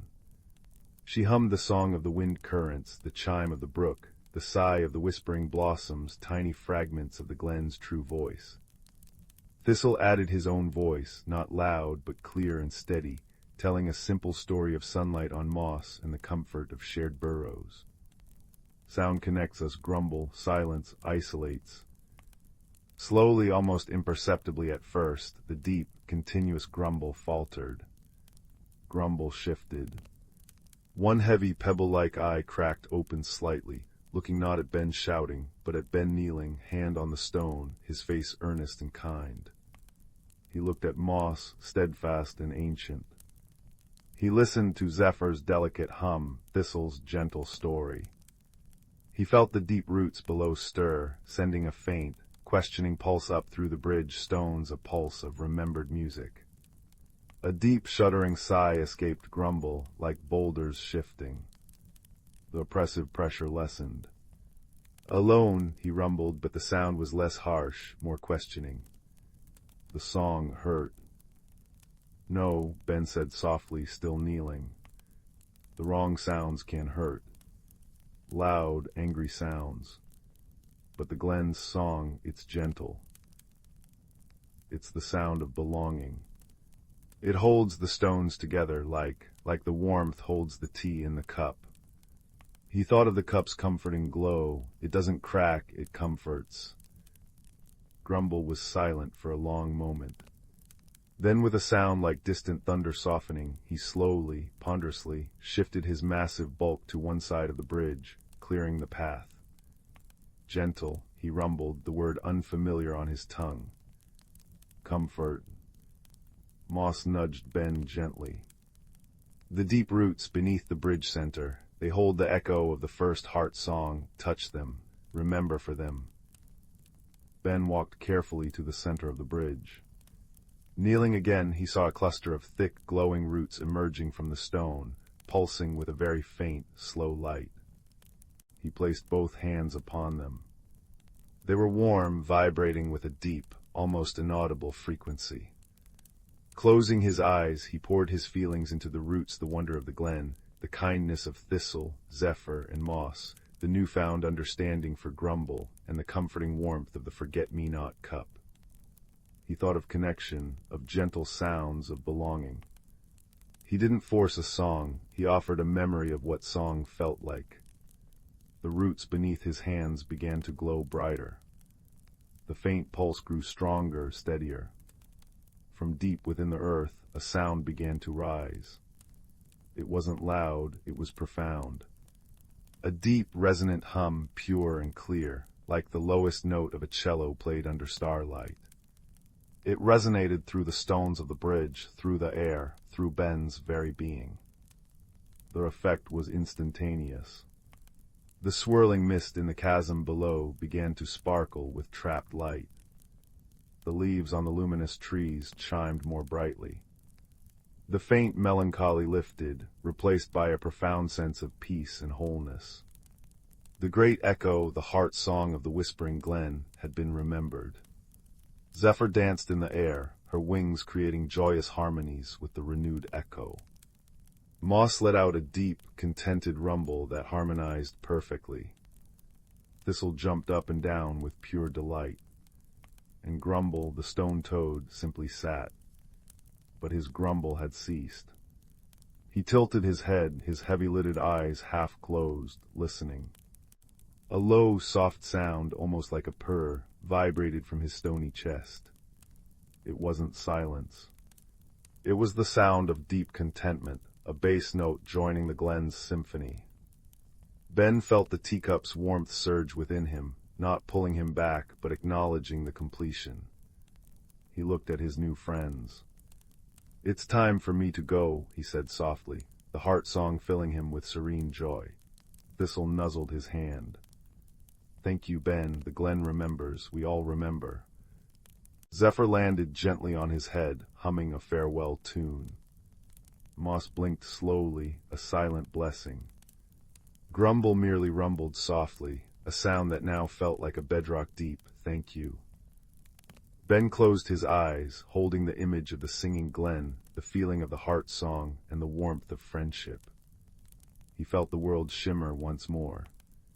When he opened his eyes, he was back in his room, the empty forget-me-not cup cool in his hands on the windowsill. The last sip of honeyed milk was gone. Outside, the wind in the old oak tree sounded different, richer, deeper, as if carrying an echo of a faraway song. He carefully placed the cup back on the sill. It no longer glowed, but it held a deep, quiet warmth, like a cherished memory. Ben knew the Whispering Glen was safe, its stories and magic preserved. He knew that sometimes the greatest strength wasn't in being loud, but in listening deeply, not in force, but in kindness and understanding. And he knew that the most extraordinary magic could be found in the quietest, most ordinary of things, like a teacup painted with forget-me-nots, holding echoes of wonder. As he climbed into bed, the wind sang its lullaby through the eaves, a gentle, resonant sound that soothed him to his core. He smiled, picturing Thistle in his burrow, Zephyr dancing on moonbeams, Moss dreaming deep earth dreams, and Grumble, contentedly rumbling on his bridge, part of the song once more. The cup sat on the sill, a silent guardian of echoes, and Ben drifted into a sleep filled with the peaceful hum of a world where kindness had mended what fear had silenced. The fire crackled its own warm agreement, and the night held only gentle dreams. The rain whispered against the window panes of Mr. Thistledown's clock shop, a soft, rhythmic patter that seemed to keep time with the gentle tick-tock of 100 clocks. Inside, the air smelled of warm wood oil, cinnamon tea, and the faintest trace of ozone that always lingered near the oldest timepieces. Young Leo, with his perpetually messy brown hair and eyes wide with curiosity, was polishing the brass face of a grandfather clock, his reflection warped and wobbly in its gleaming surface. He loved the shop, loved the comforting symphony of ticks and chimes, loved the way Mr. Thistledown's wrinkled hands moved with such certainty among the gears and springs. "Careful with that one, Leo," Mr. Thistledown murmured, his voice like rustling parchment. He was hunched over a delicate porcelain mantel clock, his magnifying glass perched precariously on his nose. "She's older than the cobblestones out front, sensitive soul." Leo nodded, buffing the brass with extra gentleness. His hand brushed against a small, dusty drawer tucked beneath the clock's pendulum case, a drawer he'd never noticed before. Intrigued, he eased it open. Inside, nestled on faded blue velvet, lay a pocket watch. It wasn't grand or jewel-encrusted. Its silver case was tarnished, its glass face scratched, and the chain was a simple, thin braid of metal. It looked utterly ordinary, forgotten. Curiosity prickling his fingertips, Leo picked it up. It felt cool and surprisingly heavy. He traced the worn etching on the back, a simple spiral like a coiled fern frond. As his finger touched the spiral, a faint warmth pulsed through the metal. Then, quite distinctly, he heard it. Not with his ears, but inside his mind. A soft, rhythmic thrum-thrum-thrum like a tiny heartbeat, and a feeling of deep, aching loneliness. Leo gasped, nearly dropping the watch. He looked quickly at Mr. Thistledown, but the old man was absorbed in his work. Holding the watch carefully in both hands, Leo focused. The thrum-thrum was steady, but the loneliness was a cold, gray fog swirling around it. He closed his eyes, picturing the warm shop, the smell of cinnamon, the comforting ticking. Slowly, tentatively, he pushed that feeling towards the watch. The cold gray fog seemed to shimmer, then thin just a little. The thrum-thrum felt a fraction stronger, a tiny bit warmer. Leo's eyes flew open. This wasn't just an old watch. It felt things. "Mr. Thistledown," Leo asked, his voice barely above a whisper. "This watch in the drawer, does it belong to anyone?" The old clockmaker looked up, his magnifying glass making one eye enormous. He peered at the watch in Leo's hands. "Ah, the Solace watch, haven't seen that in years, belonged to old Mrs. Hemlock, lived up in Ivy Cottage on Whisper Hill, kind soul, terribly lonely after her husband passed. She brought it in once, said it felt sad. I couldn't find a thing wrong with the mechanism, just needed winding. He sighed. She passed on herself, oh, must be 10 winters ago now. No family left, the watch just stayed. Leo clutched the watch. It wasn't broken. It was lonely. Its owner was gone, and it carried the echo of her sadness. Can I take care of it? He asked impulsively. Mister. Thistledown studied Leo's earnest face. Seems it found its way to you, lad. Keep it safe. Even forgotten things remember. Leo carefully slipped the watch into his pocket.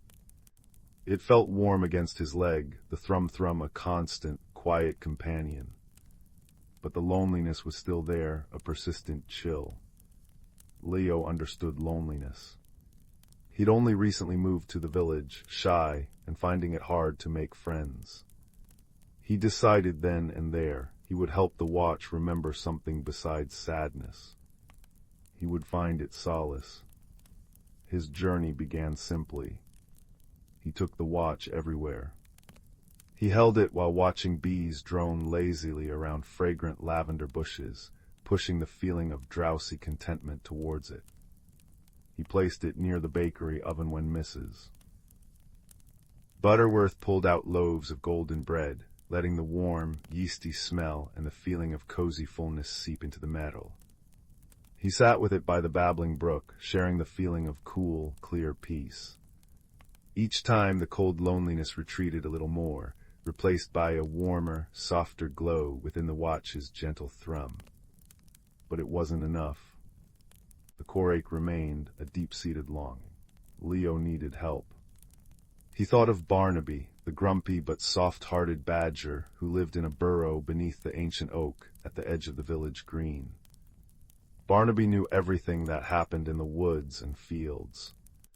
Leo found him meticulously polishing a collection of shiny pebbles outside his burrow.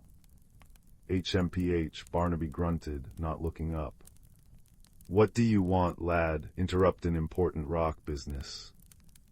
Leo knelt, showing him the watch. It's lonely, Barnaby, really lonely. It belonged to Mrs. Hemlock. I'm trying to help it feel better, but I don't know what it truly needs.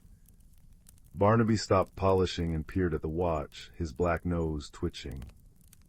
Old Hemlock knew her, always left crumbs for the birds, even in deepest snow, heart big as the moon.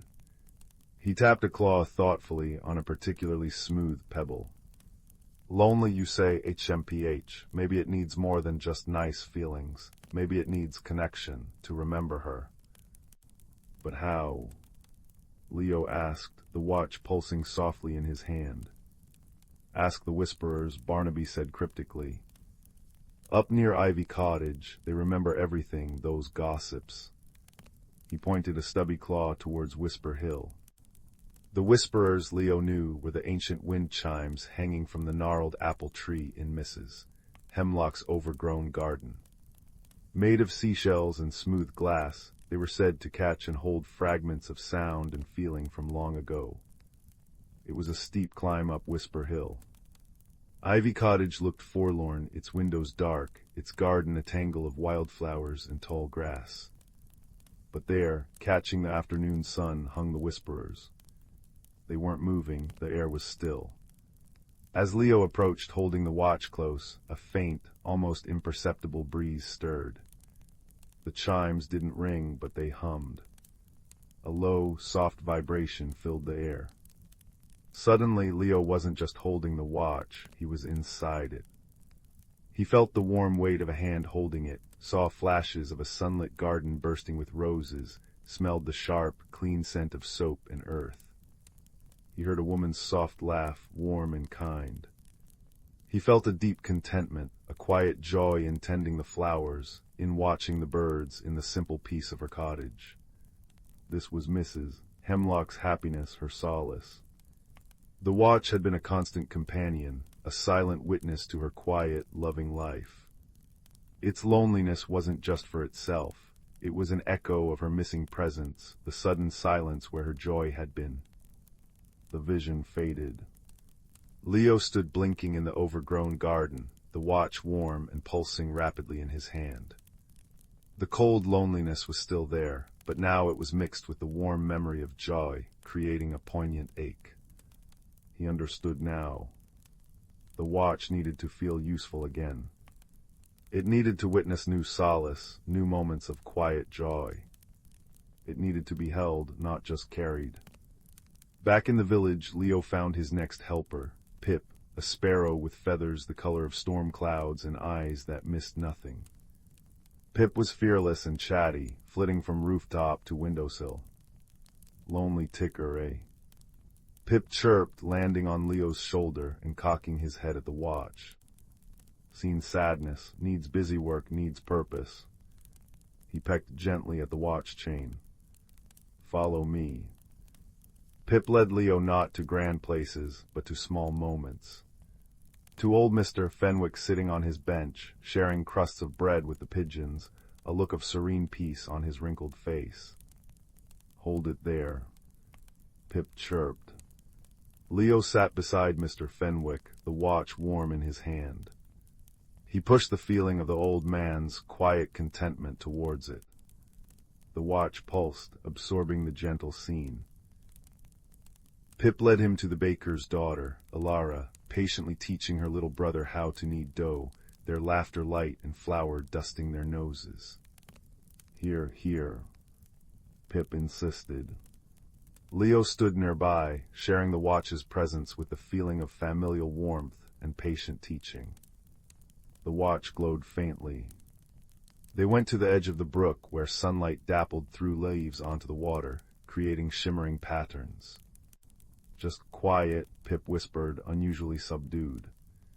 Leo sat, the watch resting on his knee, both of them soaking in the pure, peaceful beauty. The watch's thrum became deep and steady, like the heartbeat of the earth itself. But the final challenge arose unexpectedly. A fierce storm rolled in one evening, howling winds rattling the shutters of Mr. Thistledown's shop. Leo was helping secure the windows when a frantic knocking came at the door.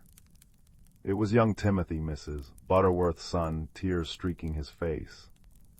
It's Whiskers, he sobbed. My kitten, the wind blew the shed door open and she ran out. She's so scared of storms, I can't find her anywhere. Whiskers was tiny, a scrap of gray fluff easily lost and terrified. Searching in the howling dark and lashing rain seemed impossible. Fear clutched at Leo's heart. Then he felt the watch in his pocket. It wasn't pulsing its usual thrum-thrum. It felt focused, intent. And it was pulling him, a gentle, insistent tug towards the back door. Trusting the feeling, Leo grabbed a lantern. Come on, Timothy, I think I know where to look. He dashed into the storm, the watch a warm beacon against the cold rain. It pulled him not towards the open fields, but along the stone wall bordering the village green, towards a dense thicket of hawthorn bushes. The wind screamed, the rain stung, and the lantern light flickered wildly. Whiskers. Timothy cried, his voice thin against the gale. Leo held the watch tightly. He didn't try to push feelings at it. Instead, he asked it, silently, desperately, where is she? Help us find her. The watch grew warm, almost hot. Then a clear image flashed in Leo's mind, not a location, but a feeling. A tiny knot of pure, icy terror huddled deep within the thicket, behind the gnarled roots of the oldest hawthorn. It was so vivid, so precise. She's here. Leo shouted over the wind, pointing towards the roots. Timothy scrambled forward, pushing aside wet branches. There, shivering violently, eyes wide with terror, was Whiskers. Timothy scooped her up, cradling the soaked, trembling kitten against his chest, murmuring soothing words. The relief that washed over Timothy was palpable, a warm wave of pure love and gratitude that cut through the storm's fury. Leo stood beside him, the rain plastering his hair to his forehead, the watch glowing with a soft, steady light in his hand. He let it feel Timothy's overwhelming relief and love for his found kitten. The watch didn't just absorb it, it seemed to resonate with it, its own lingering loneliness finally dissolving completely in the face of this powerful, selfless love and relief. The cold ache vanished, replaced by a deep, golden warmth that spread from the watch up Leo's arm, filling him with an incredible sense of peace and rightness. Back in the warm, dry shop, with Whiskers purring contentedly wrapped in a towel on Timothy's lap, Leo took out the watch. It gleamed softly in the firelight, the scratches on its glass face seeming less deep, the silver brighter. Its thrum-thrum was strong, steady, and radiated a gentle, comforting warmth, not just happiness, but deep contentment and purpose. It had witnessed fear, but also courage, love, and profound relief. It had been useful again. It had found solace not just in comfort, but in connection and the overcoming of adversity through kindness and care. Leo placed the solace watch on the mantelpiece above Mr. Thistledown's crackling fireplace. It didn't need to be carried anymore. Its journey was complete. Now its gentle thrum-thrum joined the symphony of the shop's clocks, a soft counterpoint that seemed to deepen the sense of peace. Anyone who sat near the fireplace felt a subtle warmth, a sense of calm, and the unspoken assurance that even in forgotten things, and even after storms, solace could always be found. Leo smiled, watching the firelight dance on the silver. He had learned that magic wasn't always in grand spells, but in quiet empathy, in listening with your heart, and in the extraordinary secrets held within the most ordinary acts of kindness. The watch ticked on, a quiet guardian of comfort, its secret now a shared warmth that filled the cozy shop, promising peaceful dreams to all who listened. The fire crackled softly in the hearth, its warm light dancing across the room like golden fairies.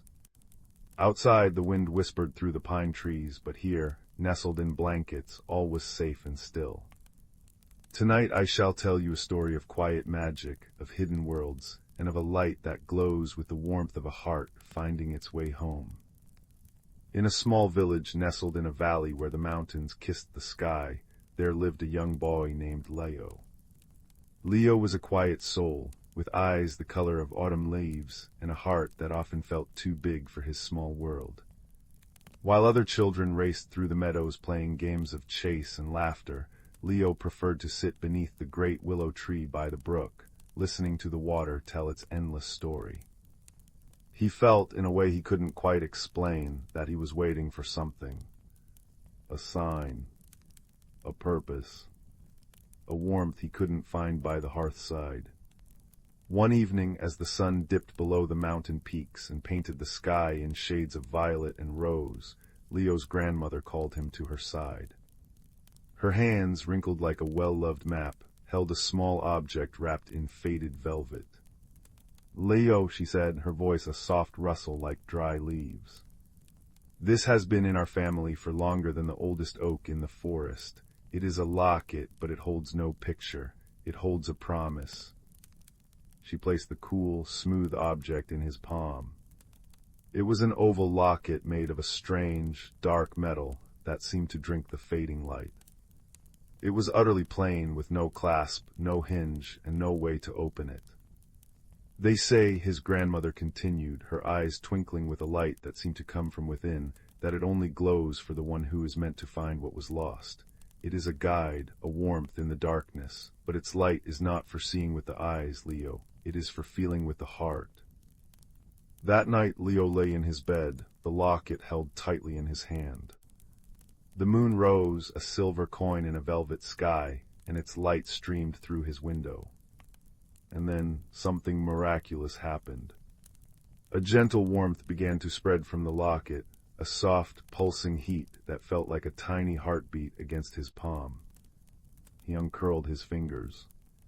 There in the center of the dark metal, a faint, golden light was beginning to glow. It was the color of embers in a dying fire, of honey in sunlight, of pure, gentle magic. His breath caught in his throat.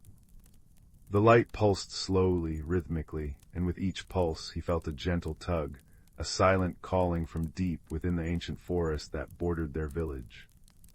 The Whispering Woods, a place the elders spoke of in hushed tones, a place of secrets and old magic. The next morning, with the locket hanging securely around his neck, hidden beneath his tunic, Leo packed a small satchel with bread, cheese, and a flask of cool water. The ember light within the locket was a constant, warm presence against his chest, its gentle pull a compass in his blood. He told his grandmother he was going to explore the woods, and she simply smiled, her knowing eyes seeing more than he could say. The entrance to the Whispering Woods was an archway of intertwined hawthorn trees, their branches gnarled and wise. As Leo stepped across the threshold, the air changed. It grew stiller, cooler, and filled with the rich, damp scent of earth and moss. Sunlight filtered through the dense canopy in scattered shafts, illuminating dancing motes of dust. The world outside seemed to fade away, replaced by the deep, breathing silence of the forest.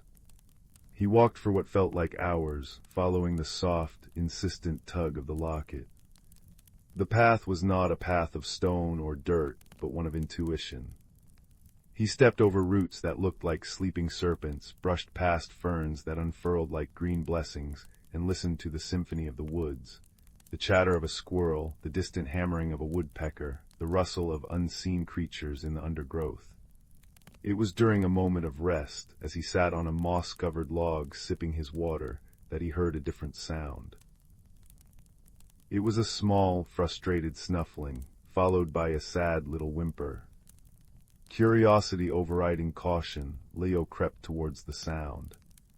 Pushing aside a curtain of hanging ivy, he found a small clearing.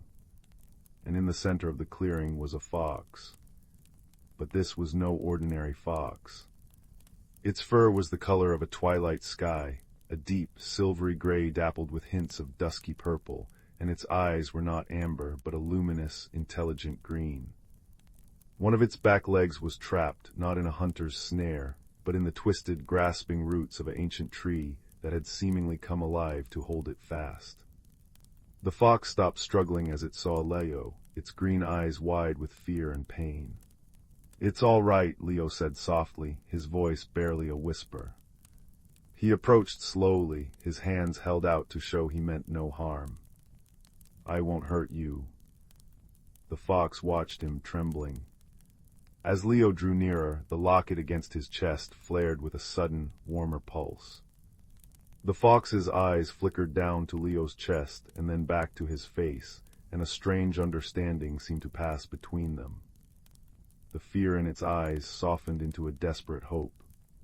Leo knelt and examined the root. It was thick and woody, wrapped tightly around the fox's slender leg. He pulled and tugged, but it was no use. The root was as strong as iron. He looked around for a sharp stone, but found none.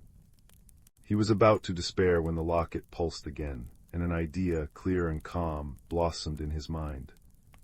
He wasn't supposed to break the root. He was supposed to ask it.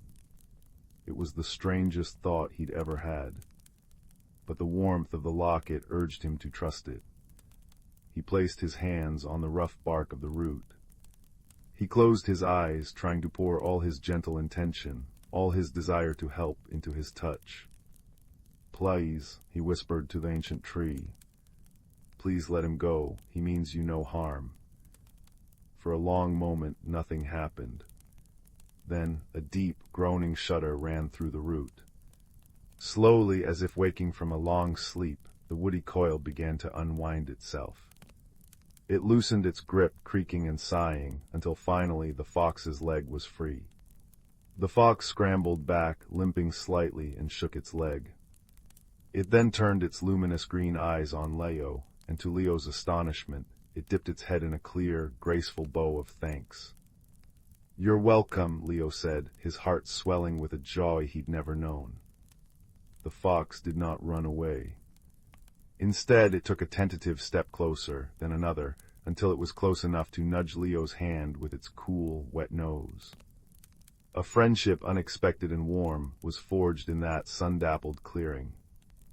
I'm looking for something, Leo said, though he wasn't sure why he was telling a fox. The locket is guiding me. The fox tilted its head, then turned and took a few limping steps towards a deeper part of the forest. It looked back at Leo, waiting. It was offering to guide him. And so, the boy and the twilight fox journeyed deeper into the whispering woods. The fox, whom Leo learned was named Finn, through a series of understanding looks and gestures, knew the secrets of the forest. He led Leo along hidden animal trails, to a spring where the water sparkled like liquid crystal, and past meadows of flowers that chimed softly in the breeze. As they walked, Leo told Finn about his village, his grandmother, and the feeling of waiting for something more. Finn listened, his intelligent eyes missing nothing. The mystery of the locket's purpose began to unfold like the delicate petals of a night-blooming flower. The light would grow warmer and brighter when they were on the right path, and would dim to a faint glow if they strayed. It was not leading him to a place, Leo realized, but to a feeling, a state of being. One afternoon they came upon a part of the forest that was dying.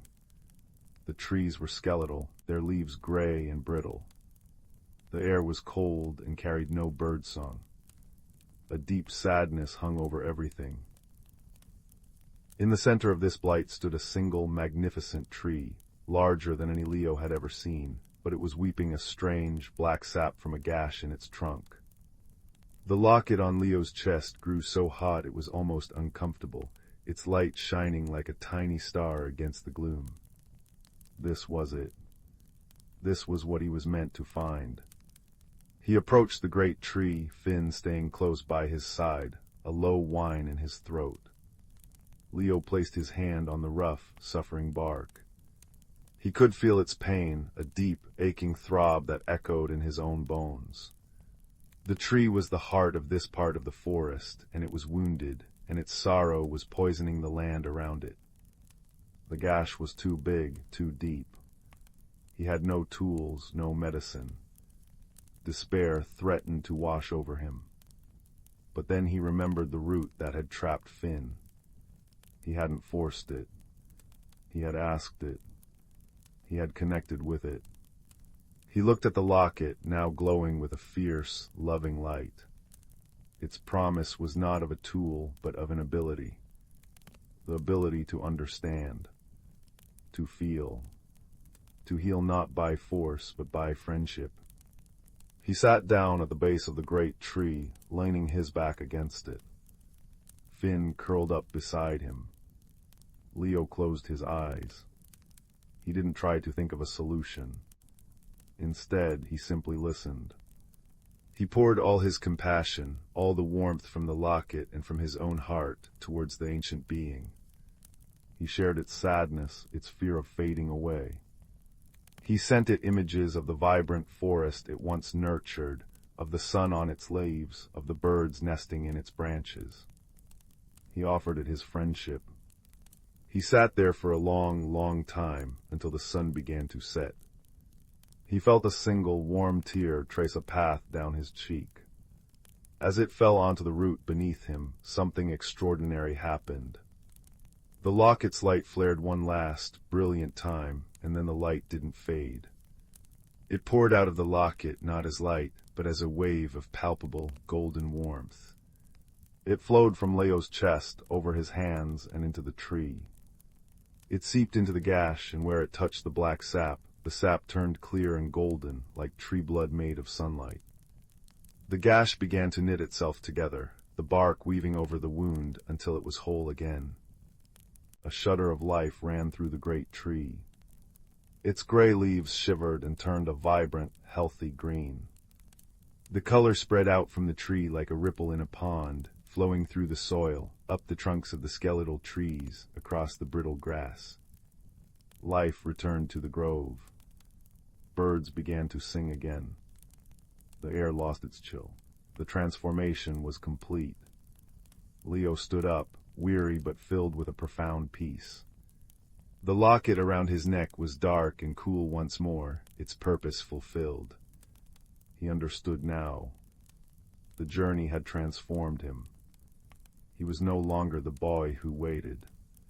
He was a boy who listened, who understood, who could be a friend to the world. Finn nudged his hand, his green eyes shining with pride. Their journey back through the now-living forest was a quiet celebration. They did not speak, for no words were needed. The understanding between them was a warm, steady glow that needed no ember light. When Leo finally emerged from the whispering woods, the moon was high. He turned to say goodbye to his friend.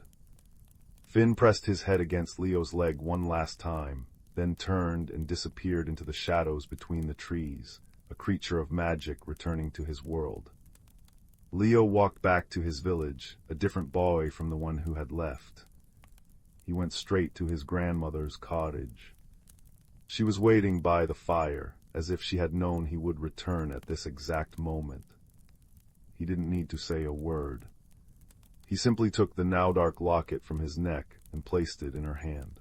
She smiled, a smile that held the wisdom of ages. "You found it," she said.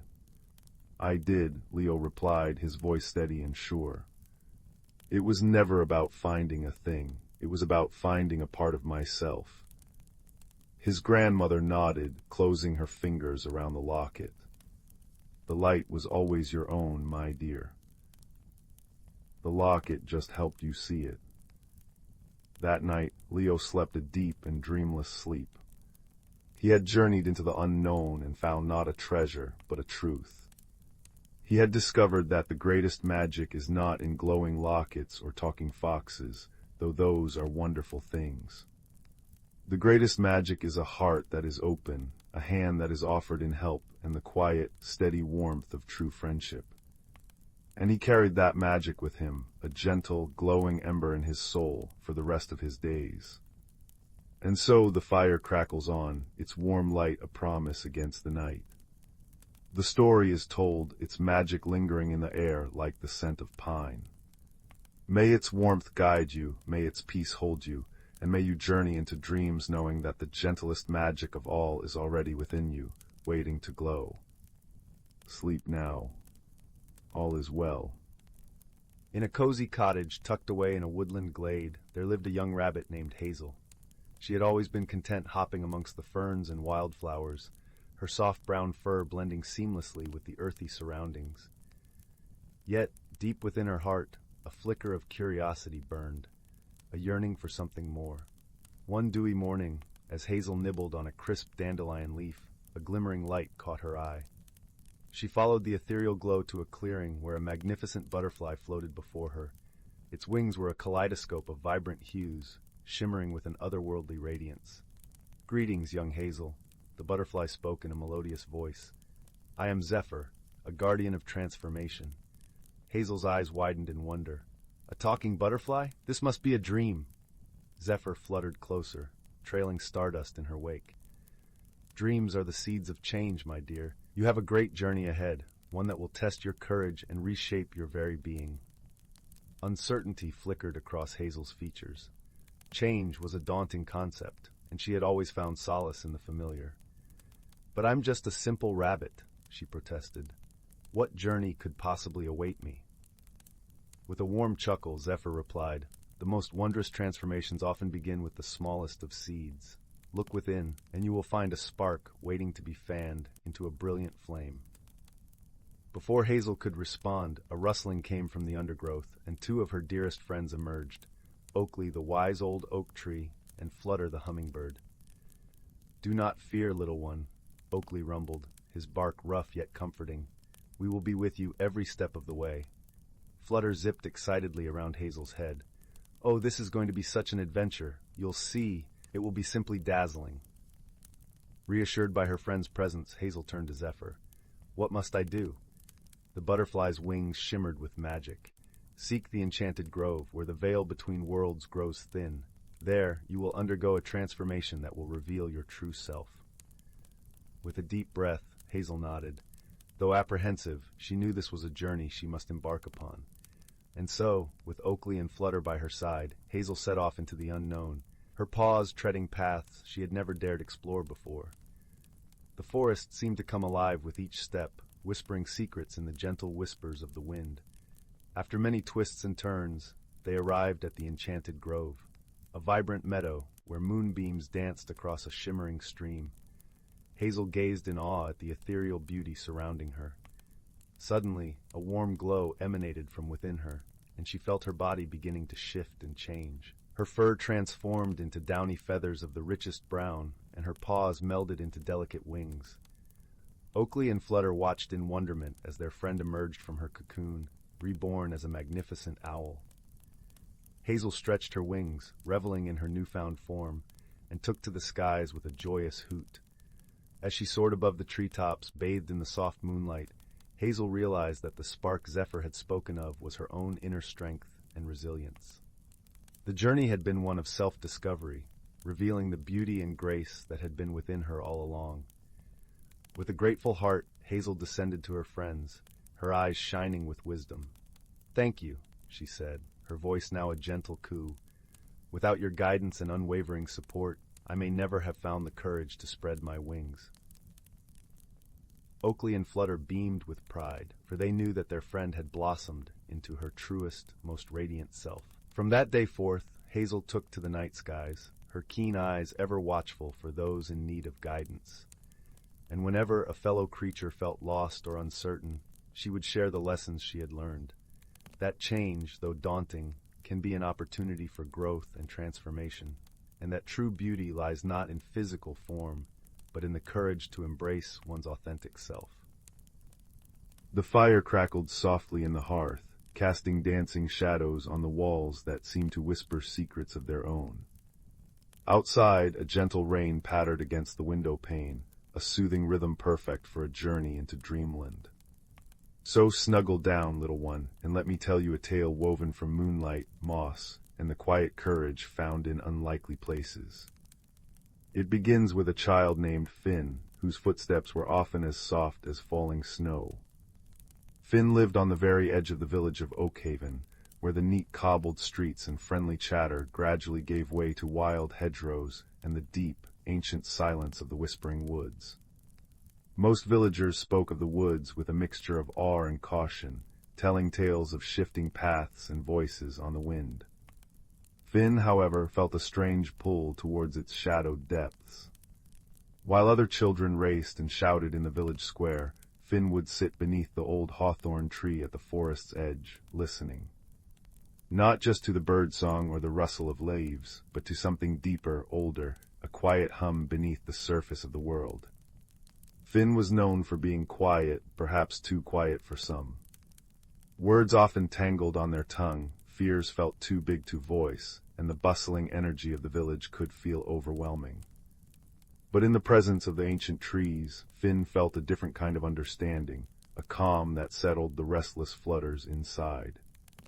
One crisp autumn afternoon, as golden light slanted through the turning leaves, Finn felt the pull stronger than ever. A shimmer like sunlight catching on dew-laden spiderwebs seemed to beckon from just beyond the first line of towering oaks.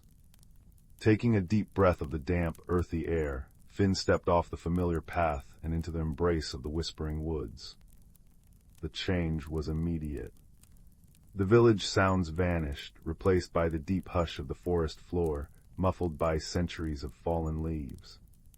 Sunlight filtered down in dusty shafts, illuminating motes dancing in the air. The air smelled richly of decaying wood, damp moss, and something sweet and wild, perhaps hidden berries. Finn walked slowly, fingertips brushing rough bark, ears straining. And then they heard it. Not a whisper, but a soft, rhythmic thrumming, like a tiny heartbeat echoing from the roots of a colossal ancient willow tree whose branches wept silvery green tears down to the forest floor. Drawn by the sound, Finn crept closer. Beneath a curtain of trailing willow fronds, nestled amongst velvety mosses green as emeralds, lay a stone. But this was no ordinary river pebble. It was smooth and cool to the touch, about the size of Finn's palm, and seemed to be made of swirling, translucent blues and grays, like captured storm clouds or deep ocean water. And it pulsed with a soft, internal light, synchronized with the gentle thrumming sound. Hesitantly, Finn reached out and picked it up. The stone felt alive in their hand, warm and vibrating faintly. The thrumming intensified slightly, and then, clear as a belt chime in the silence, Finn heard a sound within their own mind. Not words exactly, but a feeling, a sensation. Lost, alone, afraid. Finn gasped, nearly dropping the stone.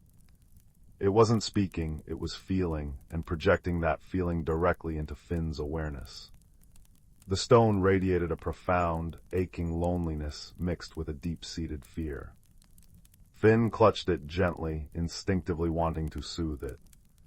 "It's all right," Finn murmured aloud, their own voice startlingly loud in the quiet. "You're not alone now." The stone's pulse seemed to steady, the blue light softening from a stormy gray to a calmer, twilight hue. The feeling of fear lessened, replaced by a tentative flicker of hope. Help, the feeling seemed to ask. Finn knew they couldn't leave the stone. Its sadness was too palpable. But what could they do? Where did it belong? As they pondered, holding the warm, pulsing stone, a gruff voice broke the silence. "HMPH found the murmuring stone, have you?" Finn whirled around. Standing just outside the willow's curtain, silhouetted against the dappled light, was a creature unlike any Finn had seen up close. It was a badger, but enormous, standing nearly as tall as Finn's waist. His fur was thick and grizzled, black and white stripes bowled across his powerful shoulders and face. His eyes, however, were deep brown and surprisingly intelligent, though currently narrowed in a skeptical glare. He held himself with a weary dignity, one paw slightly raised as if ready to retreat. Finn froze, heart pounding. Badgers were known to be reclusive and fiercely territorial. This one looked formidable. The stone in Finn's hand pulsed a brief flare of alarm. The badger sniffed the air. "Put it back," he rumbled, his voice gravelly but not unkind. "Trouble follows that stone, always has." Finn found their voice, small but steady. It feels lost and scared. I couldn't leave it." The badger tilted his head, his dark eyes studying Finn intently. "Lost, scared, probably, been missing near a moon cycle. Caused quite a stir, its absence did. Threw the deep glade off balance." He took a cautious step closer. "Name's Thorn, keeper of the Tanglewood Warrens. And who might you be, venturing so deep and finding what season trackers couldn't?" "Finn," came the quiet reply. I live near the edge. I just listened." "Listened." Thorn huffed, a sound that might have been a chuckle. Rare skill that these days, especially amongst humans. He eyed the stone again. "Well, Finn who listens, you've found it, but finding is only the start. The murmuring stone belongs in the heart of the deep glade, cradled in the roots of the elder tree. Only there can its song be truly heard, the balance restored, and only there will its fear be soothed." He shifted his weight, looking uncomfortable. "Problem is, the way to the deep glade isn't exactly straightforward, especially now. Paths have shifted since the stone went missing. Things are restless." Finn looked from the sad, pulsing stone in their hand to the gruff badger. Thorn seemed weary, burdened. "Do you know the way?"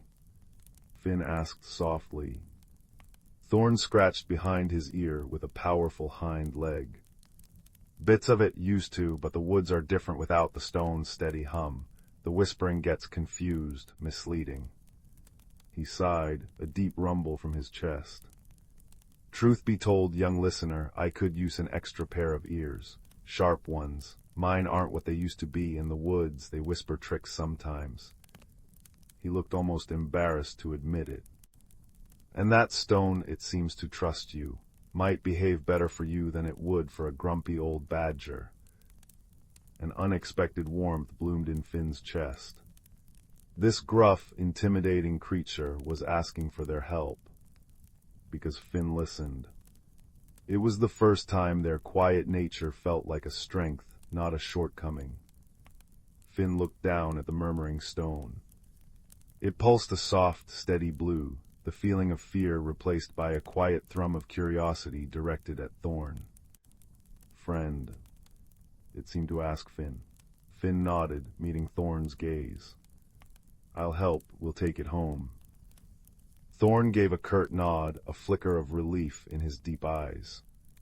"Right then, stay close, step where I step, and listen, Finn. Listen with more than your ears. The woods will try to guide us, but they speak in riddles and rustles. The stone might help too if it senses the true path." He turned, his powerful body moving with surprising quietness. "This way, towards the Singing Creek, or where it should be." Their journey began under the shifting canopy. Thorn moved with the sure-footed grace of the forest-born, pausing often to sniff the air, taste the wind, and press a paw to the mossy ground, feeling for vibrations Finn couldn't perceive. Finn followed the murmuring stone held securely but not tightly, a warm, comforting weight. They tried to do as Thorn asked, listening. Not just to the obvious sounds, the chirp of crickets, the distant call of a wood pigeon, the sigh of the wind in the treetops, but to the subtler layers. The way the leaves rustled differently over a hidden burrow. The almost imperceptible hum of insects deep in the bark of an ancient beech. The faint trickle of water that seemed to come from everywhere and nowhere. At one point, Thorn stopped abruptly at a fork in the barely visible trail. One path sloped gently downwards, dappled with inviting sunlight. The other wound upwards into deeper, shadowed ferns. Thorn sniffed both paths, his brow furrowed. Sunny path smells sweet, too sweet, like honeysuckle out of season. The shadowed path, damp earth, stone, more likely towards the creek bed. He sounded unsure.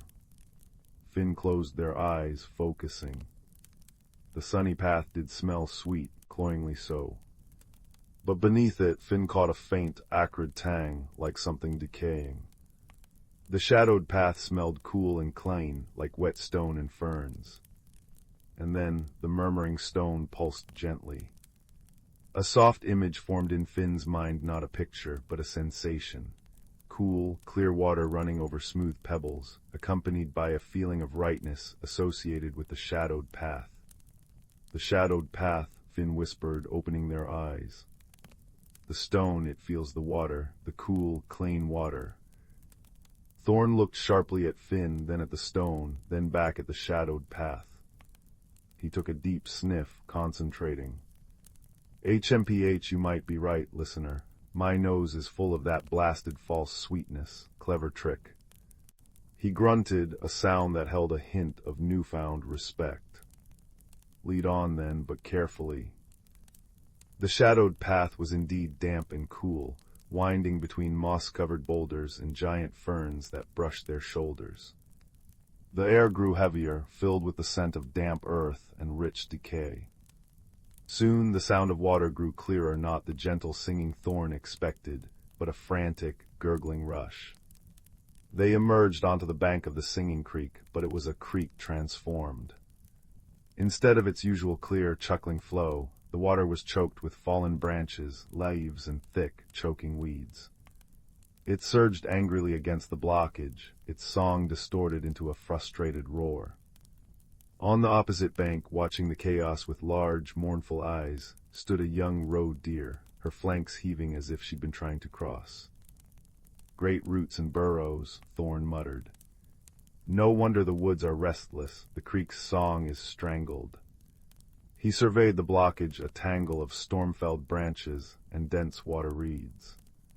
This wasn't here before, must have happened during the last big wind when the stone was missing. Its balance keeps the flows true, even the water flows. The young deer spotted them and let out a soft, distressed bleat. She needed to cross to reach her family, Finn realized, sensing her anxiety as clearly as they sensed the stone's emotions. "We need to clear it," Finn said, the urgency cutting through their usual hesitation. Thorn assessed the situation. Dangerous, current strong, one slip. But he saw the deer's distress, saw the choked water, and knew it affected the whole wood. Right, you, he pointed a claw at Finn. Stay on the bank. Find me a strong, long branch, sturdy as you can. I'll work from that flat rock midstream. Badgers are better swimmers than we look. He waded cautiously into the edge of the current, testing his footing. Finn scrambled along the bank, searching. They found a fallen ash branch, long and thick, but not too heavy.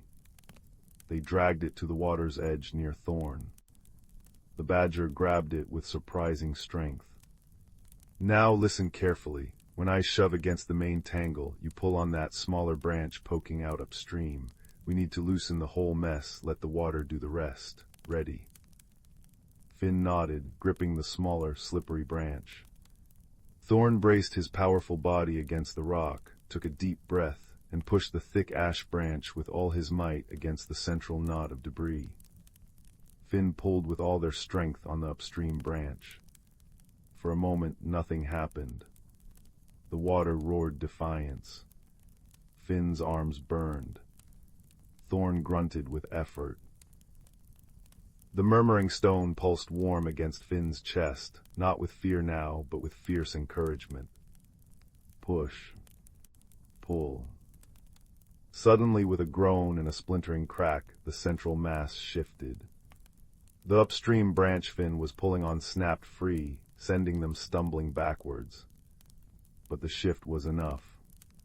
The pent-up water surged through the new gap with tremendous force, tearing at the rest of the blockage. Branches snapped, weeds ripped free, and the tangled mass began to unravel, carried downstream in a churning rush.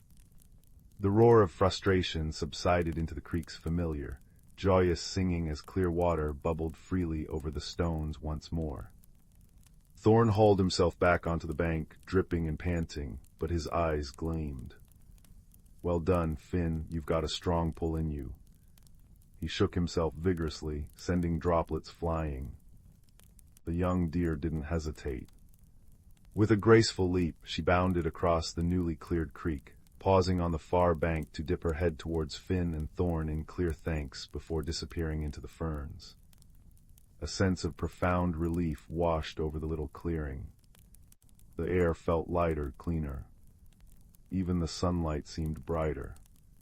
The murmuring stone pulsed a warm, golden light, radiating pure, wordless gratitude. As they continued, the forest seemed to breathe easier around them. The whispering woods felt less confused, more welcoming. Birdsong seemed clearer, the rustling leaves more melodic. Thorn navigated with more confidence, occasionally pointing out landmarks Finn would never have noticed: a lightning-struck oak shaped like a pointing finger, a ring of unusually red toadstools, a mossy boulder carved with faint, ancient spirals only visible at a certain angle. The murmuring stone became their guide in subtle ways. When paths diverged, Finn would close their eyes, feel the stone's gentle pulse, and sense a direction not through sight, but through a feeling of resonance, like a quiet chime growing stronger. This way feels deeper, older, calmer. They learned to interpret its gentle glows, blue for calm, gold for warmth or rightness, a soft green for growing things, and a very faint, quick purple flicker when Thorn was about to stumble over a hidden root, allowing Finn to call out a warning just in time. Thorn, in turn, shared his deep knowledge of the woods, which berries were safe, how to find the sweetest underground springs, the stories whispered by different types of bark. He spoke of the deep glade as a place of ancient peace, where the oldest trees held counsel, and the murmuring stone's song harmonized with the heartbeat of the earth itself. Their friendship grew with each mile, an unspoken bond forged in shared purpose and quiet understanding. Thorn's gruffness softened into a dry wit and a protective presence. Finn found their voice more often, asking questions, sharing observations, their initial timidity replaced by a quiet confidence born of being truly heard and trusted. As twilight began to paint the sky in hues of lavender and apricot, the woods changed again. The trees grew even taller, their trunks wider than cottages, draped in curtains of silvery gray lichen that glowed faintly in the dimming light. The air hummed with a deeper, more resonant energy. Fireflies, larger and brighter than any Finn had seen, blinked like tiny, wandering stars amongst the ferns. The ground felt springy and alive beneath their feet. "We're close," Thorn murmured, his voice filled with awe. "The whispering is clearer here. It welcomes the stone back." He paused before a wall of dense, intertwined holly bushes, their dark green leaves glossy and sharp. "The entrance is here, but it only opens for those who belong, or those bearing what belongs." Finn stepped forward, the murmuring stone held out before them. It pulsed with a strong, steady light, no longer blue or gold, but a pure, brilliant white. As the light touched the holly wall, the branches seemed to shimmer. They didn't move aside, but became less solid. Finn could see through them into a space beyond that glowed with its own soft, ethereal light. Taking a deep breath, Finn walked forward. The holly branches offered no resistance, passing through Finn and Thorn like insubstantial mist. They stepped into the deep glade. It took Finn's breath away. They stood in a vast, circular clearing carpeted with moss so thick and soft it looked like green velvet. Towering trees formed a living wall around the glade, ancient oaks with bark like dragon scales, silver beeches that seemed to hold moonlight within their pale trunks, and massive yews radiating profound stillness. Their canopy was open to the darkening sky, where the first stars were beginning to prick through the deep blue. In the very center of the glade stood the elder tree. It wasn't the tallest, but it was by far the oldest, its trunk vast and gnarled, roots spreading out like the limbs of a slumbering giant, cradling a hollow at its base that glowed with a soft, inviting light. The air vibrated with a deep, harmonious hum, the combined song of the ancient trees. But beneath it, Finn could feel a discordant note, a thread of sadness and incompleteness. It was the missing song of the stone. All around the edges of the clearing, watching them with quiet, luminous eyes, were the creatures of the deep glade. Finn saw foxes with coats like spun moonlight, owls with eyes like liquid amber, stoats as white as snow, and rabbits whose fur shimmered with a faint iridescence. There were others too, shapes glimpsed in the dappled shadows, near the giant roots, perhaps the shy tree spirits Thorn had mentioned in passing. They watched, silent and expectant. Thorn dipped his head in a deep, respectful bow. Finn felt suddenly small, but the warm pulse of the stone in their hand gave them courage. They walked slowly, reverently, across the mossy floor towards the elder tree. The discordant note in the glade's song grew stronger, a palpable yearning. As Finn approached the root hollow, the murmuring stone began to vibrate, its white light flaring brilliantly. It wasn't afraid, it was yearning. Finn knelt before the hollow. The space within the roots was lined with luminous moss and smooth, water-worn stones. It felt like a cradle waiting. Gently, Finn placed the murmuring stone into the heart of the hollow. The moment the stone touched the luminous moss, a profound change swept through the deep glade. The stone's pure white light flared, then softened, merging seamlessly with the glow of the elder tree's roots. The discordant note vanished, replaced by a deep, resonant chord that vibrated up through the soles of Finn's feet and into their very bones. The harmonious hum of the glade swelled, richer, fuller, more profoundly peaceful than before. It was like the forest itself was sighing in deep relief. The trees seemed to stand taller, their leaves rustling a joyful chorus. The fireflies danced in intricate, celebratory patterns. The watching creatures bowed their heads, a soft murmur of welcome rippling through them. The murmuring stone pulsed once, a wave of pure, radiant contentment washing over Finn. Home. Safe. Thank you. The feeling was overwhelming, a wave of pure, unadulterated peace and belonging. Its loneliness and fear were gone, replaced by the deep, abiding connection to the ancient heart of the woods. Finn sat back on their heels, tears pricking their eyes, not of sadness, but of awe and shared joy. Thorn padded up beside them, placing a heavy, comforting paw on Finn's shoulder. "You did it, young listener," he rumbled, his voice thick with emotion. "You brought the heart song home." They sat in silence for a long while, bathed in the combined glow of the elder tree and the stone, listening to the restored harmony of the deep glade. Finn felt a profound sense of peace settle over them, deeper than any they had ever known. The fluttering fears that often plagued them felt quiet, soothed by the ancient song. Eventually, Thorn nudged Finn gently. "The woods know the way back now. The paths will be clear. But you'll always be welcome here, Finn. The deep glade remembers kindness." He looked at Finn, his dark eyes warm. And remember, listening, truly listening, is a magic all its own.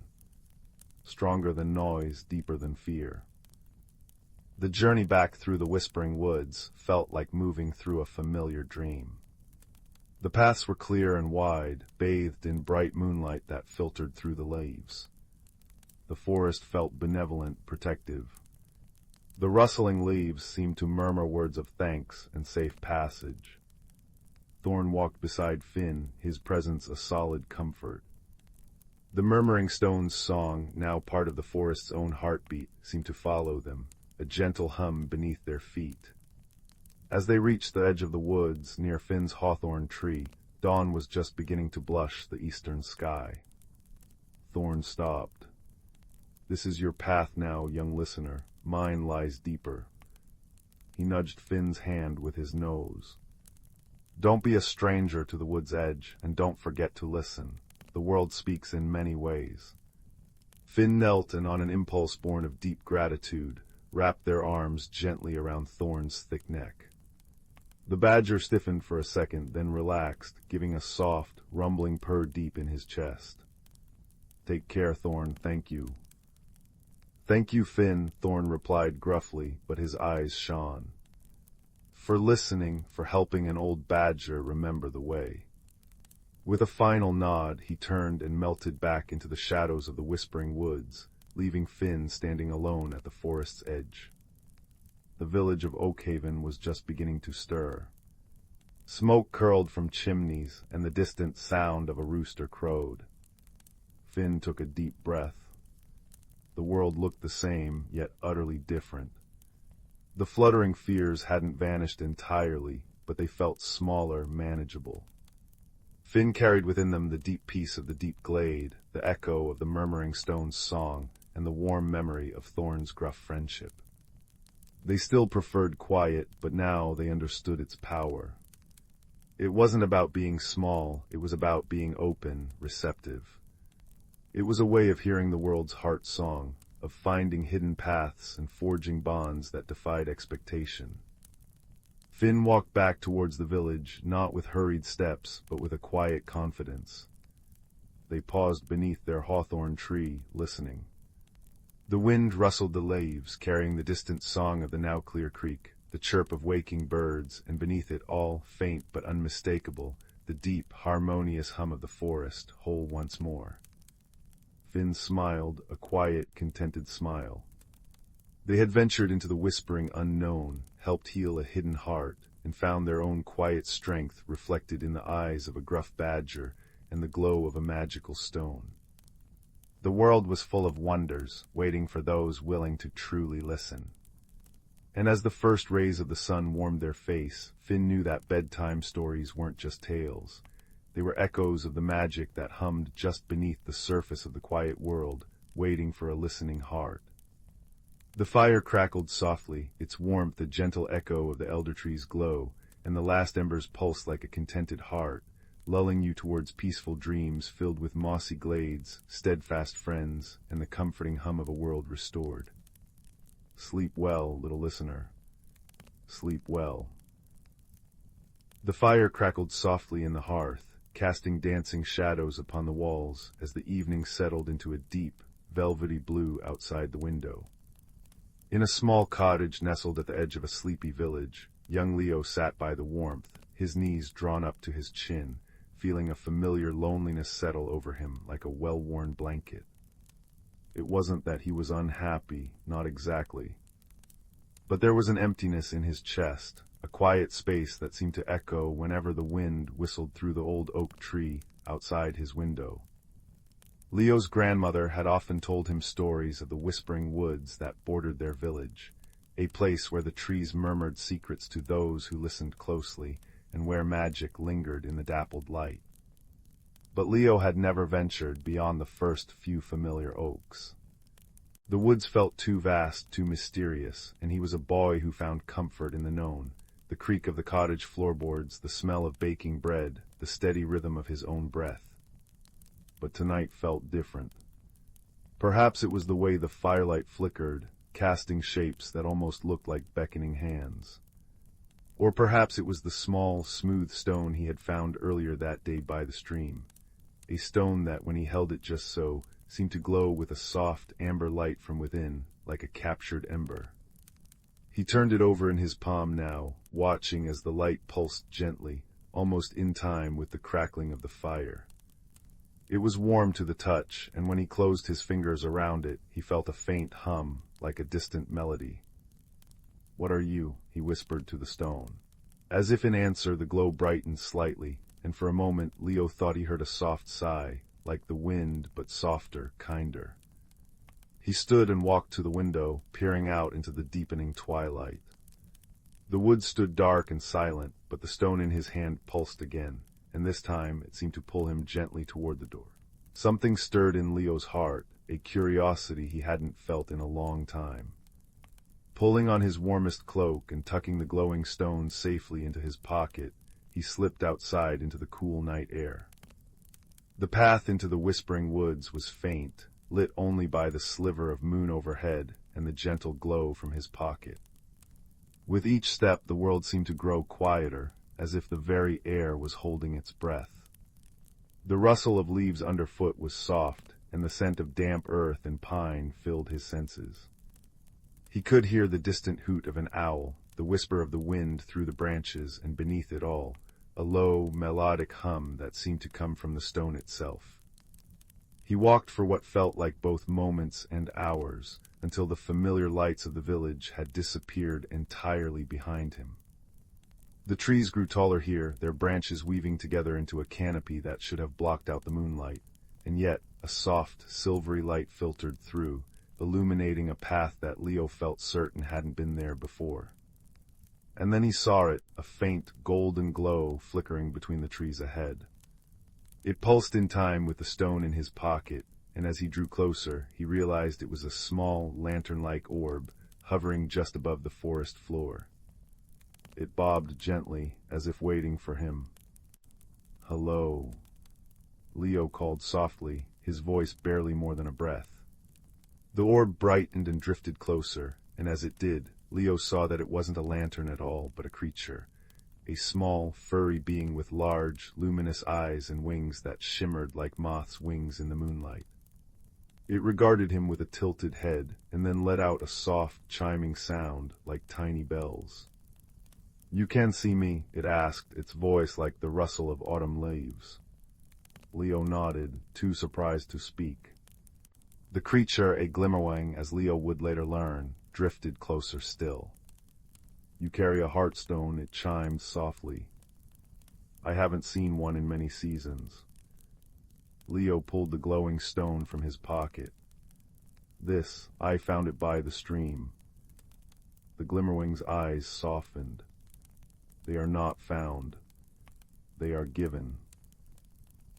Only those with a quiet heart and a listening spirit can even see its light." It hovered near his hand, and the stone's glow seemed to brighten in response. "My name is Flicker, and you must be lost." "I'm Leo," he said, his voice a little steadier now. "And I'm not lost, well, not exactly. The stone, it led me here." Flicker chimed again, a sound that Leo was beginning to recognize as laughter. "The stone doesn't lied, it responds. You led yourself here, Leo, but since you've come, would you like to see something wonderful?" There was a kindness in Flicker's large eyes that made Leo's loneliness feel a little less heavy. He nodded, and Flicker bobbed happily before turning and drifting deeper into the woods. Leo followed, the heartstone warm in his hand, its light blending with Flicker's golden glow. They walked together along the silver-lit path, and as they went, Leo noticed that the woods were not silent at all. They were filled with soft sounds, the gentle patter of tiny feet, the whisper of wings, the murmur of leaves sharing secrets. He saw other glimmerwings drifting among the branches, their lights weaving patterns in the dark. He saw moss-covered stones that hummed with a deep, earthy music, and streams that glowed with a soft, blue light. "Where are we?" Leo whispered, afraid to break the spell. "The heart of the whispering woods," Flicker replied softly. "A place that exists between moments, visible only to those who seek it with an open heart." They came to a clearing where the trees formed a natural amphitheater, their branches arched overhead like a cathedral ceiling. In the center stood an ancient, gnarled tree, its bark silver in the moonlight, and from its branches hung hundreds of softly glowing orbs, each a different color, each pulsing with a gentle light. "The memory tree," Flicker chimed reverently.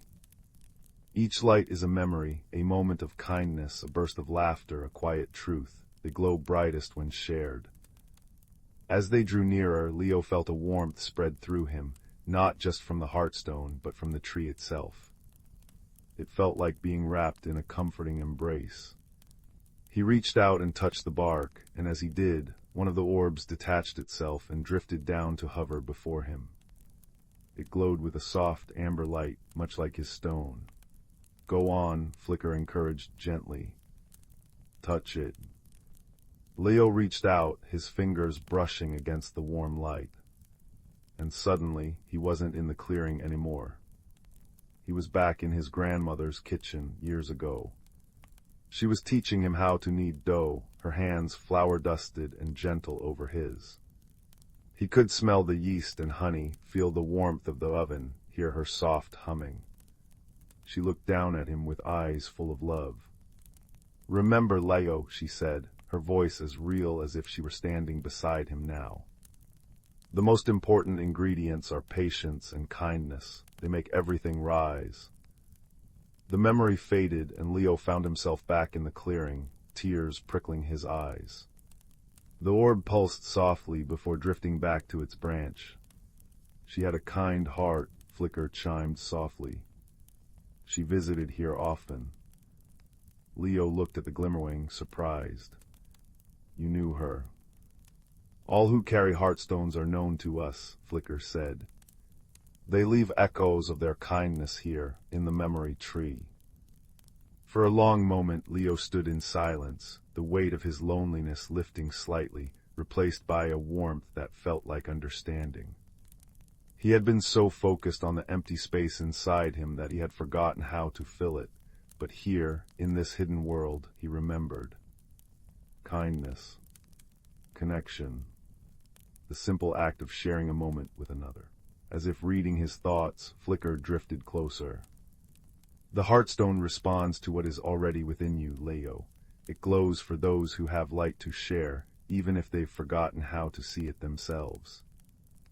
Leo looked down at the stone in his hand. Its light seemed brighter now, steadier. "What do I do with it?" he asked. "Whatever feels right," Flicker replied. "Some leave their stones here, adding their light to the tree. Others carry them back into the world to remember." But before Leo could decide, a sudden change swept through the clearing. The gentle hum of the woods grew strained, and the lights of the memory tree flickered uneasily. From the shadows beyond the clearing, a cold draft swept in, carrying with it a sense of deep sadness. Flicker's glow dimmed slightly. The sorrow wind they chimed, their voice worried. "It comes sometimes when loneliness grows too heavy in the world outside. It seeks to dim the lights of the memory tree." Leo watched as the darker shadow crept closer, and with it, the glowing orbs on the tree began to flicker more urgently, some growing dim. He felt a chill that had nothing to do with the night air. It was a cold that seeped into the heart. "What can we do?" he asked, his voice barely a whisper. Flicker looked at him, their large eyes serious. The sorrow wind feeds on isolation. It cannot withstand shared light, but to stand against it, it requires courage and trust. Leo thought of his grandmother's words, patience and kindness. He thought of the loneliness he had carried and how it had lessened here in this place of connection.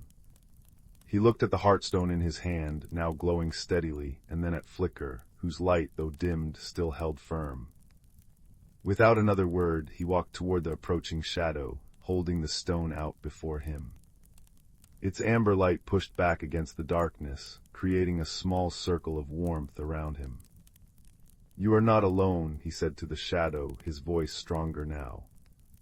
"And neither am I." The sorrow wind seemed to hesitate, swirling uncertainly at the edge of his light. But Leo stood firm, thinking of all the memories in the tree, all the moments of love and kindness that had been shared here.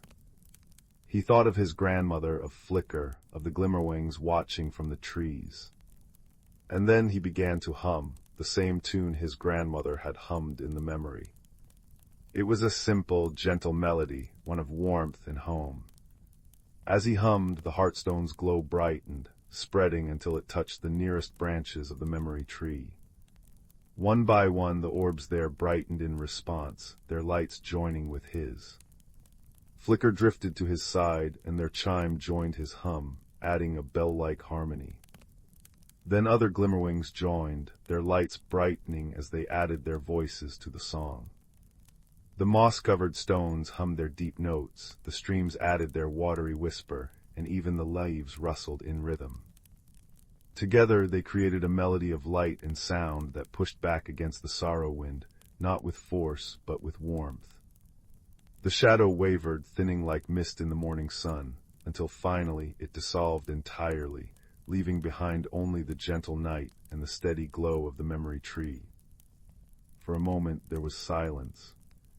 Then the woods seemed to sigh, a sound of relief and peace. The lights of the tree glowed brighter than ever, pulsing in a soft, steady rhythm. Leo lowered the stone, his heart feeling lighter than it had in years. He turned to Flicker, who was glowing with a warm, golden light. "You see," Flicker chimed softly. "You had the light all along, you just needed to remember how to share it." Leo smiled, a real, genuine smile that warmed him from the inside out. He looked at the heartstone in his hand, then at the memory tree. Slowly he walked to the ancient tree and placed the stone gently among its roots. As he did, a new orb formed on one of the lower branches, a soft, amber light that pulsed in time with his heartbeat. "Now a piece of your light will always be here," Flicker said, drifting closer. "And you can visit whenever you wish." Leo nodded, feeling a sense of peace settle over him. The emptiness inside was gone, replaced by a warmth that he knew would never truly fade. As the first hints of dawn began to lighten the sky, Flicker led him back to the edge of the woods. The path seemed shorter this time, or perhaps it was just that Leo walked with a lighter step. At the tree line, Flicker hovered before him.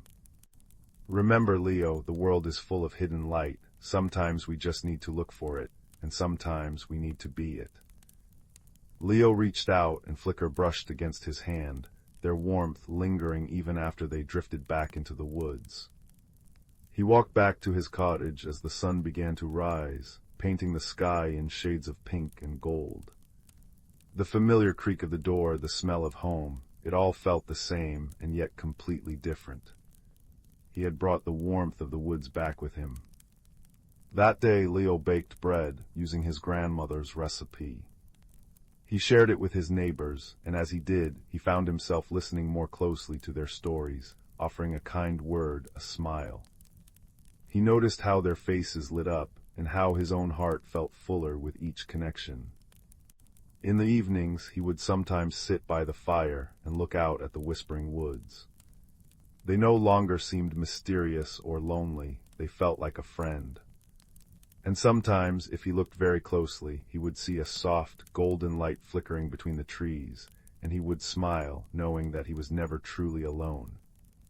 The memory of that night stayed with him, a warm, glowing ember in his heart. And though he never again found a heartstone by the stream, he didn't need to.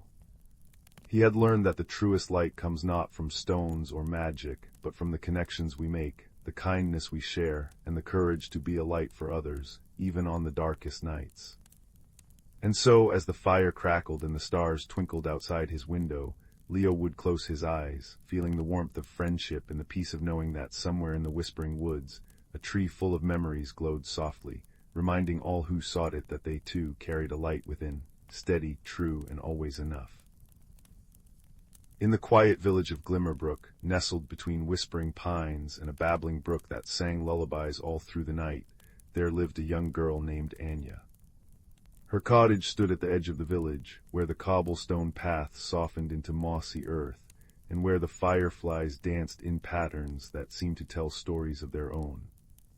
Each evening, as the ancient clock tower chimed 7 times, its bronze bells echoing through the misty air, Anya would sit by her window and watch the stars begin to pepper the velvet sky. But one autumn evening, as the scent of cinnamon and wood smoke curled from chimneys, and the wind chimes hanging from every eave played their gentle melodies, something peculiar happened. The stars did not appear. Well, not all of them. The constellation known as the Silver Swan, a cluster of 7 bright stars that formed the shape of a swan in flight, was missing entirely from the heavens. In its place was a patch of empty, dark sky that seemed to swallow the moonlight. The next morning the village awoke to whispers and wonder. Old maps were unfurled in the town square, and elders squinted at parchments that showed the positions of stars from centuries past. No one could recall such a thing ever happening before. Some thought it an omen, others believed it a trick of the clouds. But Anya, with her curious heart and keen eyes, noticed something else. The flowers in her window box, usually a cheerful sun yellow, had turned a soft, shimmering silver overnight, the same silver of the missing stars. That afternoon, as a gentle rain began to fall, pattering softly on the thatched roofs and leaves outside, Anya decided to investigate. She pulled on her warmest woolen cloak, its hood lined with rabbit fur, and stepped out into the misty air. Her first stop was the home of Elder Bram, the village stargazer, who lived in a crooked little house filled with telescopes and star charts. "The silver swan is gone, child," he murmured, shaking his head as he peered through a brass spyglass. "But look, the other constellations remain unchanged. It's as if those 7 stars decided to take a holiday." Anya frowned thoughtfully. "Elder Bram, have you noticed anything else unusual lately?" The old man tapped his chin. "Well, now that you mention it, the town clock struck 6 times at 7 o'clock last evening. Backwards, you might say, and my morning tea went cold the moment I poured it. Very odd indeed." Thanking him, Anya continued her walk, the rain now a soft drizzle that made the world glisten. She passed by the village baker, who was scratching his head over a tray of burnt scones. "They were perfect a moment ago," he sighed. Then, poof, burnt to a crisp, as if time jumped ahead. Anya's ears perked up. Time jumping. Backwards clocks. Silver flowers. It had to be connected. That evening she sat by her crackling fireplace, a quilt wrapped around her shoulders, and hummed an old nursery rhyme her grandmother used to sing. "When the swan takes flight from the velvet night, and time flows like a stream, seek the place where shadows dance, by the light of a silver dream." Could it be a clue? Anya had always thought it just a sweet rhyme, but now it seemed to hint at something more. The next day, she decided to follow the rhyme's advice. The place where shadows dance, that had to be the old willow grove at the heart of the forest, where sunlight dappled through leaves in shifting patterns. With a small satchel of oatcakes and a flask of spiced apple cider, Anya ventured into the woods. The air was cool and carried the scent of damp earth and pine. Wind chimes hanging from low branches, left by previous travelers, tinkled softly in the breeze. As she walked, she noticed more oddities. A stream that seemed to flow uphill for a few feet before correcting itself, and mushrooms that glowed with a faint silver light. Deep in the willow grove, she found something extraordinary. There, nestled between the roots of the oldest tree, was a small, trembling creature no larger than her hand. It had fur the color of moonlight and eyes like liquid starlight. It was shivering, and with each shudder, the air around it flickered. A tiny silver star would appear and vanish above its head. "Hello there," Anya whispered, kneeling slowly. "You look lost." The creature, a starling, she realized, a being she'd only read about in old tales, looked up with wide, fearful eyes. "I am," it squeaked. "I fell from the silver swan constellation when a gust of cosmic wind blew too strong. I've been trying to get back, but every time I try to fly, I disrupt things. Time, colors, light, it's all connected to a star folk." So that was it. The missing stars weren't missing. One was simply earthbound and causing gentle chaos with its distress. Anya sat with the starling for a long while, sharing her oat cake and listening to its story. It had been trying to find a way back home, but grew weaker with each failed attempt. The silver flowers, the backwards time, the burnt scones, all were side effects of its magical energy leaking into Glimmerbrook. "I remember the rhyme now," the starling said softly. "By the light of a silver dream. That means I need starlight to regain my strength, but not just any starlight. I need the light of a kind heart reflected in something silver." Anya thought for a moment, then smiled. "The village well," she said. "Its bucket is made of polished silver, and on a clear night it reflects the stars perfectly."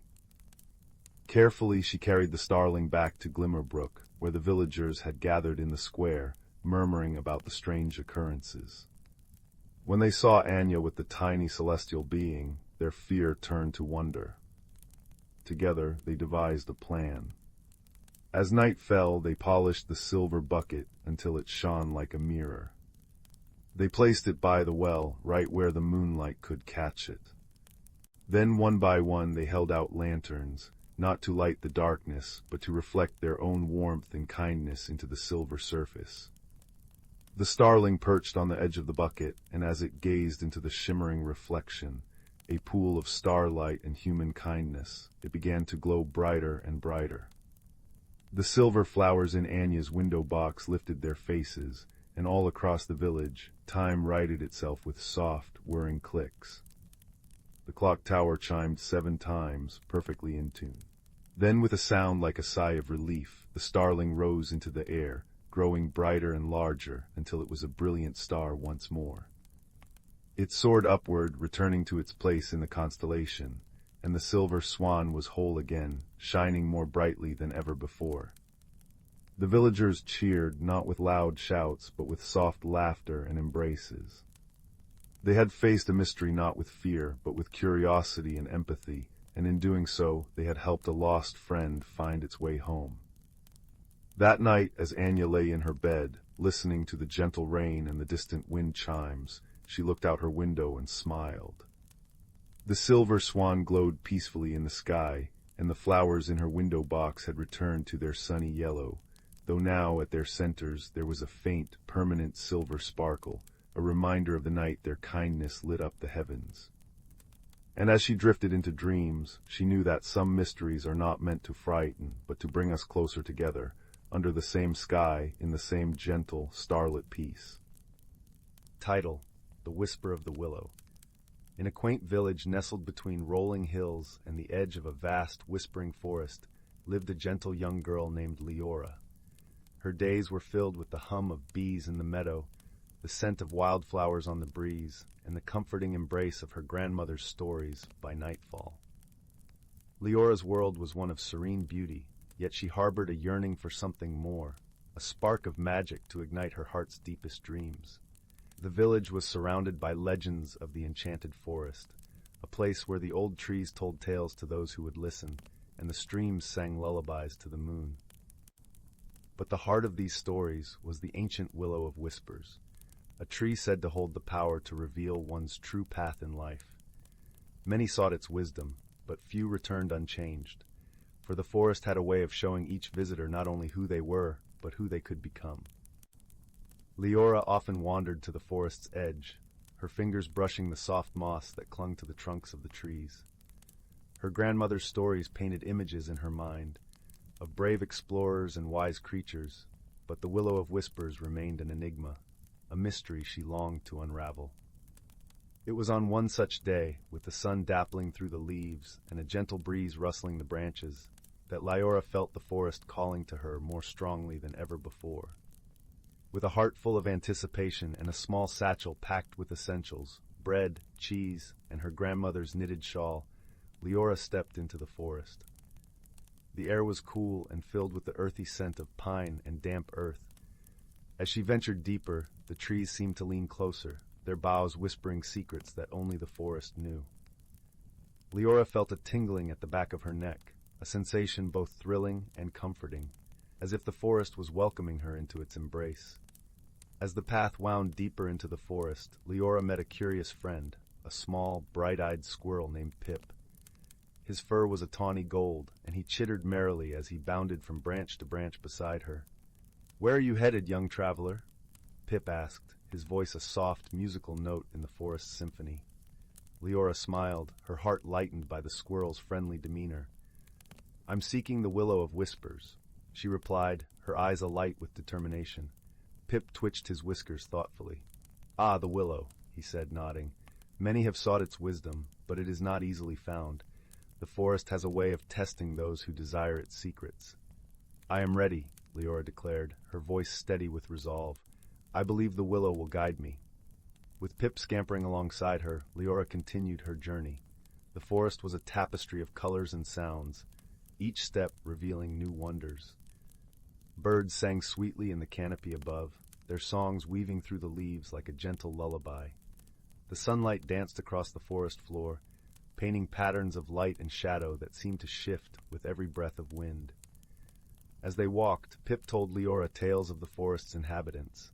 A wise old owl who knew the stars by heart, a family of foxes who danced under the moon, and a mischievous sprite who played tricks on unwary travelers. Leora listened with delight, her imagination painting vivid pictures of these magical creatures.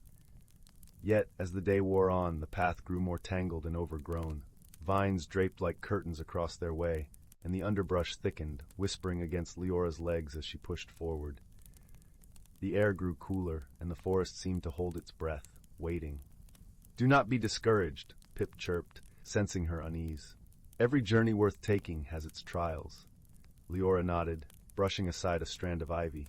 Her determination was unwavering, her heart guided by the stories her grandmother had woven, a tapestry of courage, kindness, and the endless potential within. At last, as the sun began to dip below the horizon, casting the forest in hues of gold and amber, they arrived at a clearing. In its center stood the Willow of Whispers, its trunk wide and gnarled with age, its branches sweeping gracefully to the ground like a curtain of leaves. The air around the tree shimmered softly, as if infused with magic. Leora approached the willow with reverence, her steps slow and deliberate. She felt the weight of the forest's silence, a sacred hush that enveloped the clearing. Pip perched on a nearby rock, watching with bright, curious eyes.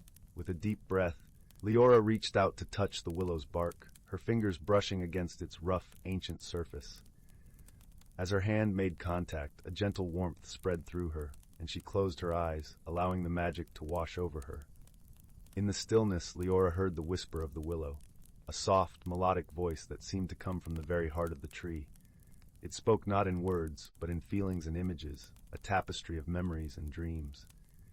She saw herself as she was, a young girl filled with wonder and longing.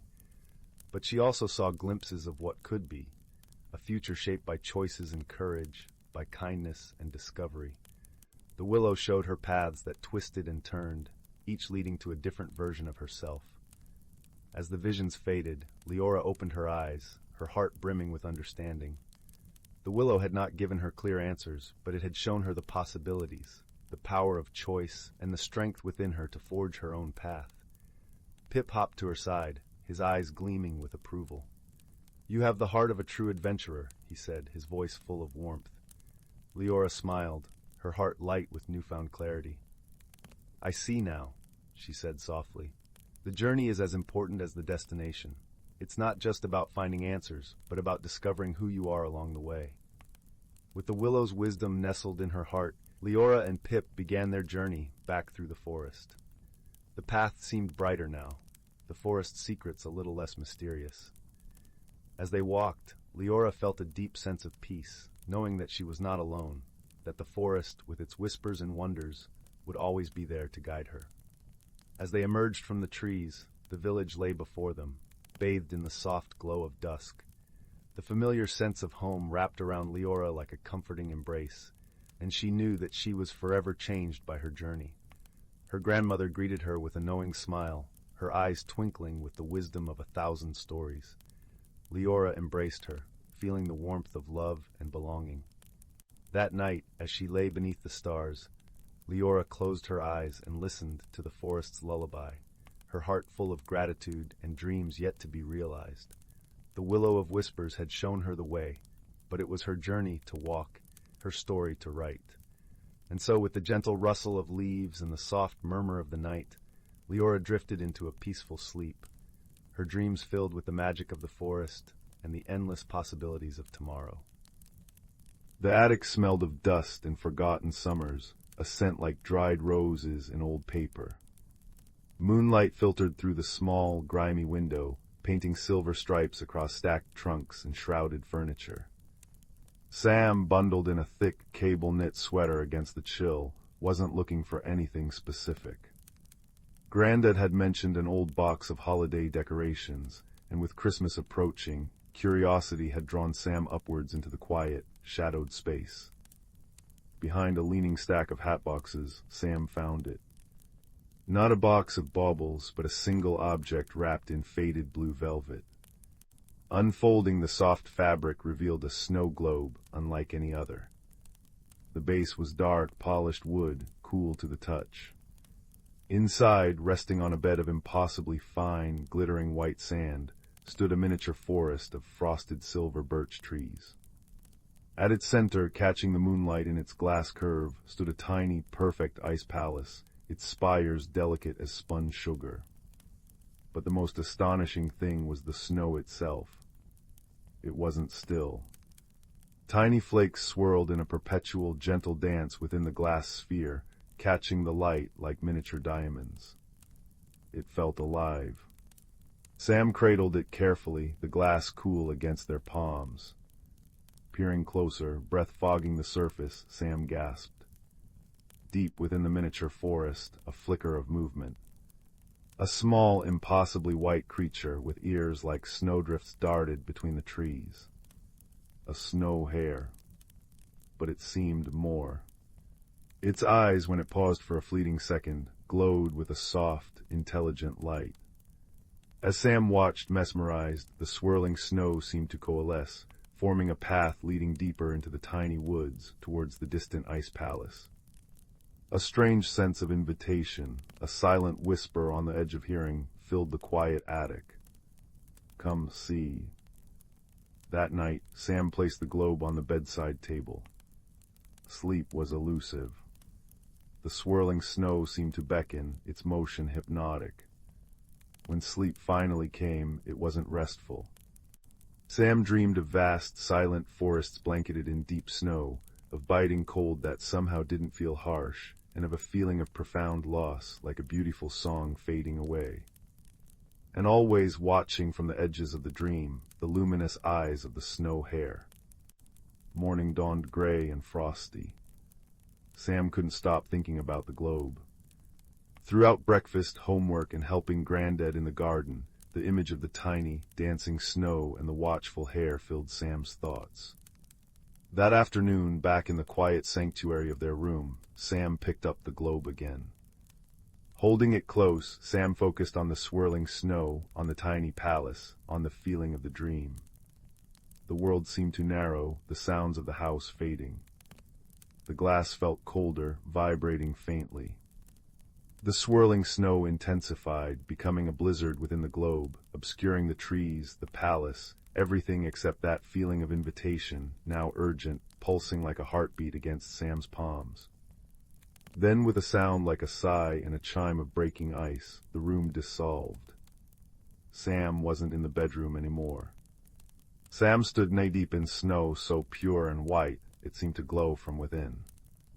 Towering silver birch trees, their bark smooth and pale, stretched endlessly in every direction, their bare branches laced with frost that glittered like crushed diamonds under a sky the color of twilight lavender. The air was crisp and sharp, carrying the scent of pine and cold stone. It was breathtakingly beautiful and utterly silent. The snow globe lay nestled in the snow at Sam's feet, inert now, its snow still. Panic fluttered in Sam's chest. Where was this? How to get back? The silence pressed in, heavy and expectant. Then a soft crunch. Sam whirled around. There, perched on a snow-dusted log, was the snow hare. It was larger than any hare Sam had ever seen, almost the size of a small dog. Its fur wasn't just white, it shimmered with a subtle inner light, like moonlight on snow. Its eyes, large and dark-lashed, held that same intelligent glow Sam had glimpsed in the globe. They regarded Sam calmly, without fear. "Hello," Sam whispered, the sound startlingly loud in the stillness. The hare tilted its head. It didn't speak, but Sam felt a wave of understanding. A feeling of curiosity mixed with a deep, underlying sadness washed over Sam. The hare hopped down from the log and nudged something half buried in the snow near Sam's boot. It was a small, perfectly carved wooden acorn.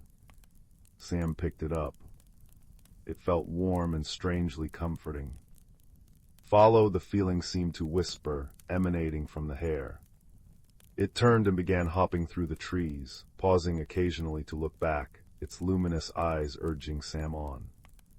Trusting the strange intuition and the gentle presence of the hare, Sam tucked the warm acorn into a pocket and followed.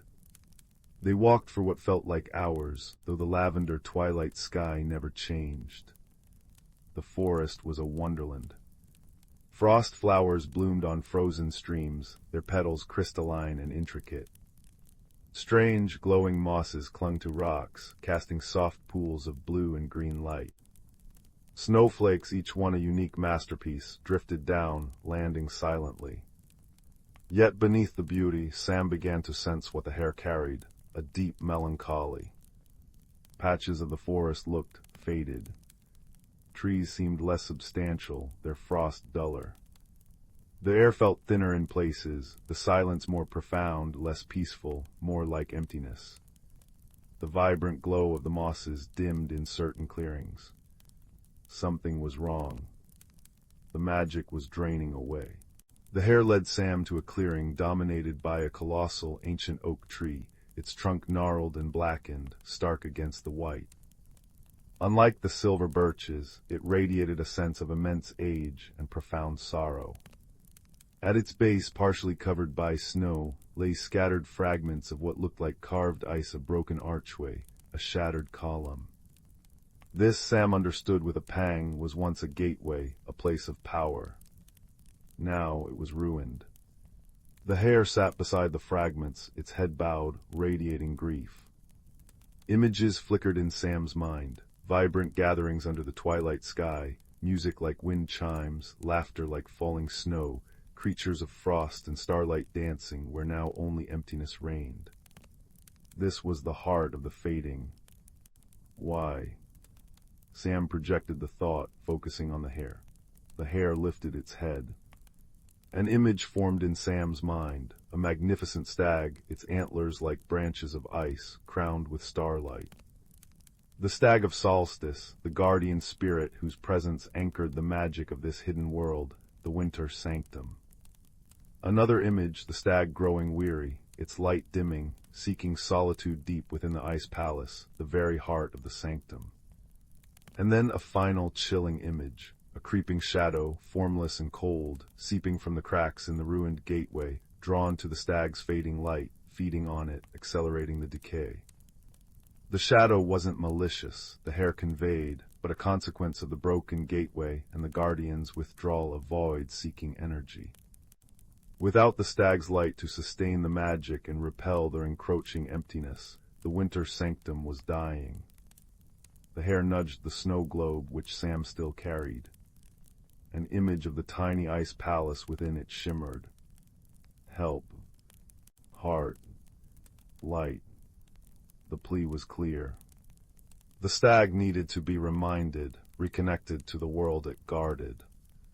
Its light needed to shine again, to push back the shadow and mend the broken flows of magic. But the path to the ice palace, once open and vibrant, was now treacherous, choked with the draining shadow in places where the very fabric of the sanctum was thinning. Sam looked at the hare, then at the broken gateway, feeling a surge of determination mixed with fear. We have to go to the palace, we have to find the stag. The hare met Sam's gaze, its luminous eyes filled with a fragile hope. It dipped its head in agreement. Their unlikely friendship, forged in silence and shared sorrow, was the key. Their journey towards the distant spires of the ice palace, visible now above the treetops, became a trial. They crossed a frozen lake where the ice groaned ominously, thin cracks spiderwebbing underfoot. The shadow thickened here, a palpable chill that seeped into Sam's bones, whispering doubts. You don't belong. You're too small. You'll fail. Sam clutched the warm wooden acorn in their pocket, focusing on the hare's steady presence ahead, its fur a beacon in the gloom. The hare seemed to know the safest paths, guiding Sam around patches of unnerving translucence, where the snowy ground seemed to fade into starless void. They navigated a ravine filled with singing icicles that chimed a mournful, discordant tune as the shadow passed near. The hare showed Sam how to step softly, how the vibration of heavy footsteps made the icicles shriek and shatter like glass. Sam learned to move with the quiet grace the forest demanded. In return, when they encountered a patch of the glowing blue moss needed to illuminate a particularly dark tunnel, Sam's smaller hands could carefully gather it without crushing its delicate light, something the hare couldn't manage. They worked together, each compensating for the other's limitations, their bond strengthening with each obstacle overcome. One evening, as they sheltered in a hollow beneath giant, snow-laden ferns, the shadow pressed close. It felt like despair made tangible. Sam shivered violently, the cold biting deeper than ever before. The hare pressed close, its warmth surprisingly potent. It nudged the snow globe Sam held. Hesitantly, Sam held it up. The swirling snow within, dormant since their arrival, began to move again, sluggishly at first, then faster. As it swirled, a soft, pure light emanated from the globe, pushing back the immediate darkness, creating a small circle of warmth and clarity. The shadow recoiled, hissing like steam on ice. The globe wasn't just a key, it was a shield, powered by hope. Sam felt the acorn pulse warmly in their pocket, a steady counterpoint to the globe's light.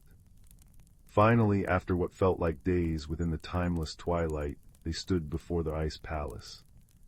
It was breathtaking, soaring spires carved from glacial blue ice, intricate bridges spanning crystalline chasms, windows like frozen starlight.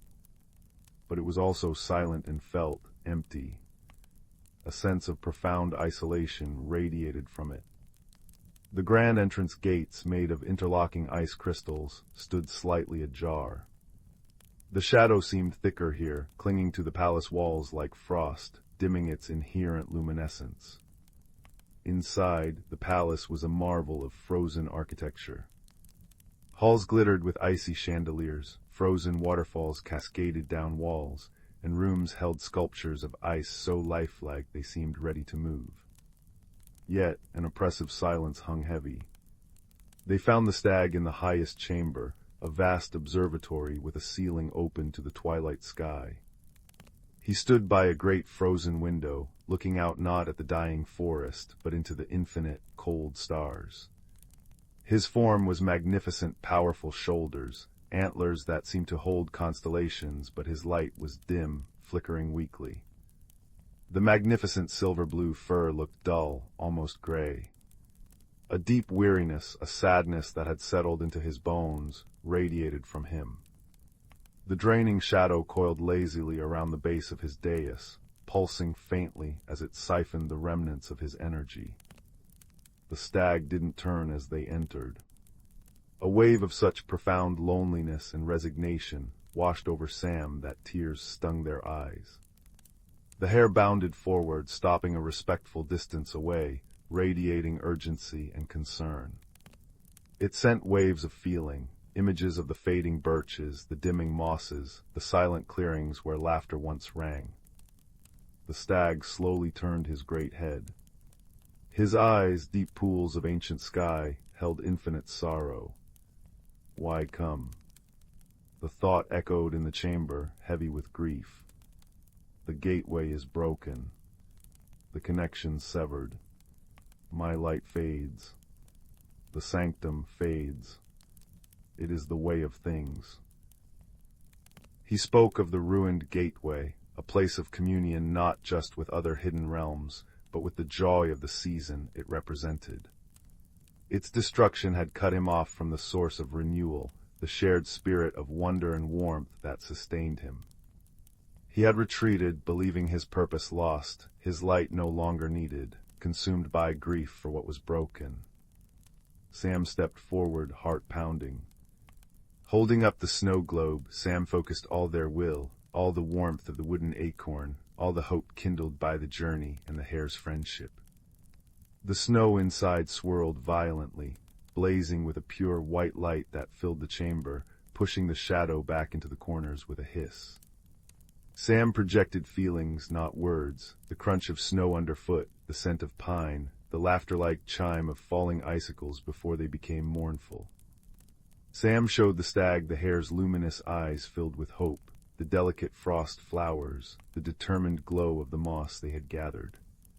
Sam showed him the memory of the vibrant gatherings under the twilight sky, the music, the joy, the life of his world that was still clinging on, fighting to exist, waiting for him.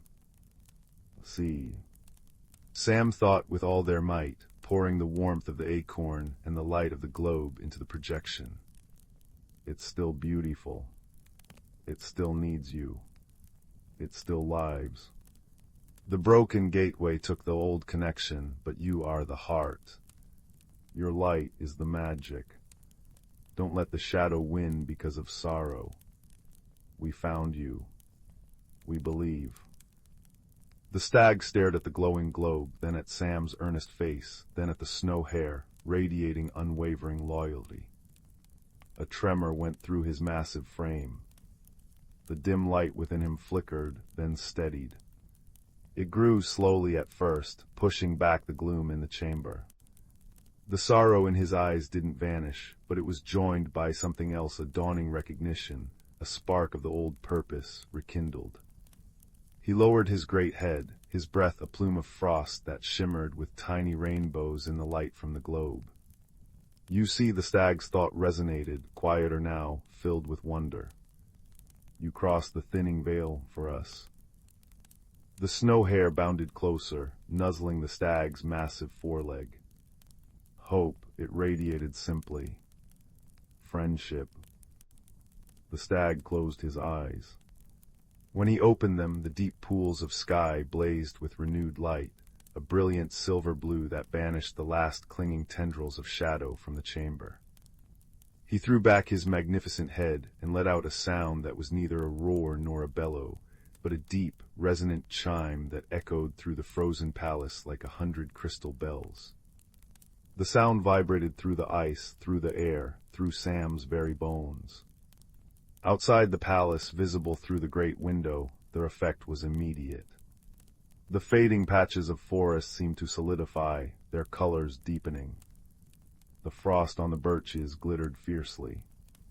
The dim mosses flared back into vibrant life. The oppressive silence shattered, replaced by the distant, joyful chime of icicles harmonizing, the whisper of wind through revitalized branches, the soft crunch of snow as unseen creatures began to stir. The winter sanctum breathed a sigh of profound relief, the magic flowing back, strong and vital. The journey back through the forest felt like walking through a dream reborn. The air hummed with renewed energy, vibrant and crisp.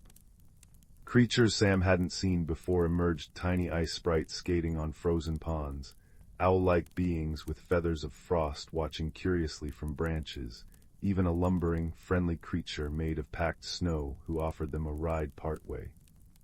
The hare bounded alongside, its fur shimmering with pure joy, its luminous eyes reflecting the revitalized world.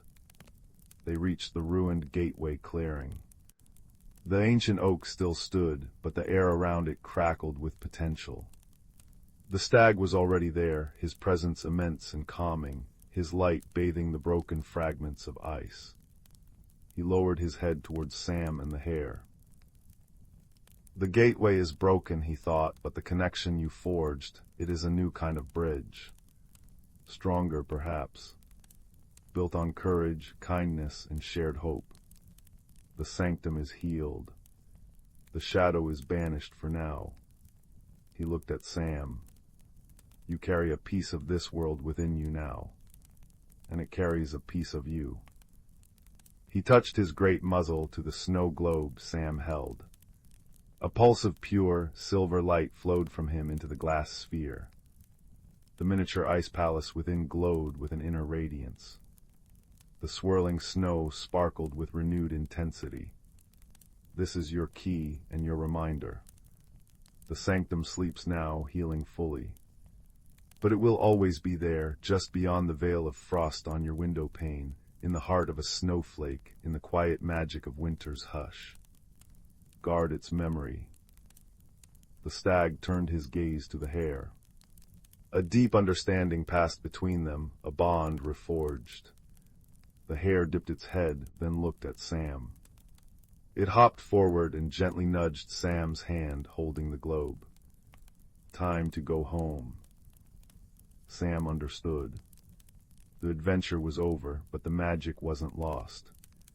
With a final look at the stag, majestic and radiant beneath the twilight sky, and at the snow hare, a friend found in the heart of winter, Sam tightened their grip on the glowing snow globe. Focusing on the swirling snow, on the warmth of the wooden acorn, on the feeling of their own cozy bed, Sam closed their eyes. There was a sensation of gentle falling, a chime like distant bells, and the crisp scent of pine was replaced by the familiar smell of home-warm bread and wood smoke. Sam opened their eyes. They were back in their own room, moonlight streaming through the window. They sat on their bed, still bundled in the cable-knit sweater. The snow globe rested on the bedside table, its snow swirling peacefully once more. The tiny ice palace glowed faintly from within. In Sam's hand, the wooden acorn was warm. Sam smiled, a deep sense of peace and quiet wonder settling over them like a cozy blanket. The world outside the window was just an ordinary winter night. But Sam knew differently. They had seen the hidden heart of winter, fought shadows with friendship and hope, and helped mend a broken magic. They carefully placed the warm acorn beside the glowing snow globe. As they snuggled down under the thick quilts, the gentle swirl of snow within the glass sphere was the last thing Sam saw before sleep claimed them, a silent promise of hidden wonders, of courage found in unlikely places, and of the enduring magic that exists just beyond the edge of sight, guarded by kindness and remembered in the quiet hush of falling snow. The adventure was over, but the warmth of it, the gentle glow of the ice palace within the glass, and the memory of a luminous friend would forever light the way to peaceful dreams. Deep in the heart of the whisperwood, where ancient trees stood as sentinels of time and moonlight pooled like liquid silver on mossy clearings, the boundaries between the ordinary and the magical dissolved like sugar in tea. Here the rustle of leaves carried secrets older than rivers, and the air hummed with the quiet harmony of unseen lives. On this particular evening, as autumn's amber light faded into twilight, a young hedgehog named Pippin scurried along a root-ribboned path. His spines glistened with dew, and his nose twitched at the earthy perfume of decaying leaves and sweet, damp soil. He was late for his lesson with Elder Rowan, the great oak whose bark was etched with centuries of wisdom. Pip, pip, pip, chirped a voice from above. Bramble, a squirrel with fur the color of toasted acorns, leaped from a sycamore branch, landing softly beside him. Elder Rowan's waiting said it's about the frost whisper, the first winter wind that's late this year. Bramble's tail flicked anxiously. The forest feels too still. Pippin nodded, his small paws crunching through fallen maple keys. I know, the cricket stopped singing days ago, and the river's voice is thinner than spider silk. He paused, sniffing the air. Beneath the familiar scents of pine and loam, something cold and sharp lingered, a scent like frozen starlight. It was unnatural, a discordant note in the forest's symphony. They found Elder Rowan in a moon-drenched clearing, where the oak's gnarled roots cradled a circle of velvety moss. Fern, a sturdy badger with gentle eyes, already sat listening, her striped fur silvered by the moonlight.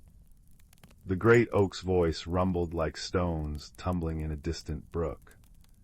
Children, he began, leaves rustling softly, tonight we speak of the heartstone, the gem of seasons buried deep beneath our roots. It spins the wheel of the year, spring's bloom, summer's warmth, autumn's sigh, and winter's rest, but the frost whisper has not come. The heartstone sleeps too deeply, trapped by ice that should not be. As Elder Rowan spoke, Pippin closed his eyes, imagining the heartstone, a luminous crystal pulsing with the colors of cherry blossoms, sunflowers, maple flames, and snowdrifts. He felt its rhythm in his own heartbeat, a steady drum echoing through the soil. Long ago, the oak murmured, when the world was young, the forest's creatures learned that balance is held by harmony. If one season overstays, the others weaken. This endless autumn, it starves the roots of rest. The berries shrivel, the burrows grow cold, and the magic fades.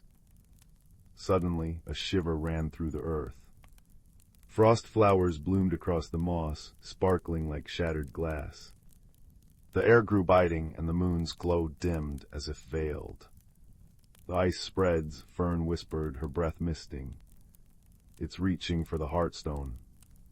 Pippin's spines bristled. What can we do? The legends say, Elder Rowan replied, his voice a low, steady anchor, that three things can melt unnatural ice, the warmth of friendship, the light of courage, and the memory of summer's song. You must journey to the stone's chamber beneath the crystal falls. But beware, the path is guarded by the shiverwillows, trees that feed on fear. With Bramble's nimbleness, Fern's strength, and Pippin's keen senses, they set off at dawn. The forest, once vibrant, now felt hushed and watchful. Leaves, frozen mid-fall, hung like amber tears. They followed the river upstream, where water murmured beneath a brittle skin of ice. Pippin led them through thickets of frost-rimed ferns, their fronds chiming like tiny bells when touched. Smell that, he whispered, like cold metal and lost things. The scent grew stronger near the falls, a cascade frozen mid-plunge, its icicles gleaming like dragon's teeth. Beneath the falls lay a hidden entrance, veiled by curtains of ice. As they approached, the shiverwillows awoke. Their branches, bone-white and leafless, creaked as they bent low, whispering voices like wind through cracks. Turn back, they hissed. The cold is kind. It stills the pain of growing, the ache of changing. Fear prickled Pippin's paws, turning them heavy as stone. Fern stepped forward, her voice steady. But without change there is no bloom, without rest, no awakening. She hummed a low, resonant sound her grandmother had taught her, the song badgers used to soothe their cubs in deepest winter. The willows shuddered, their whispers softening. Bramble darted up a frozen trunk, scattering hoarded nuts like tiny suns. Remember summer, he called. Warm rain on your leaves, bees in the clover. The nuts glowed faintly, casting buttery pools of light. Pippin closed his eyes. He thought of Elder Rowan's stories, of fireflies waltzing in June meadows, of sun-warmed earth under his paws. He thought of Bramble's laughter as they raced through bluebell carpets, of Fern sharing honeycomb in her cozy den. A warmth kindled in his chest, fierce and bright. "We carry summer inside us," he said softly. His spines began to glow, a soft, golden radiance that spread like dandelion fluff. The shiverwillows sighed. Their branches uncurled, forming an archway. "Pass," they whispered, now sounding weary, almost sad. "Remember us when the thaw comes." Inside the cavern, the air was still and crystalline. At its center, on a pedestal of roots, sat the Heartstone. But it was encased in ice thicker than oak bark, its light smothered to a feeble flicker. Frost crackled over the walls, and the cold bit deep, stealing their breath. "Now what?"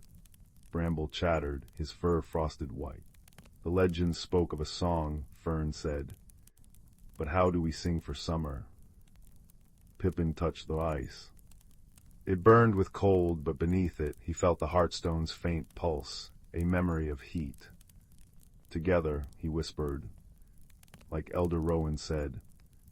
He began to hum Fern's lullaby, low and steady. Bramble joined, his voice a bright chitter like sun on streams. Fern rumbled the deep notes of the earth. Their voices wove together, rising and falling like the forest's own breath. Pippin poured his warmth into the song, his glowing spines reflecting in the ice like captured sunlight.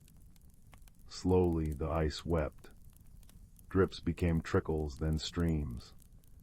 The Heartstone's light swelled, first a blush of dawn, then the gold of noon, finally the fiery crimson of autumn's last leaf. With a soft chime the ice shattered, falling like diamond rain. The stone pulsed once powerfully, and warmth bloomed through the cavern. Above, the frozen falls groaned. Ice cracked and fell in great sheets, and water roared free, tumbling into the river below. Sunlight, true buttery sunlight, pierced the cavern entrance. Outside, the forest sighed. Frost melted from leaves, revealing emerald beneath. Snowdrops pushed through the soil, and somewhere a cricket tentatively chirped. They returned to Elder Rowan as heroes. The great oak's leaves shimmered with dew, not ice. "You've done more than mend the seasons," he rumbled, his voice rich with pride. "You've woven your courage into the forest's memory. Now rest." That night, as the first true snowflakes of winter drifted down, soft, fat, and gentle, the creatures gathered. Pippin, Bramble, and Fern curled in the mossy hollow beneath Elder Rowan. The snow muffled the world, wrapping them in a blanket of silence. Fireflies, woken by the Heartstone's warmth, danced in the pines like living stars. Pippin breathed in the scent of wood smoke from distant burrows and cold, clean snow. He felt the forest's heartbeat in the earth beneath him, steady and strong. "Balance is not stillness," Elder Rowan murmured, his branches creaking contentedly. "It is the dance of giving and receiving, of waking and sleeping. Remember this when seasons change, little ones. Carry summer in your hearts, and winter will always be kind." As sleep claimed them, the frost whisper finally sighed through the trees, a soft, lullaby wind carrying the promise of spring in its chill. And in the heart of the whisperwood, where magic and reality embraced, all was warm, all was safe, and all was deeply, peacefully well. Deep within the whisperwood, where ancient oaks stretched gnarled branches towards a sky perpetually dappled with starlight, lived a young hedgehog named Pip. The air here hummed with unseen currents, smelling perpetually of damp earth, crushed pine needles, and the faint, sweet tang of moonberries ripening on hidden vines. Sunlight, when it pierced the emerald canopy, fell in shafts of liquid gold, illuminating dust motes dancing like tiny, joyful spirits. At night the forest floor glowed softly with foxfire moss, painting pathways in cool, bioluminescent blues and greens. Pip's world was one of intricate, hidden lives. He shared his burrow beneath the roots of a grandfather oak with his mother, whose quills held the silvery sheen of countless moons. He knew the precise rhythm of the woodpecker family high in the ash tree, the meticulous weaving of the spider, mistress arachne, between the holly bushes, and the shy, nocturnal foraging of the badger clan in the fern dell. Each creature, from the tiniest glowworm to the majestic, rarely seen stag beetle, played a part in the great balance, a delicate harmony maintained by the forest itself, and whispered about by the oldest inhabitants. One crisp autumn afternoon, as Pip nosed through a carpet of rustling, crimson maple leaves searching for plump hazelnuts, he noticed something unsettling. The air, usually crisp and invigorating, felt heavy and strangely still. The vibrant hum of insects was muted. Even the usually boisterous chatter of squirrels seemed subdued. High above, perched on a moon-silvered branch, sat the great gray owl, known simply as Old Hoot. His eyes, vast pools of ancient amber, observed the forest with profound stillness. "Old Hoot," Pip called up, his small voice echoing slightly in the unnatural quiet. "Why does the forest hold its breath? The air tastes flat." Old Hoot swiveled his head slowly, his feathers ruffling like old parchment. "Young Pip," he hooted softly, a sound like wind through hollow reeds. "The great balance trembles, the autumn equinox approaches, the time when the veil between the seen and the unseen grows thin, but the harmony feels frayed, the whispering stones by the crystal spring murmur of unease."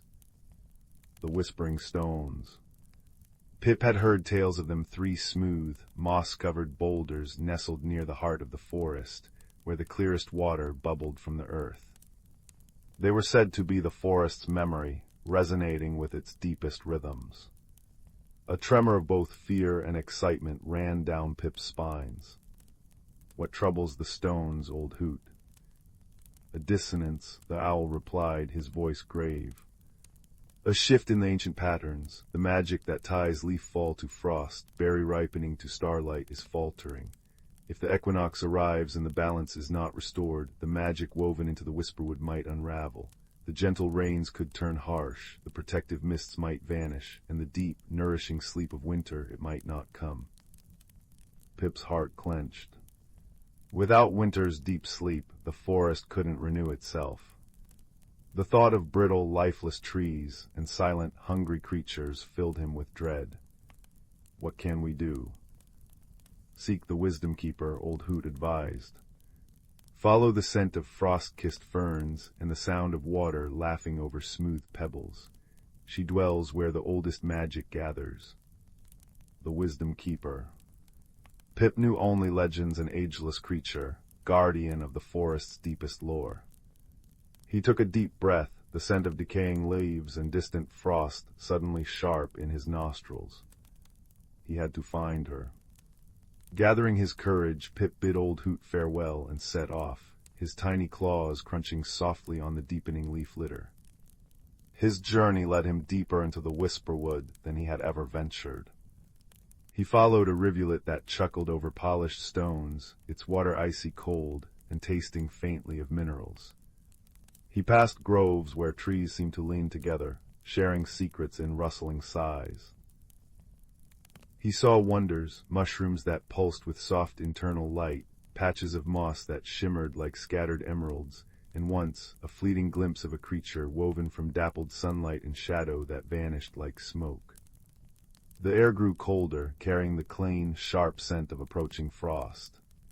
The path became steeper, winding between colossal, moss-draped boulders. Pip felt a thrumming in the earth beneath his paws, a deep, resonant vibration that matched the beat of his own heart. Then he heard a voice like the wind sighing through ancient pines, yet warm as sun-warmed stone. "Come closer, little seeker." Nestled in a small, sheltered clearing surrounded by towering firs stood a magnificent badger. Her fur was the color of storm clouds and starlight, streaked with pure white that seemed to glow faintly. Her eyes held the depth and calm of undisturbed forest pools. She was the Wisdom Keeper. Pip bowed his head respectfully, his spines lying flat. "Wisdom Keeper," he squeaked, the cold air making his breath plume. "Old Hoot sent me, the stones whisper of dissonance, the balance trembles." The badger regarded him with gentle understanding. Indeed, young Pip, the threads of seasonal magic are tangled. The deep magic that connects the falling leaf to the forming frost crystal, the fading berry to the sleeping seed, it is strained. She nudged a pile of vibrant autumn leaves with her broad nose. Feel them, they should hum with the promise of decay and renewal. They feel silent. Pip cautiously touched a brilliant orange leaf. It felt dry, brittle, devoid of the subtle warmth and energy he associated with autumn's transformation. "Why?" he asked. "The source of the dissonance lies deep," the wisdom keeper murmured. "Near the whispering stones themselves, something disrupts the flow of the spring, the heart water of the forest. It blocks the resonance, silences the harmony." She sighed, a sound like dry leaves skittering. "I am bound to this glade by ancient wards during the equinox thinning. I cannot go. But you, young Pip, small and keen of sense, you can journey where I cannot. You must find the source of the blockage and clear it. Listen to the stones, they will guide you." The task felt enormous. Pip was just a small hedgehog. But the image of the silent life, the heavy air, the fear in old Hoot's voice spurred him on. He nodded, determination hardening within him. "I will try." The wisdom keeper touched her nose to his forehead. A wave of calm and quiet strength washed over him, smelling of cedar and cold stone. "Trust the forest, Pip, trust your friends. Listen with more than your ears."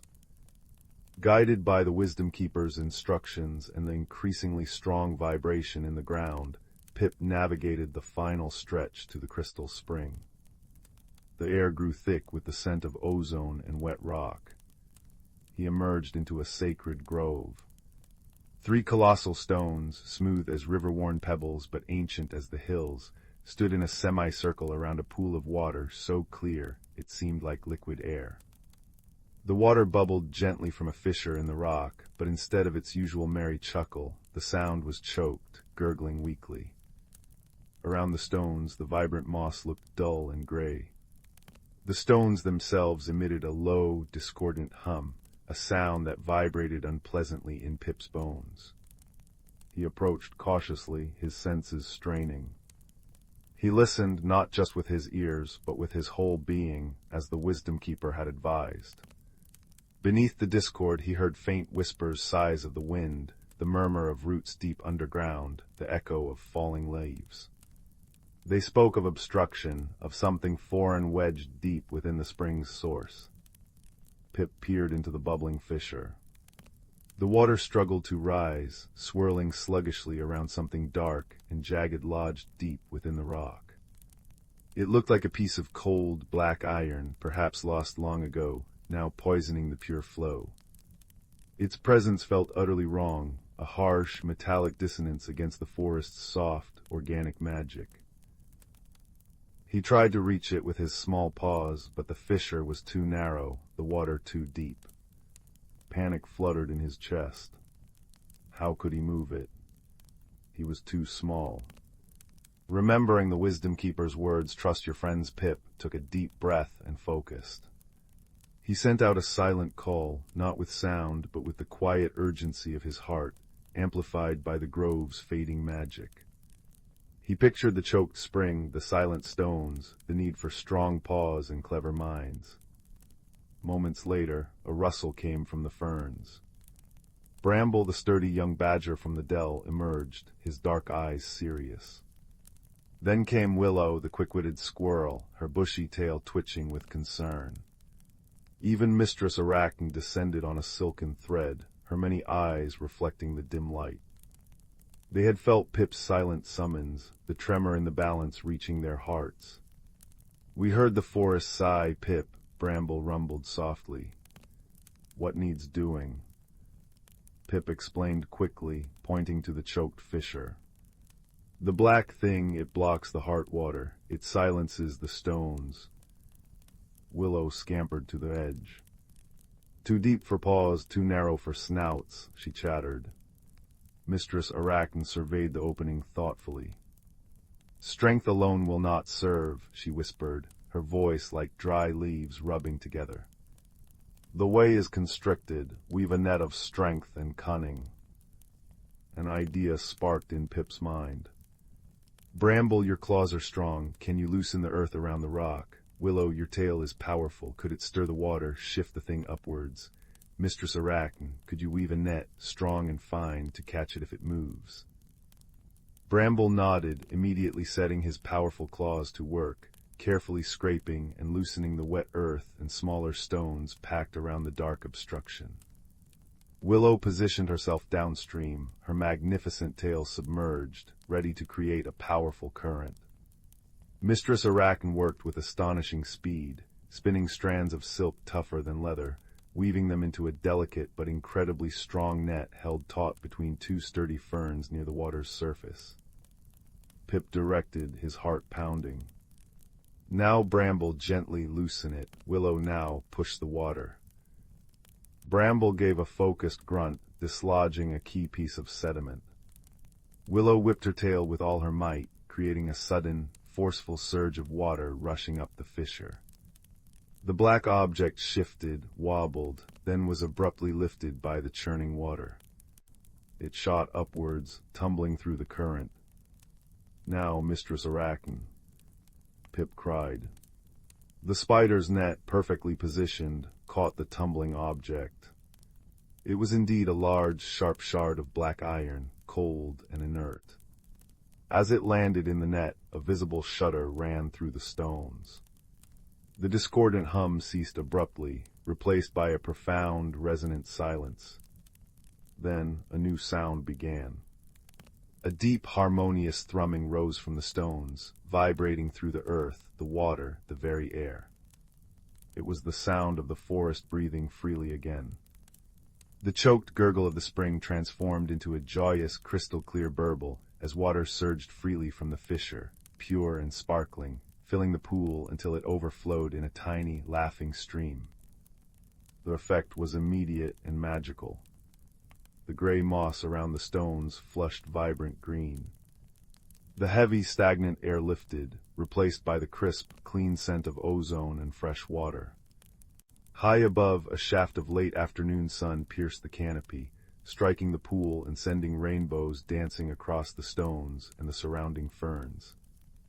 Relief washed over Pip, warm and sweet as summer honey. Bramble rumbled with satisfaction, Willow did a joyful flip, and Mistress Arachne carefully bundled the cold iron shard in her silk, ready to carry it far away from the sacred spring. As Pip and his friends made their way back through the Whisperwood, the change was palpable. The air hummed with the busy sounds of insects preparing for evening. Squirrels chattered brightly. The leaves, though still falling, now rustled with a vibrant energy, each one seeming to glow with its own inner light as it spiraled down. The scent of frost-kissed ferns was strong and pure, carrying the promise of the deep, renewing sleep to come. They found Old Hoot and the Wisdom Keeper waiting near Pip's burrow. The great gray owl nodded solemnly. The harmony sings true once more, young Pip, the stones murmur of gratitude. The Wisdom Keeper touched her nose to Pip's again, then to each of his friends. You listened, you worked together, you understood that strength comes in many forms and that the smallest voice, when joined with others in harmony, can mend the greatest tear in the balance. This wisdom, woven into the Whisperwood tonight, will echo through generations. As the first true frost of the season began to delicately lace the edges of leaves and sparkle on spiderwebs under the rising moon, Pip snuggled deep into his burrow beside his mother. The forest outside whispered its nightly lullaby, the gentle sigh of the wind through the pines, the distant hoot of Old Hoot, the soothing chuckle of the newly freed Crystal Springs stream. The air smelled of cold earth, wood smoke from distant hearths, real or imagined, and the sweet, clean promise of winter's rest. He had felt the forest's fear and witnessed its healing. He had learned that balance wasn't stillness, but a dynamic dance requiring every note, every creature, every season playing its part. The whispering stones hummed their deep, resonant song of harmony, a comforting vibration felt through the roots of the grandfather oak, a gentle reminder that even in the deepest, most ancient woods, wisdom, friendship, and courage could always light the way and restore the peace. And as Pip drifted into a deep, contented sleep, the soft glow of foxfire moss outside his burrow pulsed gently, like the forest's own steady, sleeping heartbeat. In the quiet village of Starfall Hollow, nestled between whispering pines and a babbling brook, there lived a young stargazer named Finn. Every evening, as the clock tower chimed 7 times with its gentle bronze tones, Finn would climb to his rooftop observatory to chart the constellations. The village took great comfort in knowing their stars were being watched over, for the people of Starfall Hollow believed the stars above were woven into the very fabric of their dreams. But one autumn evening, as the first crisp winds began to play with the wind chimes hanging from every porch, Finn noticed something peculiar. The constellation called the Silver Swan, which normally shone with 7 bright stars, appeared to have only 6. At first he thought it might be a wisp of cloud obscuring his view, but as the nights passed, more stars began to vanish from the sky, always one from each constellation, leaving patterns incomplete like unfinished poems. The villagers began whispering about the missing stars as they gathered around their hearths. Old maps were unfurled, and elders recited nursery rhymes passed down through generations, searching for clues. The most puzzling verse came from a rhyme children sang while skipping stones across the brook. When silver swans lose feathers bright, and dancing bears missteps at night, seek where time flows both back and forth, to find what's lost and prove its worth. Finn decided to investigate, armed with nothing but his telescope, a warm lantern, and his grandmother's star chart embroidered on cloth. His first thought was to visit the clockmaker, whose magnificent tower clock was rumored to occasionally tick backwards during the harvest moon. But the clockmaker, a kind old man with spectacles perched on his nose, assured Finn that his clock had been keeping perfect time, though he did mention something curious.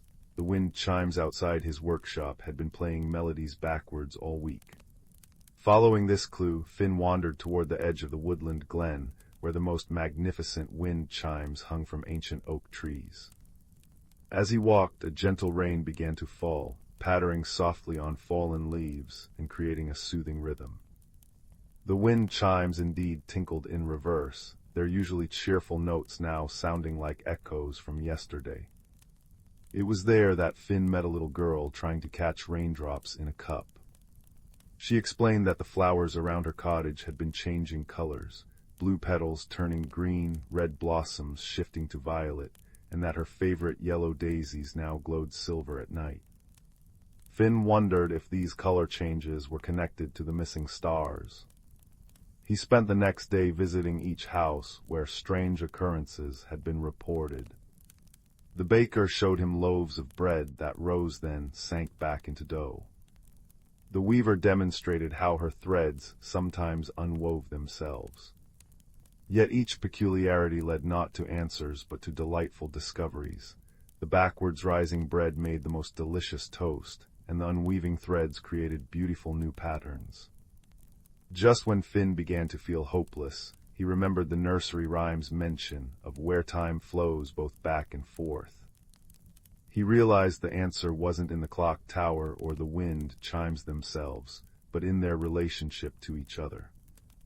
Every evening at precisely 7, the clock tower chimed while the wind played the chimes.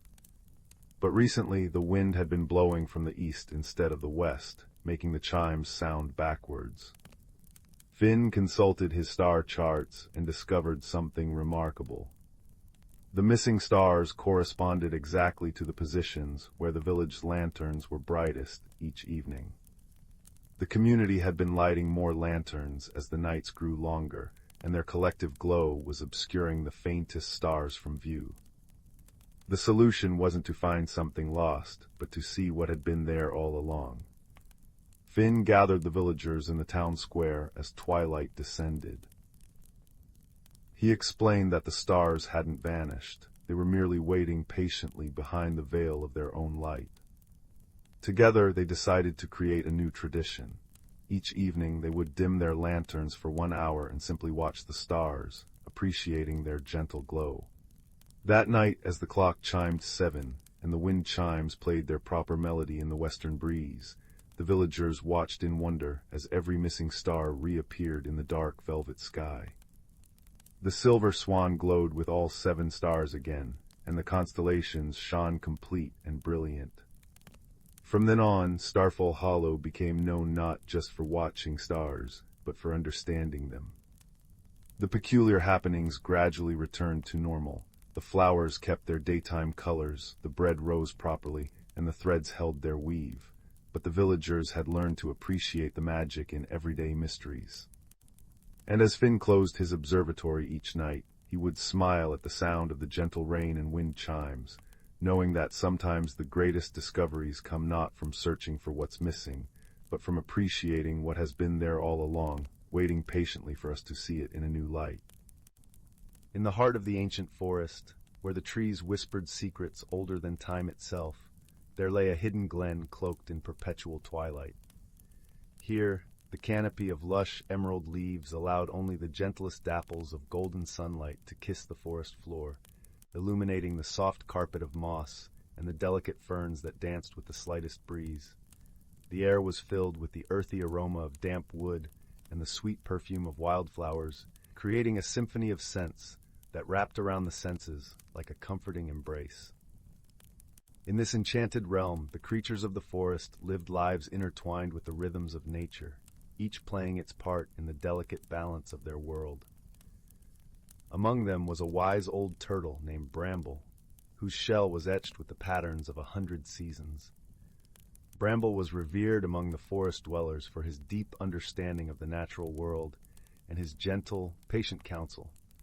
Bramble's closest companions were a sprightly squirrel named Pippin and a graceful deer called Lyra. Pippin, with her fur the color of autumn leaves, was full of boundless energy and curiosity, always eager to explore every nook and cranny of their woodland home. Lyra, on the other hand, moved with the serene grace of a river flowing through a quiet valley, her eyes as deep and calm as a forest pool. One crisp morning, as the first hints of autumn painted the leaves in shades of amber and crimson, Bramble gathered his friends beneath an ancient oak. Its branches stretched wide and strong, offering shelter and wisdom from the ages past. "The time has come," Bramble began, his voice as steady and soothing as the rustle of leaves in the wind, "for us to prepare for the changing of the seasons. We must ensure that the balance of our forest is maintained." Pippin's eyes sparkled with anticipation. "What must we do, Bramble?" she chirped, her tail flicking with excitement. Bramble smiled, his eyes crinkling at the corners. "Each season brings its own magic and challenges. Autumn is a time of harvest and preparation. We must gather the bounty of the forest and ensure that all creatures have what they need to sustain them through the winter." Lyra nodded thoughtfully, her ears twitching as she listened to the gentle hum of the forest around them. "And how do we maintain the balance, Bramble?" The wise turtle looked out across the glen, where sunlight danced through the leaves, casting intricate patterns on the ground.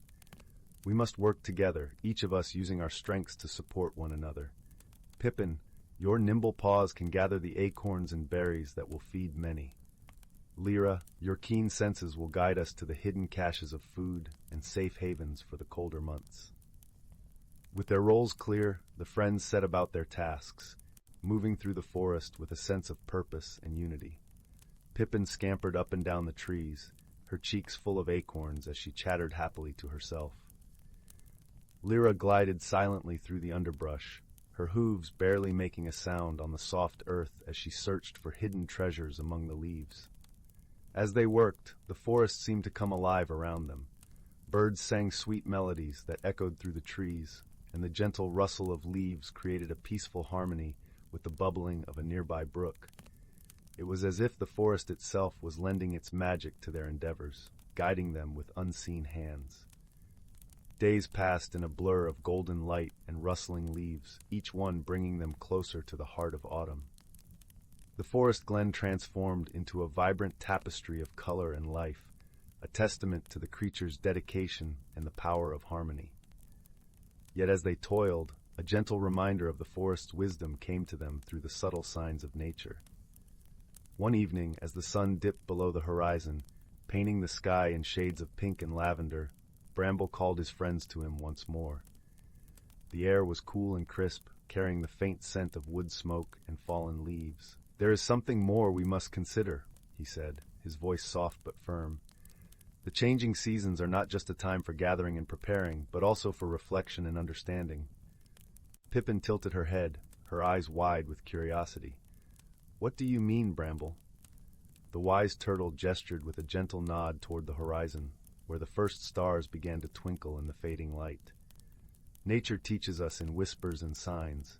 We must learn to listen, to understand the lessons she offers.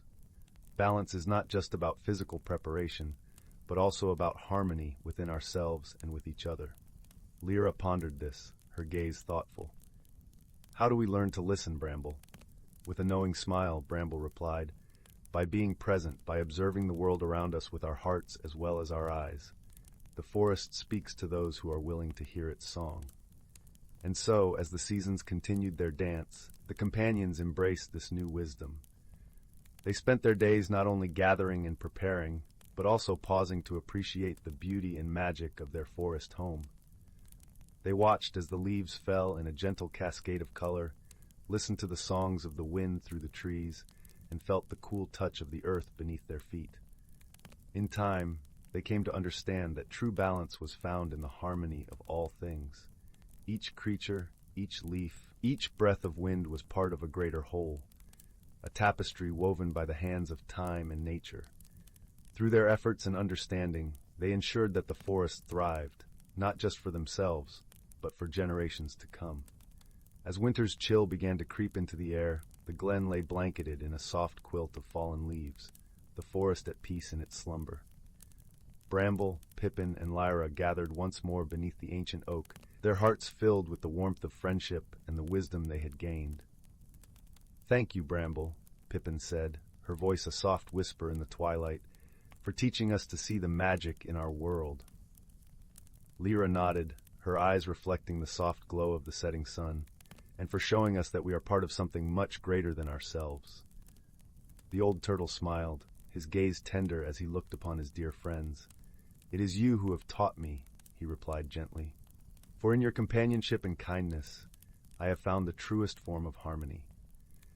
And so, as the stars filled the night sky with their silvery light, the forest glen lay wrapped in a peaceful silence, a testament to the enduring power of wisdom, friendship, and the gentle balance of nature. The creatures of the forest slept soundly, their dreams filled with the promise of spring and the eternal cycle of life, knowing that within their hearts lay the magic of the seasons and the whispers of the ancient trees. Deep in the whispering woods, where trees hummed lullabies and streams giggled over polished stones, lay the village of Twinkle Hollow. Its cottages nestled inside toadstools with candy-striped roofs, and cobblestone paths glimmered with crushed stardust. Here lived Pip, a sparrow-sized boy with ears that wiggled when he was excited, and pockets always full of talking acorns. His best friend was Fig, a bashful badger who wore a waistcoat embroidered with snoozing snails and sneezed clouds of glitter when surprised. One dewy morning, Pip discovered the village's heart, the gleaming gear garden, in disarray. Giant clockwork sunflowers drooped, their petals rusted shut. The giggling gears that powered Twinkle Hollow's twilight dances lay silent, coated in sticky, purple goo. Without their nightly waltz, the fireflies couldn't weave their luminous stories across the sky, and gloom settled like a damp quilt. Fig sneezed a nervous puff of silver glitter. "Oh crumbs, the Moonberry Festival is tomorrow. Without the gears, the fireflies' ballet will be a soggy pancake." Pip's ears did a frantic jig. "Fear not, Fig will find the source of this gummy gloom." Their quest began at the Sugar Spruce Library, run by Mistress Nettle, a tortoise with a monocle and a hat made of teapots. She tapped a map with her cane. "The goo comes from the sorrowful swamp, dear beans, but beware, it's guarded by the moat monster, who sighs so deeply he blows his own hat off." Armed with feather dusters for tickling troubles away, and jars of fig sneeze glitter, guaranteed to spark giggles, they tiptoed into the swamp. Trees wept caramel tears, and the air smelled of forgotten birthdays. There sat the moat monster, a shaggy, blue-furred creature with rain clouds for eyebrows, sobbing into a puddle. Each tear splashed as sticky purple goo. "Nobody likes my lullabies," he wailed, accidentally inhaling a passing butterfly. Pip's ears wiggled merrily. "Why, we adore music. Sing for us." The moat monster hiccuped, then crooned a tune so off-key, frogs covered their ears. But Pip and Fig applauded wildly. "Bravo, encore." Encouraged, the monster belted out a ballad, his tears turning clear and sweet as lemonade. The goo vanished. "You're brilliant." Fig cheered, sneezing a rainbow over the swamp.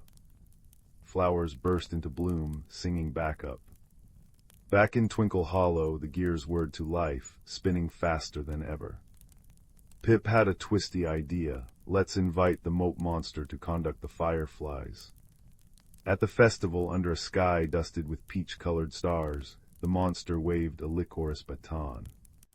Fireflies spiraled into giggling constellations, while clockwork sunflowers clanged cymbals made of cookie tins.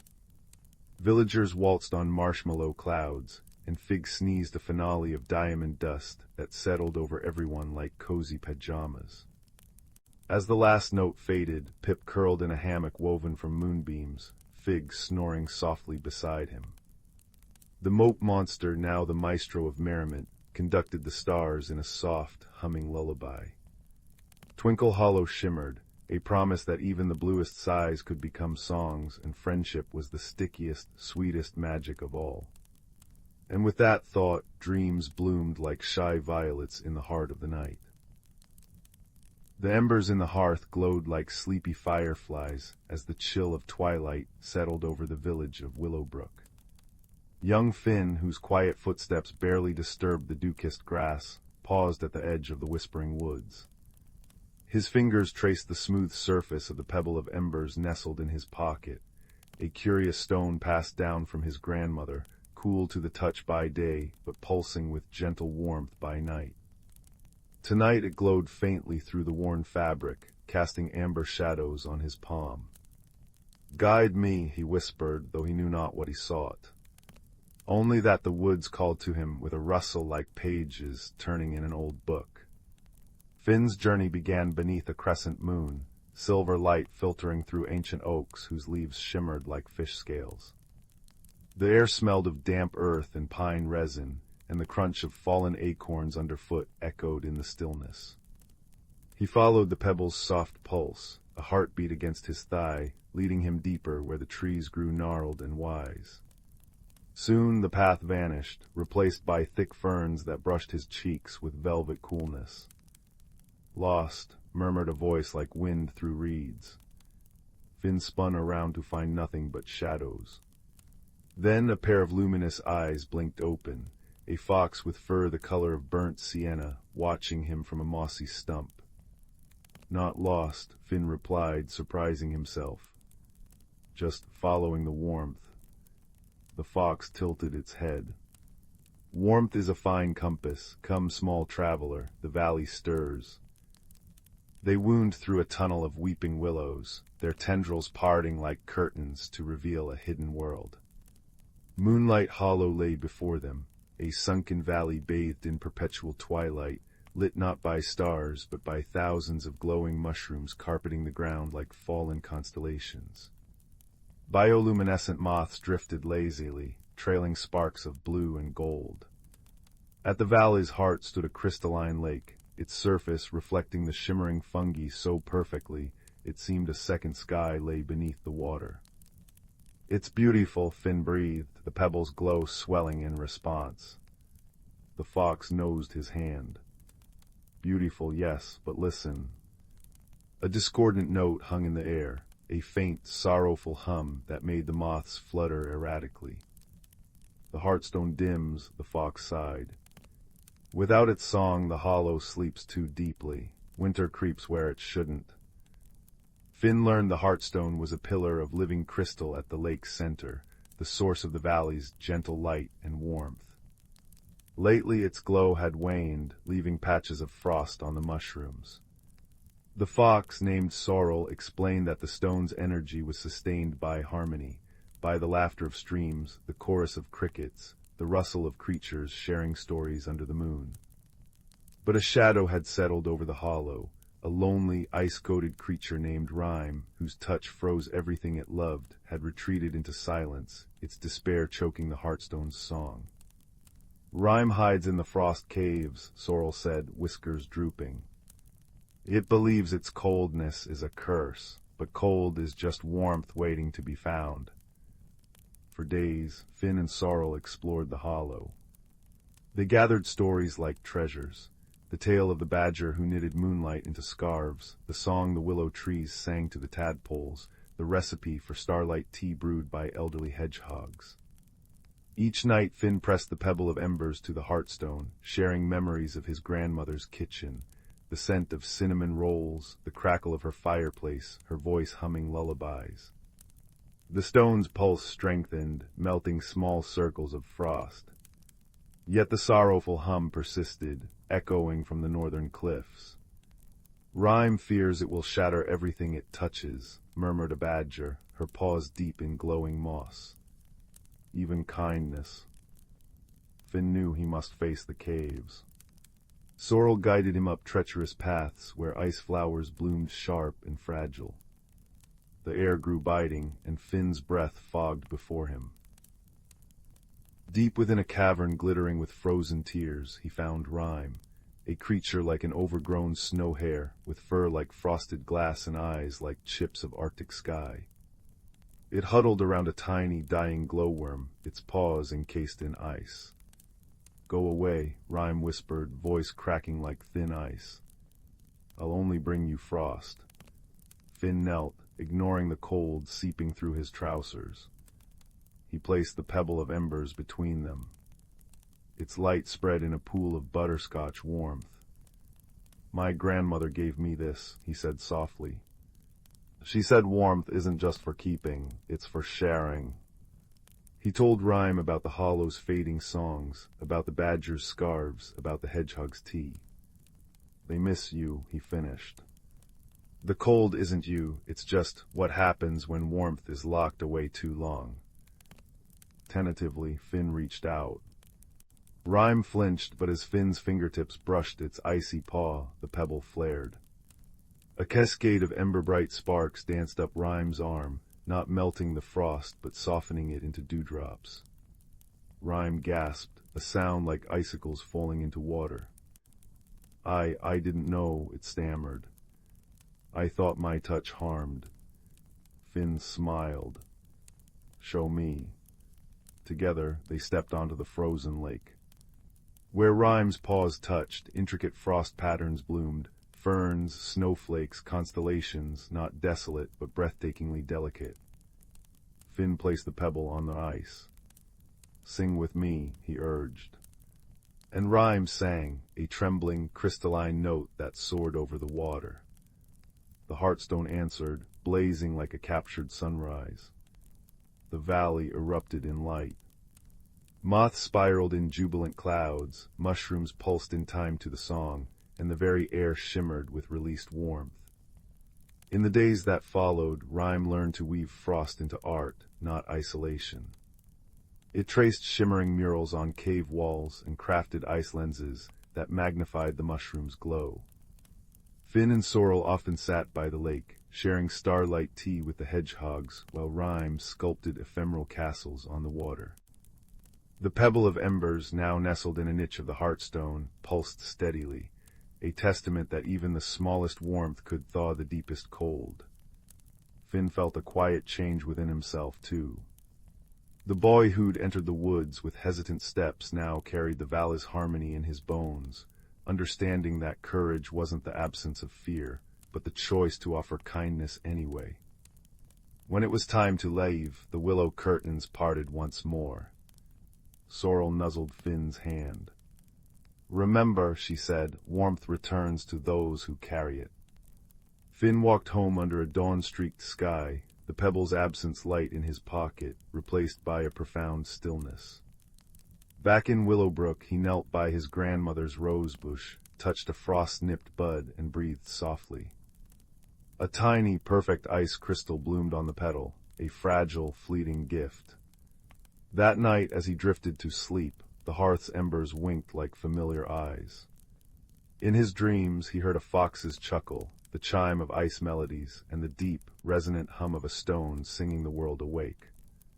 And in that warmth, woven from friendship and quiet courage, Finn slept, a boy forever changed, cradled by the gentle certainty that no heart is too cold to be reached, and no night too dark to hold a hidden glow. In the vast tapestry of the universe, where stars twinkled like scattered diamonds against the velvet backdrop of space, there existed a small, unassuming galaxy known as Arcadia. Within this galaxy, nestled on the azure planet of Luminara, life flourished in harmonious abundance. Luminara was a world of glowing crystal forests and shimmering lakes, where the gentle hum of nature's melody played an eternal symphony. In a quaint village near the luminous lake, there lived a young Lumina named Licia. Licia's kind heart and curious spirit were as radiant as the light she emitted. Her people, the Luminars, were beings of light, ethereal and graceful, their emotions visible in the brilliant hues of their glow.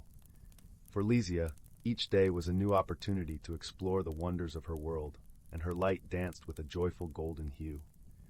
One quiet evening, as the twin moons of Luminara rose high, casting a silvery glow over the landscape, Licia decided to wander further than she ever had before, drawn by a mysterious pull from the heavens. As she ventured deeper into the uncharted crystal forest, she felt an unfamiliar tingle in the air, a sensation akin to the gentle whisper of a distant star. Meanwhile, on the neighboring planet of Zendale, a place of rugged mountains and vast, shadowed caves, lived a creature named Tarvin. Tarvin belonged to the Zarn, a species known for their sturdy, earthen forms and the deep, resonant tones of their voices. Unlike the Luminars, the Zarn communicated through vibrations and sounds, their emotions expressed through rhythmic pulses that echoed through the caverns of their world. Tarvin had always felt an inexplicable yearning for something beyond the echoing caves of Zendale, a desire to understand the light that occasionally pierced their world from above. One fateful night, as the stars aligned in a celestial dance, Tarvin followed a rare beam of light that seemed to call to him, guiding him toward the unknown. As fate would have it, Licia and Tarvin's paths converged in a small clearing bathed in moonlight. Initially, they regarded one another with a mixture of curiosity and caution, for they were as different as night and day. Licia's luminous glow contrasted starkly with Tarvin's earthy form, yet there was a shared spark of wonder in their eyes. Their first attempts at communication were fraught with misunderstandings. Licia's light flickered in patterns of warmth and welcome, while Tarvin responded with deep, resonant hums that reverberated through the ground. Neither understood the other's language, but they persisted, drawn by an inexplicable bond. Slowly, through gestures and shared experiences, they began to bridge the chasm of misunderstanding. Licia showed Tarvin the beauty of light, how it danced and played among the crystals, casting rainbows and illuminating the world in vibrant colors. Tarvin, in turn, taught Licia the music of the earth, the symphony of sounds that resonated through the rocks and caves, creating harmonies that spoke of ancient wisdom. As they spent more time together, their differences became a source of strength rather than division. They faced challenges that tested their newfound friendship, such as navigating the treacherous crystal forest and finding sustenance in a land unfamiliar to both. Each obstacle was met with a growing trust and a deepening bond. One day, as they rested beneath the boughs of a luminescent tree, a sudden storm swept across the land, its ferocity threatening to tear them apart. The wind howled, and the rain fell in torrents, but Licia's glow provided a beacon of hope amid the chaos, while Tarvin's steadfast presence anchored them against the storm's fury. Together, they weathered the tempest, finding solace in each other's company. In the aftermath of the storm, as the clouds parted to reveal a sky painted with the colors of a dawn unlike any other, Licia and Tarvin realized the true meaning of friendship. It was not simply about understanding words or appearances. but about a connection of hearts and spirits, a bond forged through shared experiences and mutual support. Their friendship became a beacon of hope, a testament to the power of unity in diversity. As they returned to their respective worlds, they carried with them the lessons learned from one another. Lycia's light now held a deeper, richer hue, reflecting the warmth of Tarvan's heart, while Tarvan's voice resonated with the gentle melody of Lycia's light. Though they came from different worlds, Lycia and Tarvan had discovered that true friendship transcends boundaries, illuminating even the darkest corners of the universe. And so, under the watchful gaze of the stars, their story became a legend whispered among the galaxies, a tale of hope, harmony, and the enduring power of friendship. And as the universe continued its eternal dance, Lycia and Tarvan's bond remained a shining beacon, guiding others to look beyond the surface and find the beauty in differences, lighting the way with the gentle glow of friendship.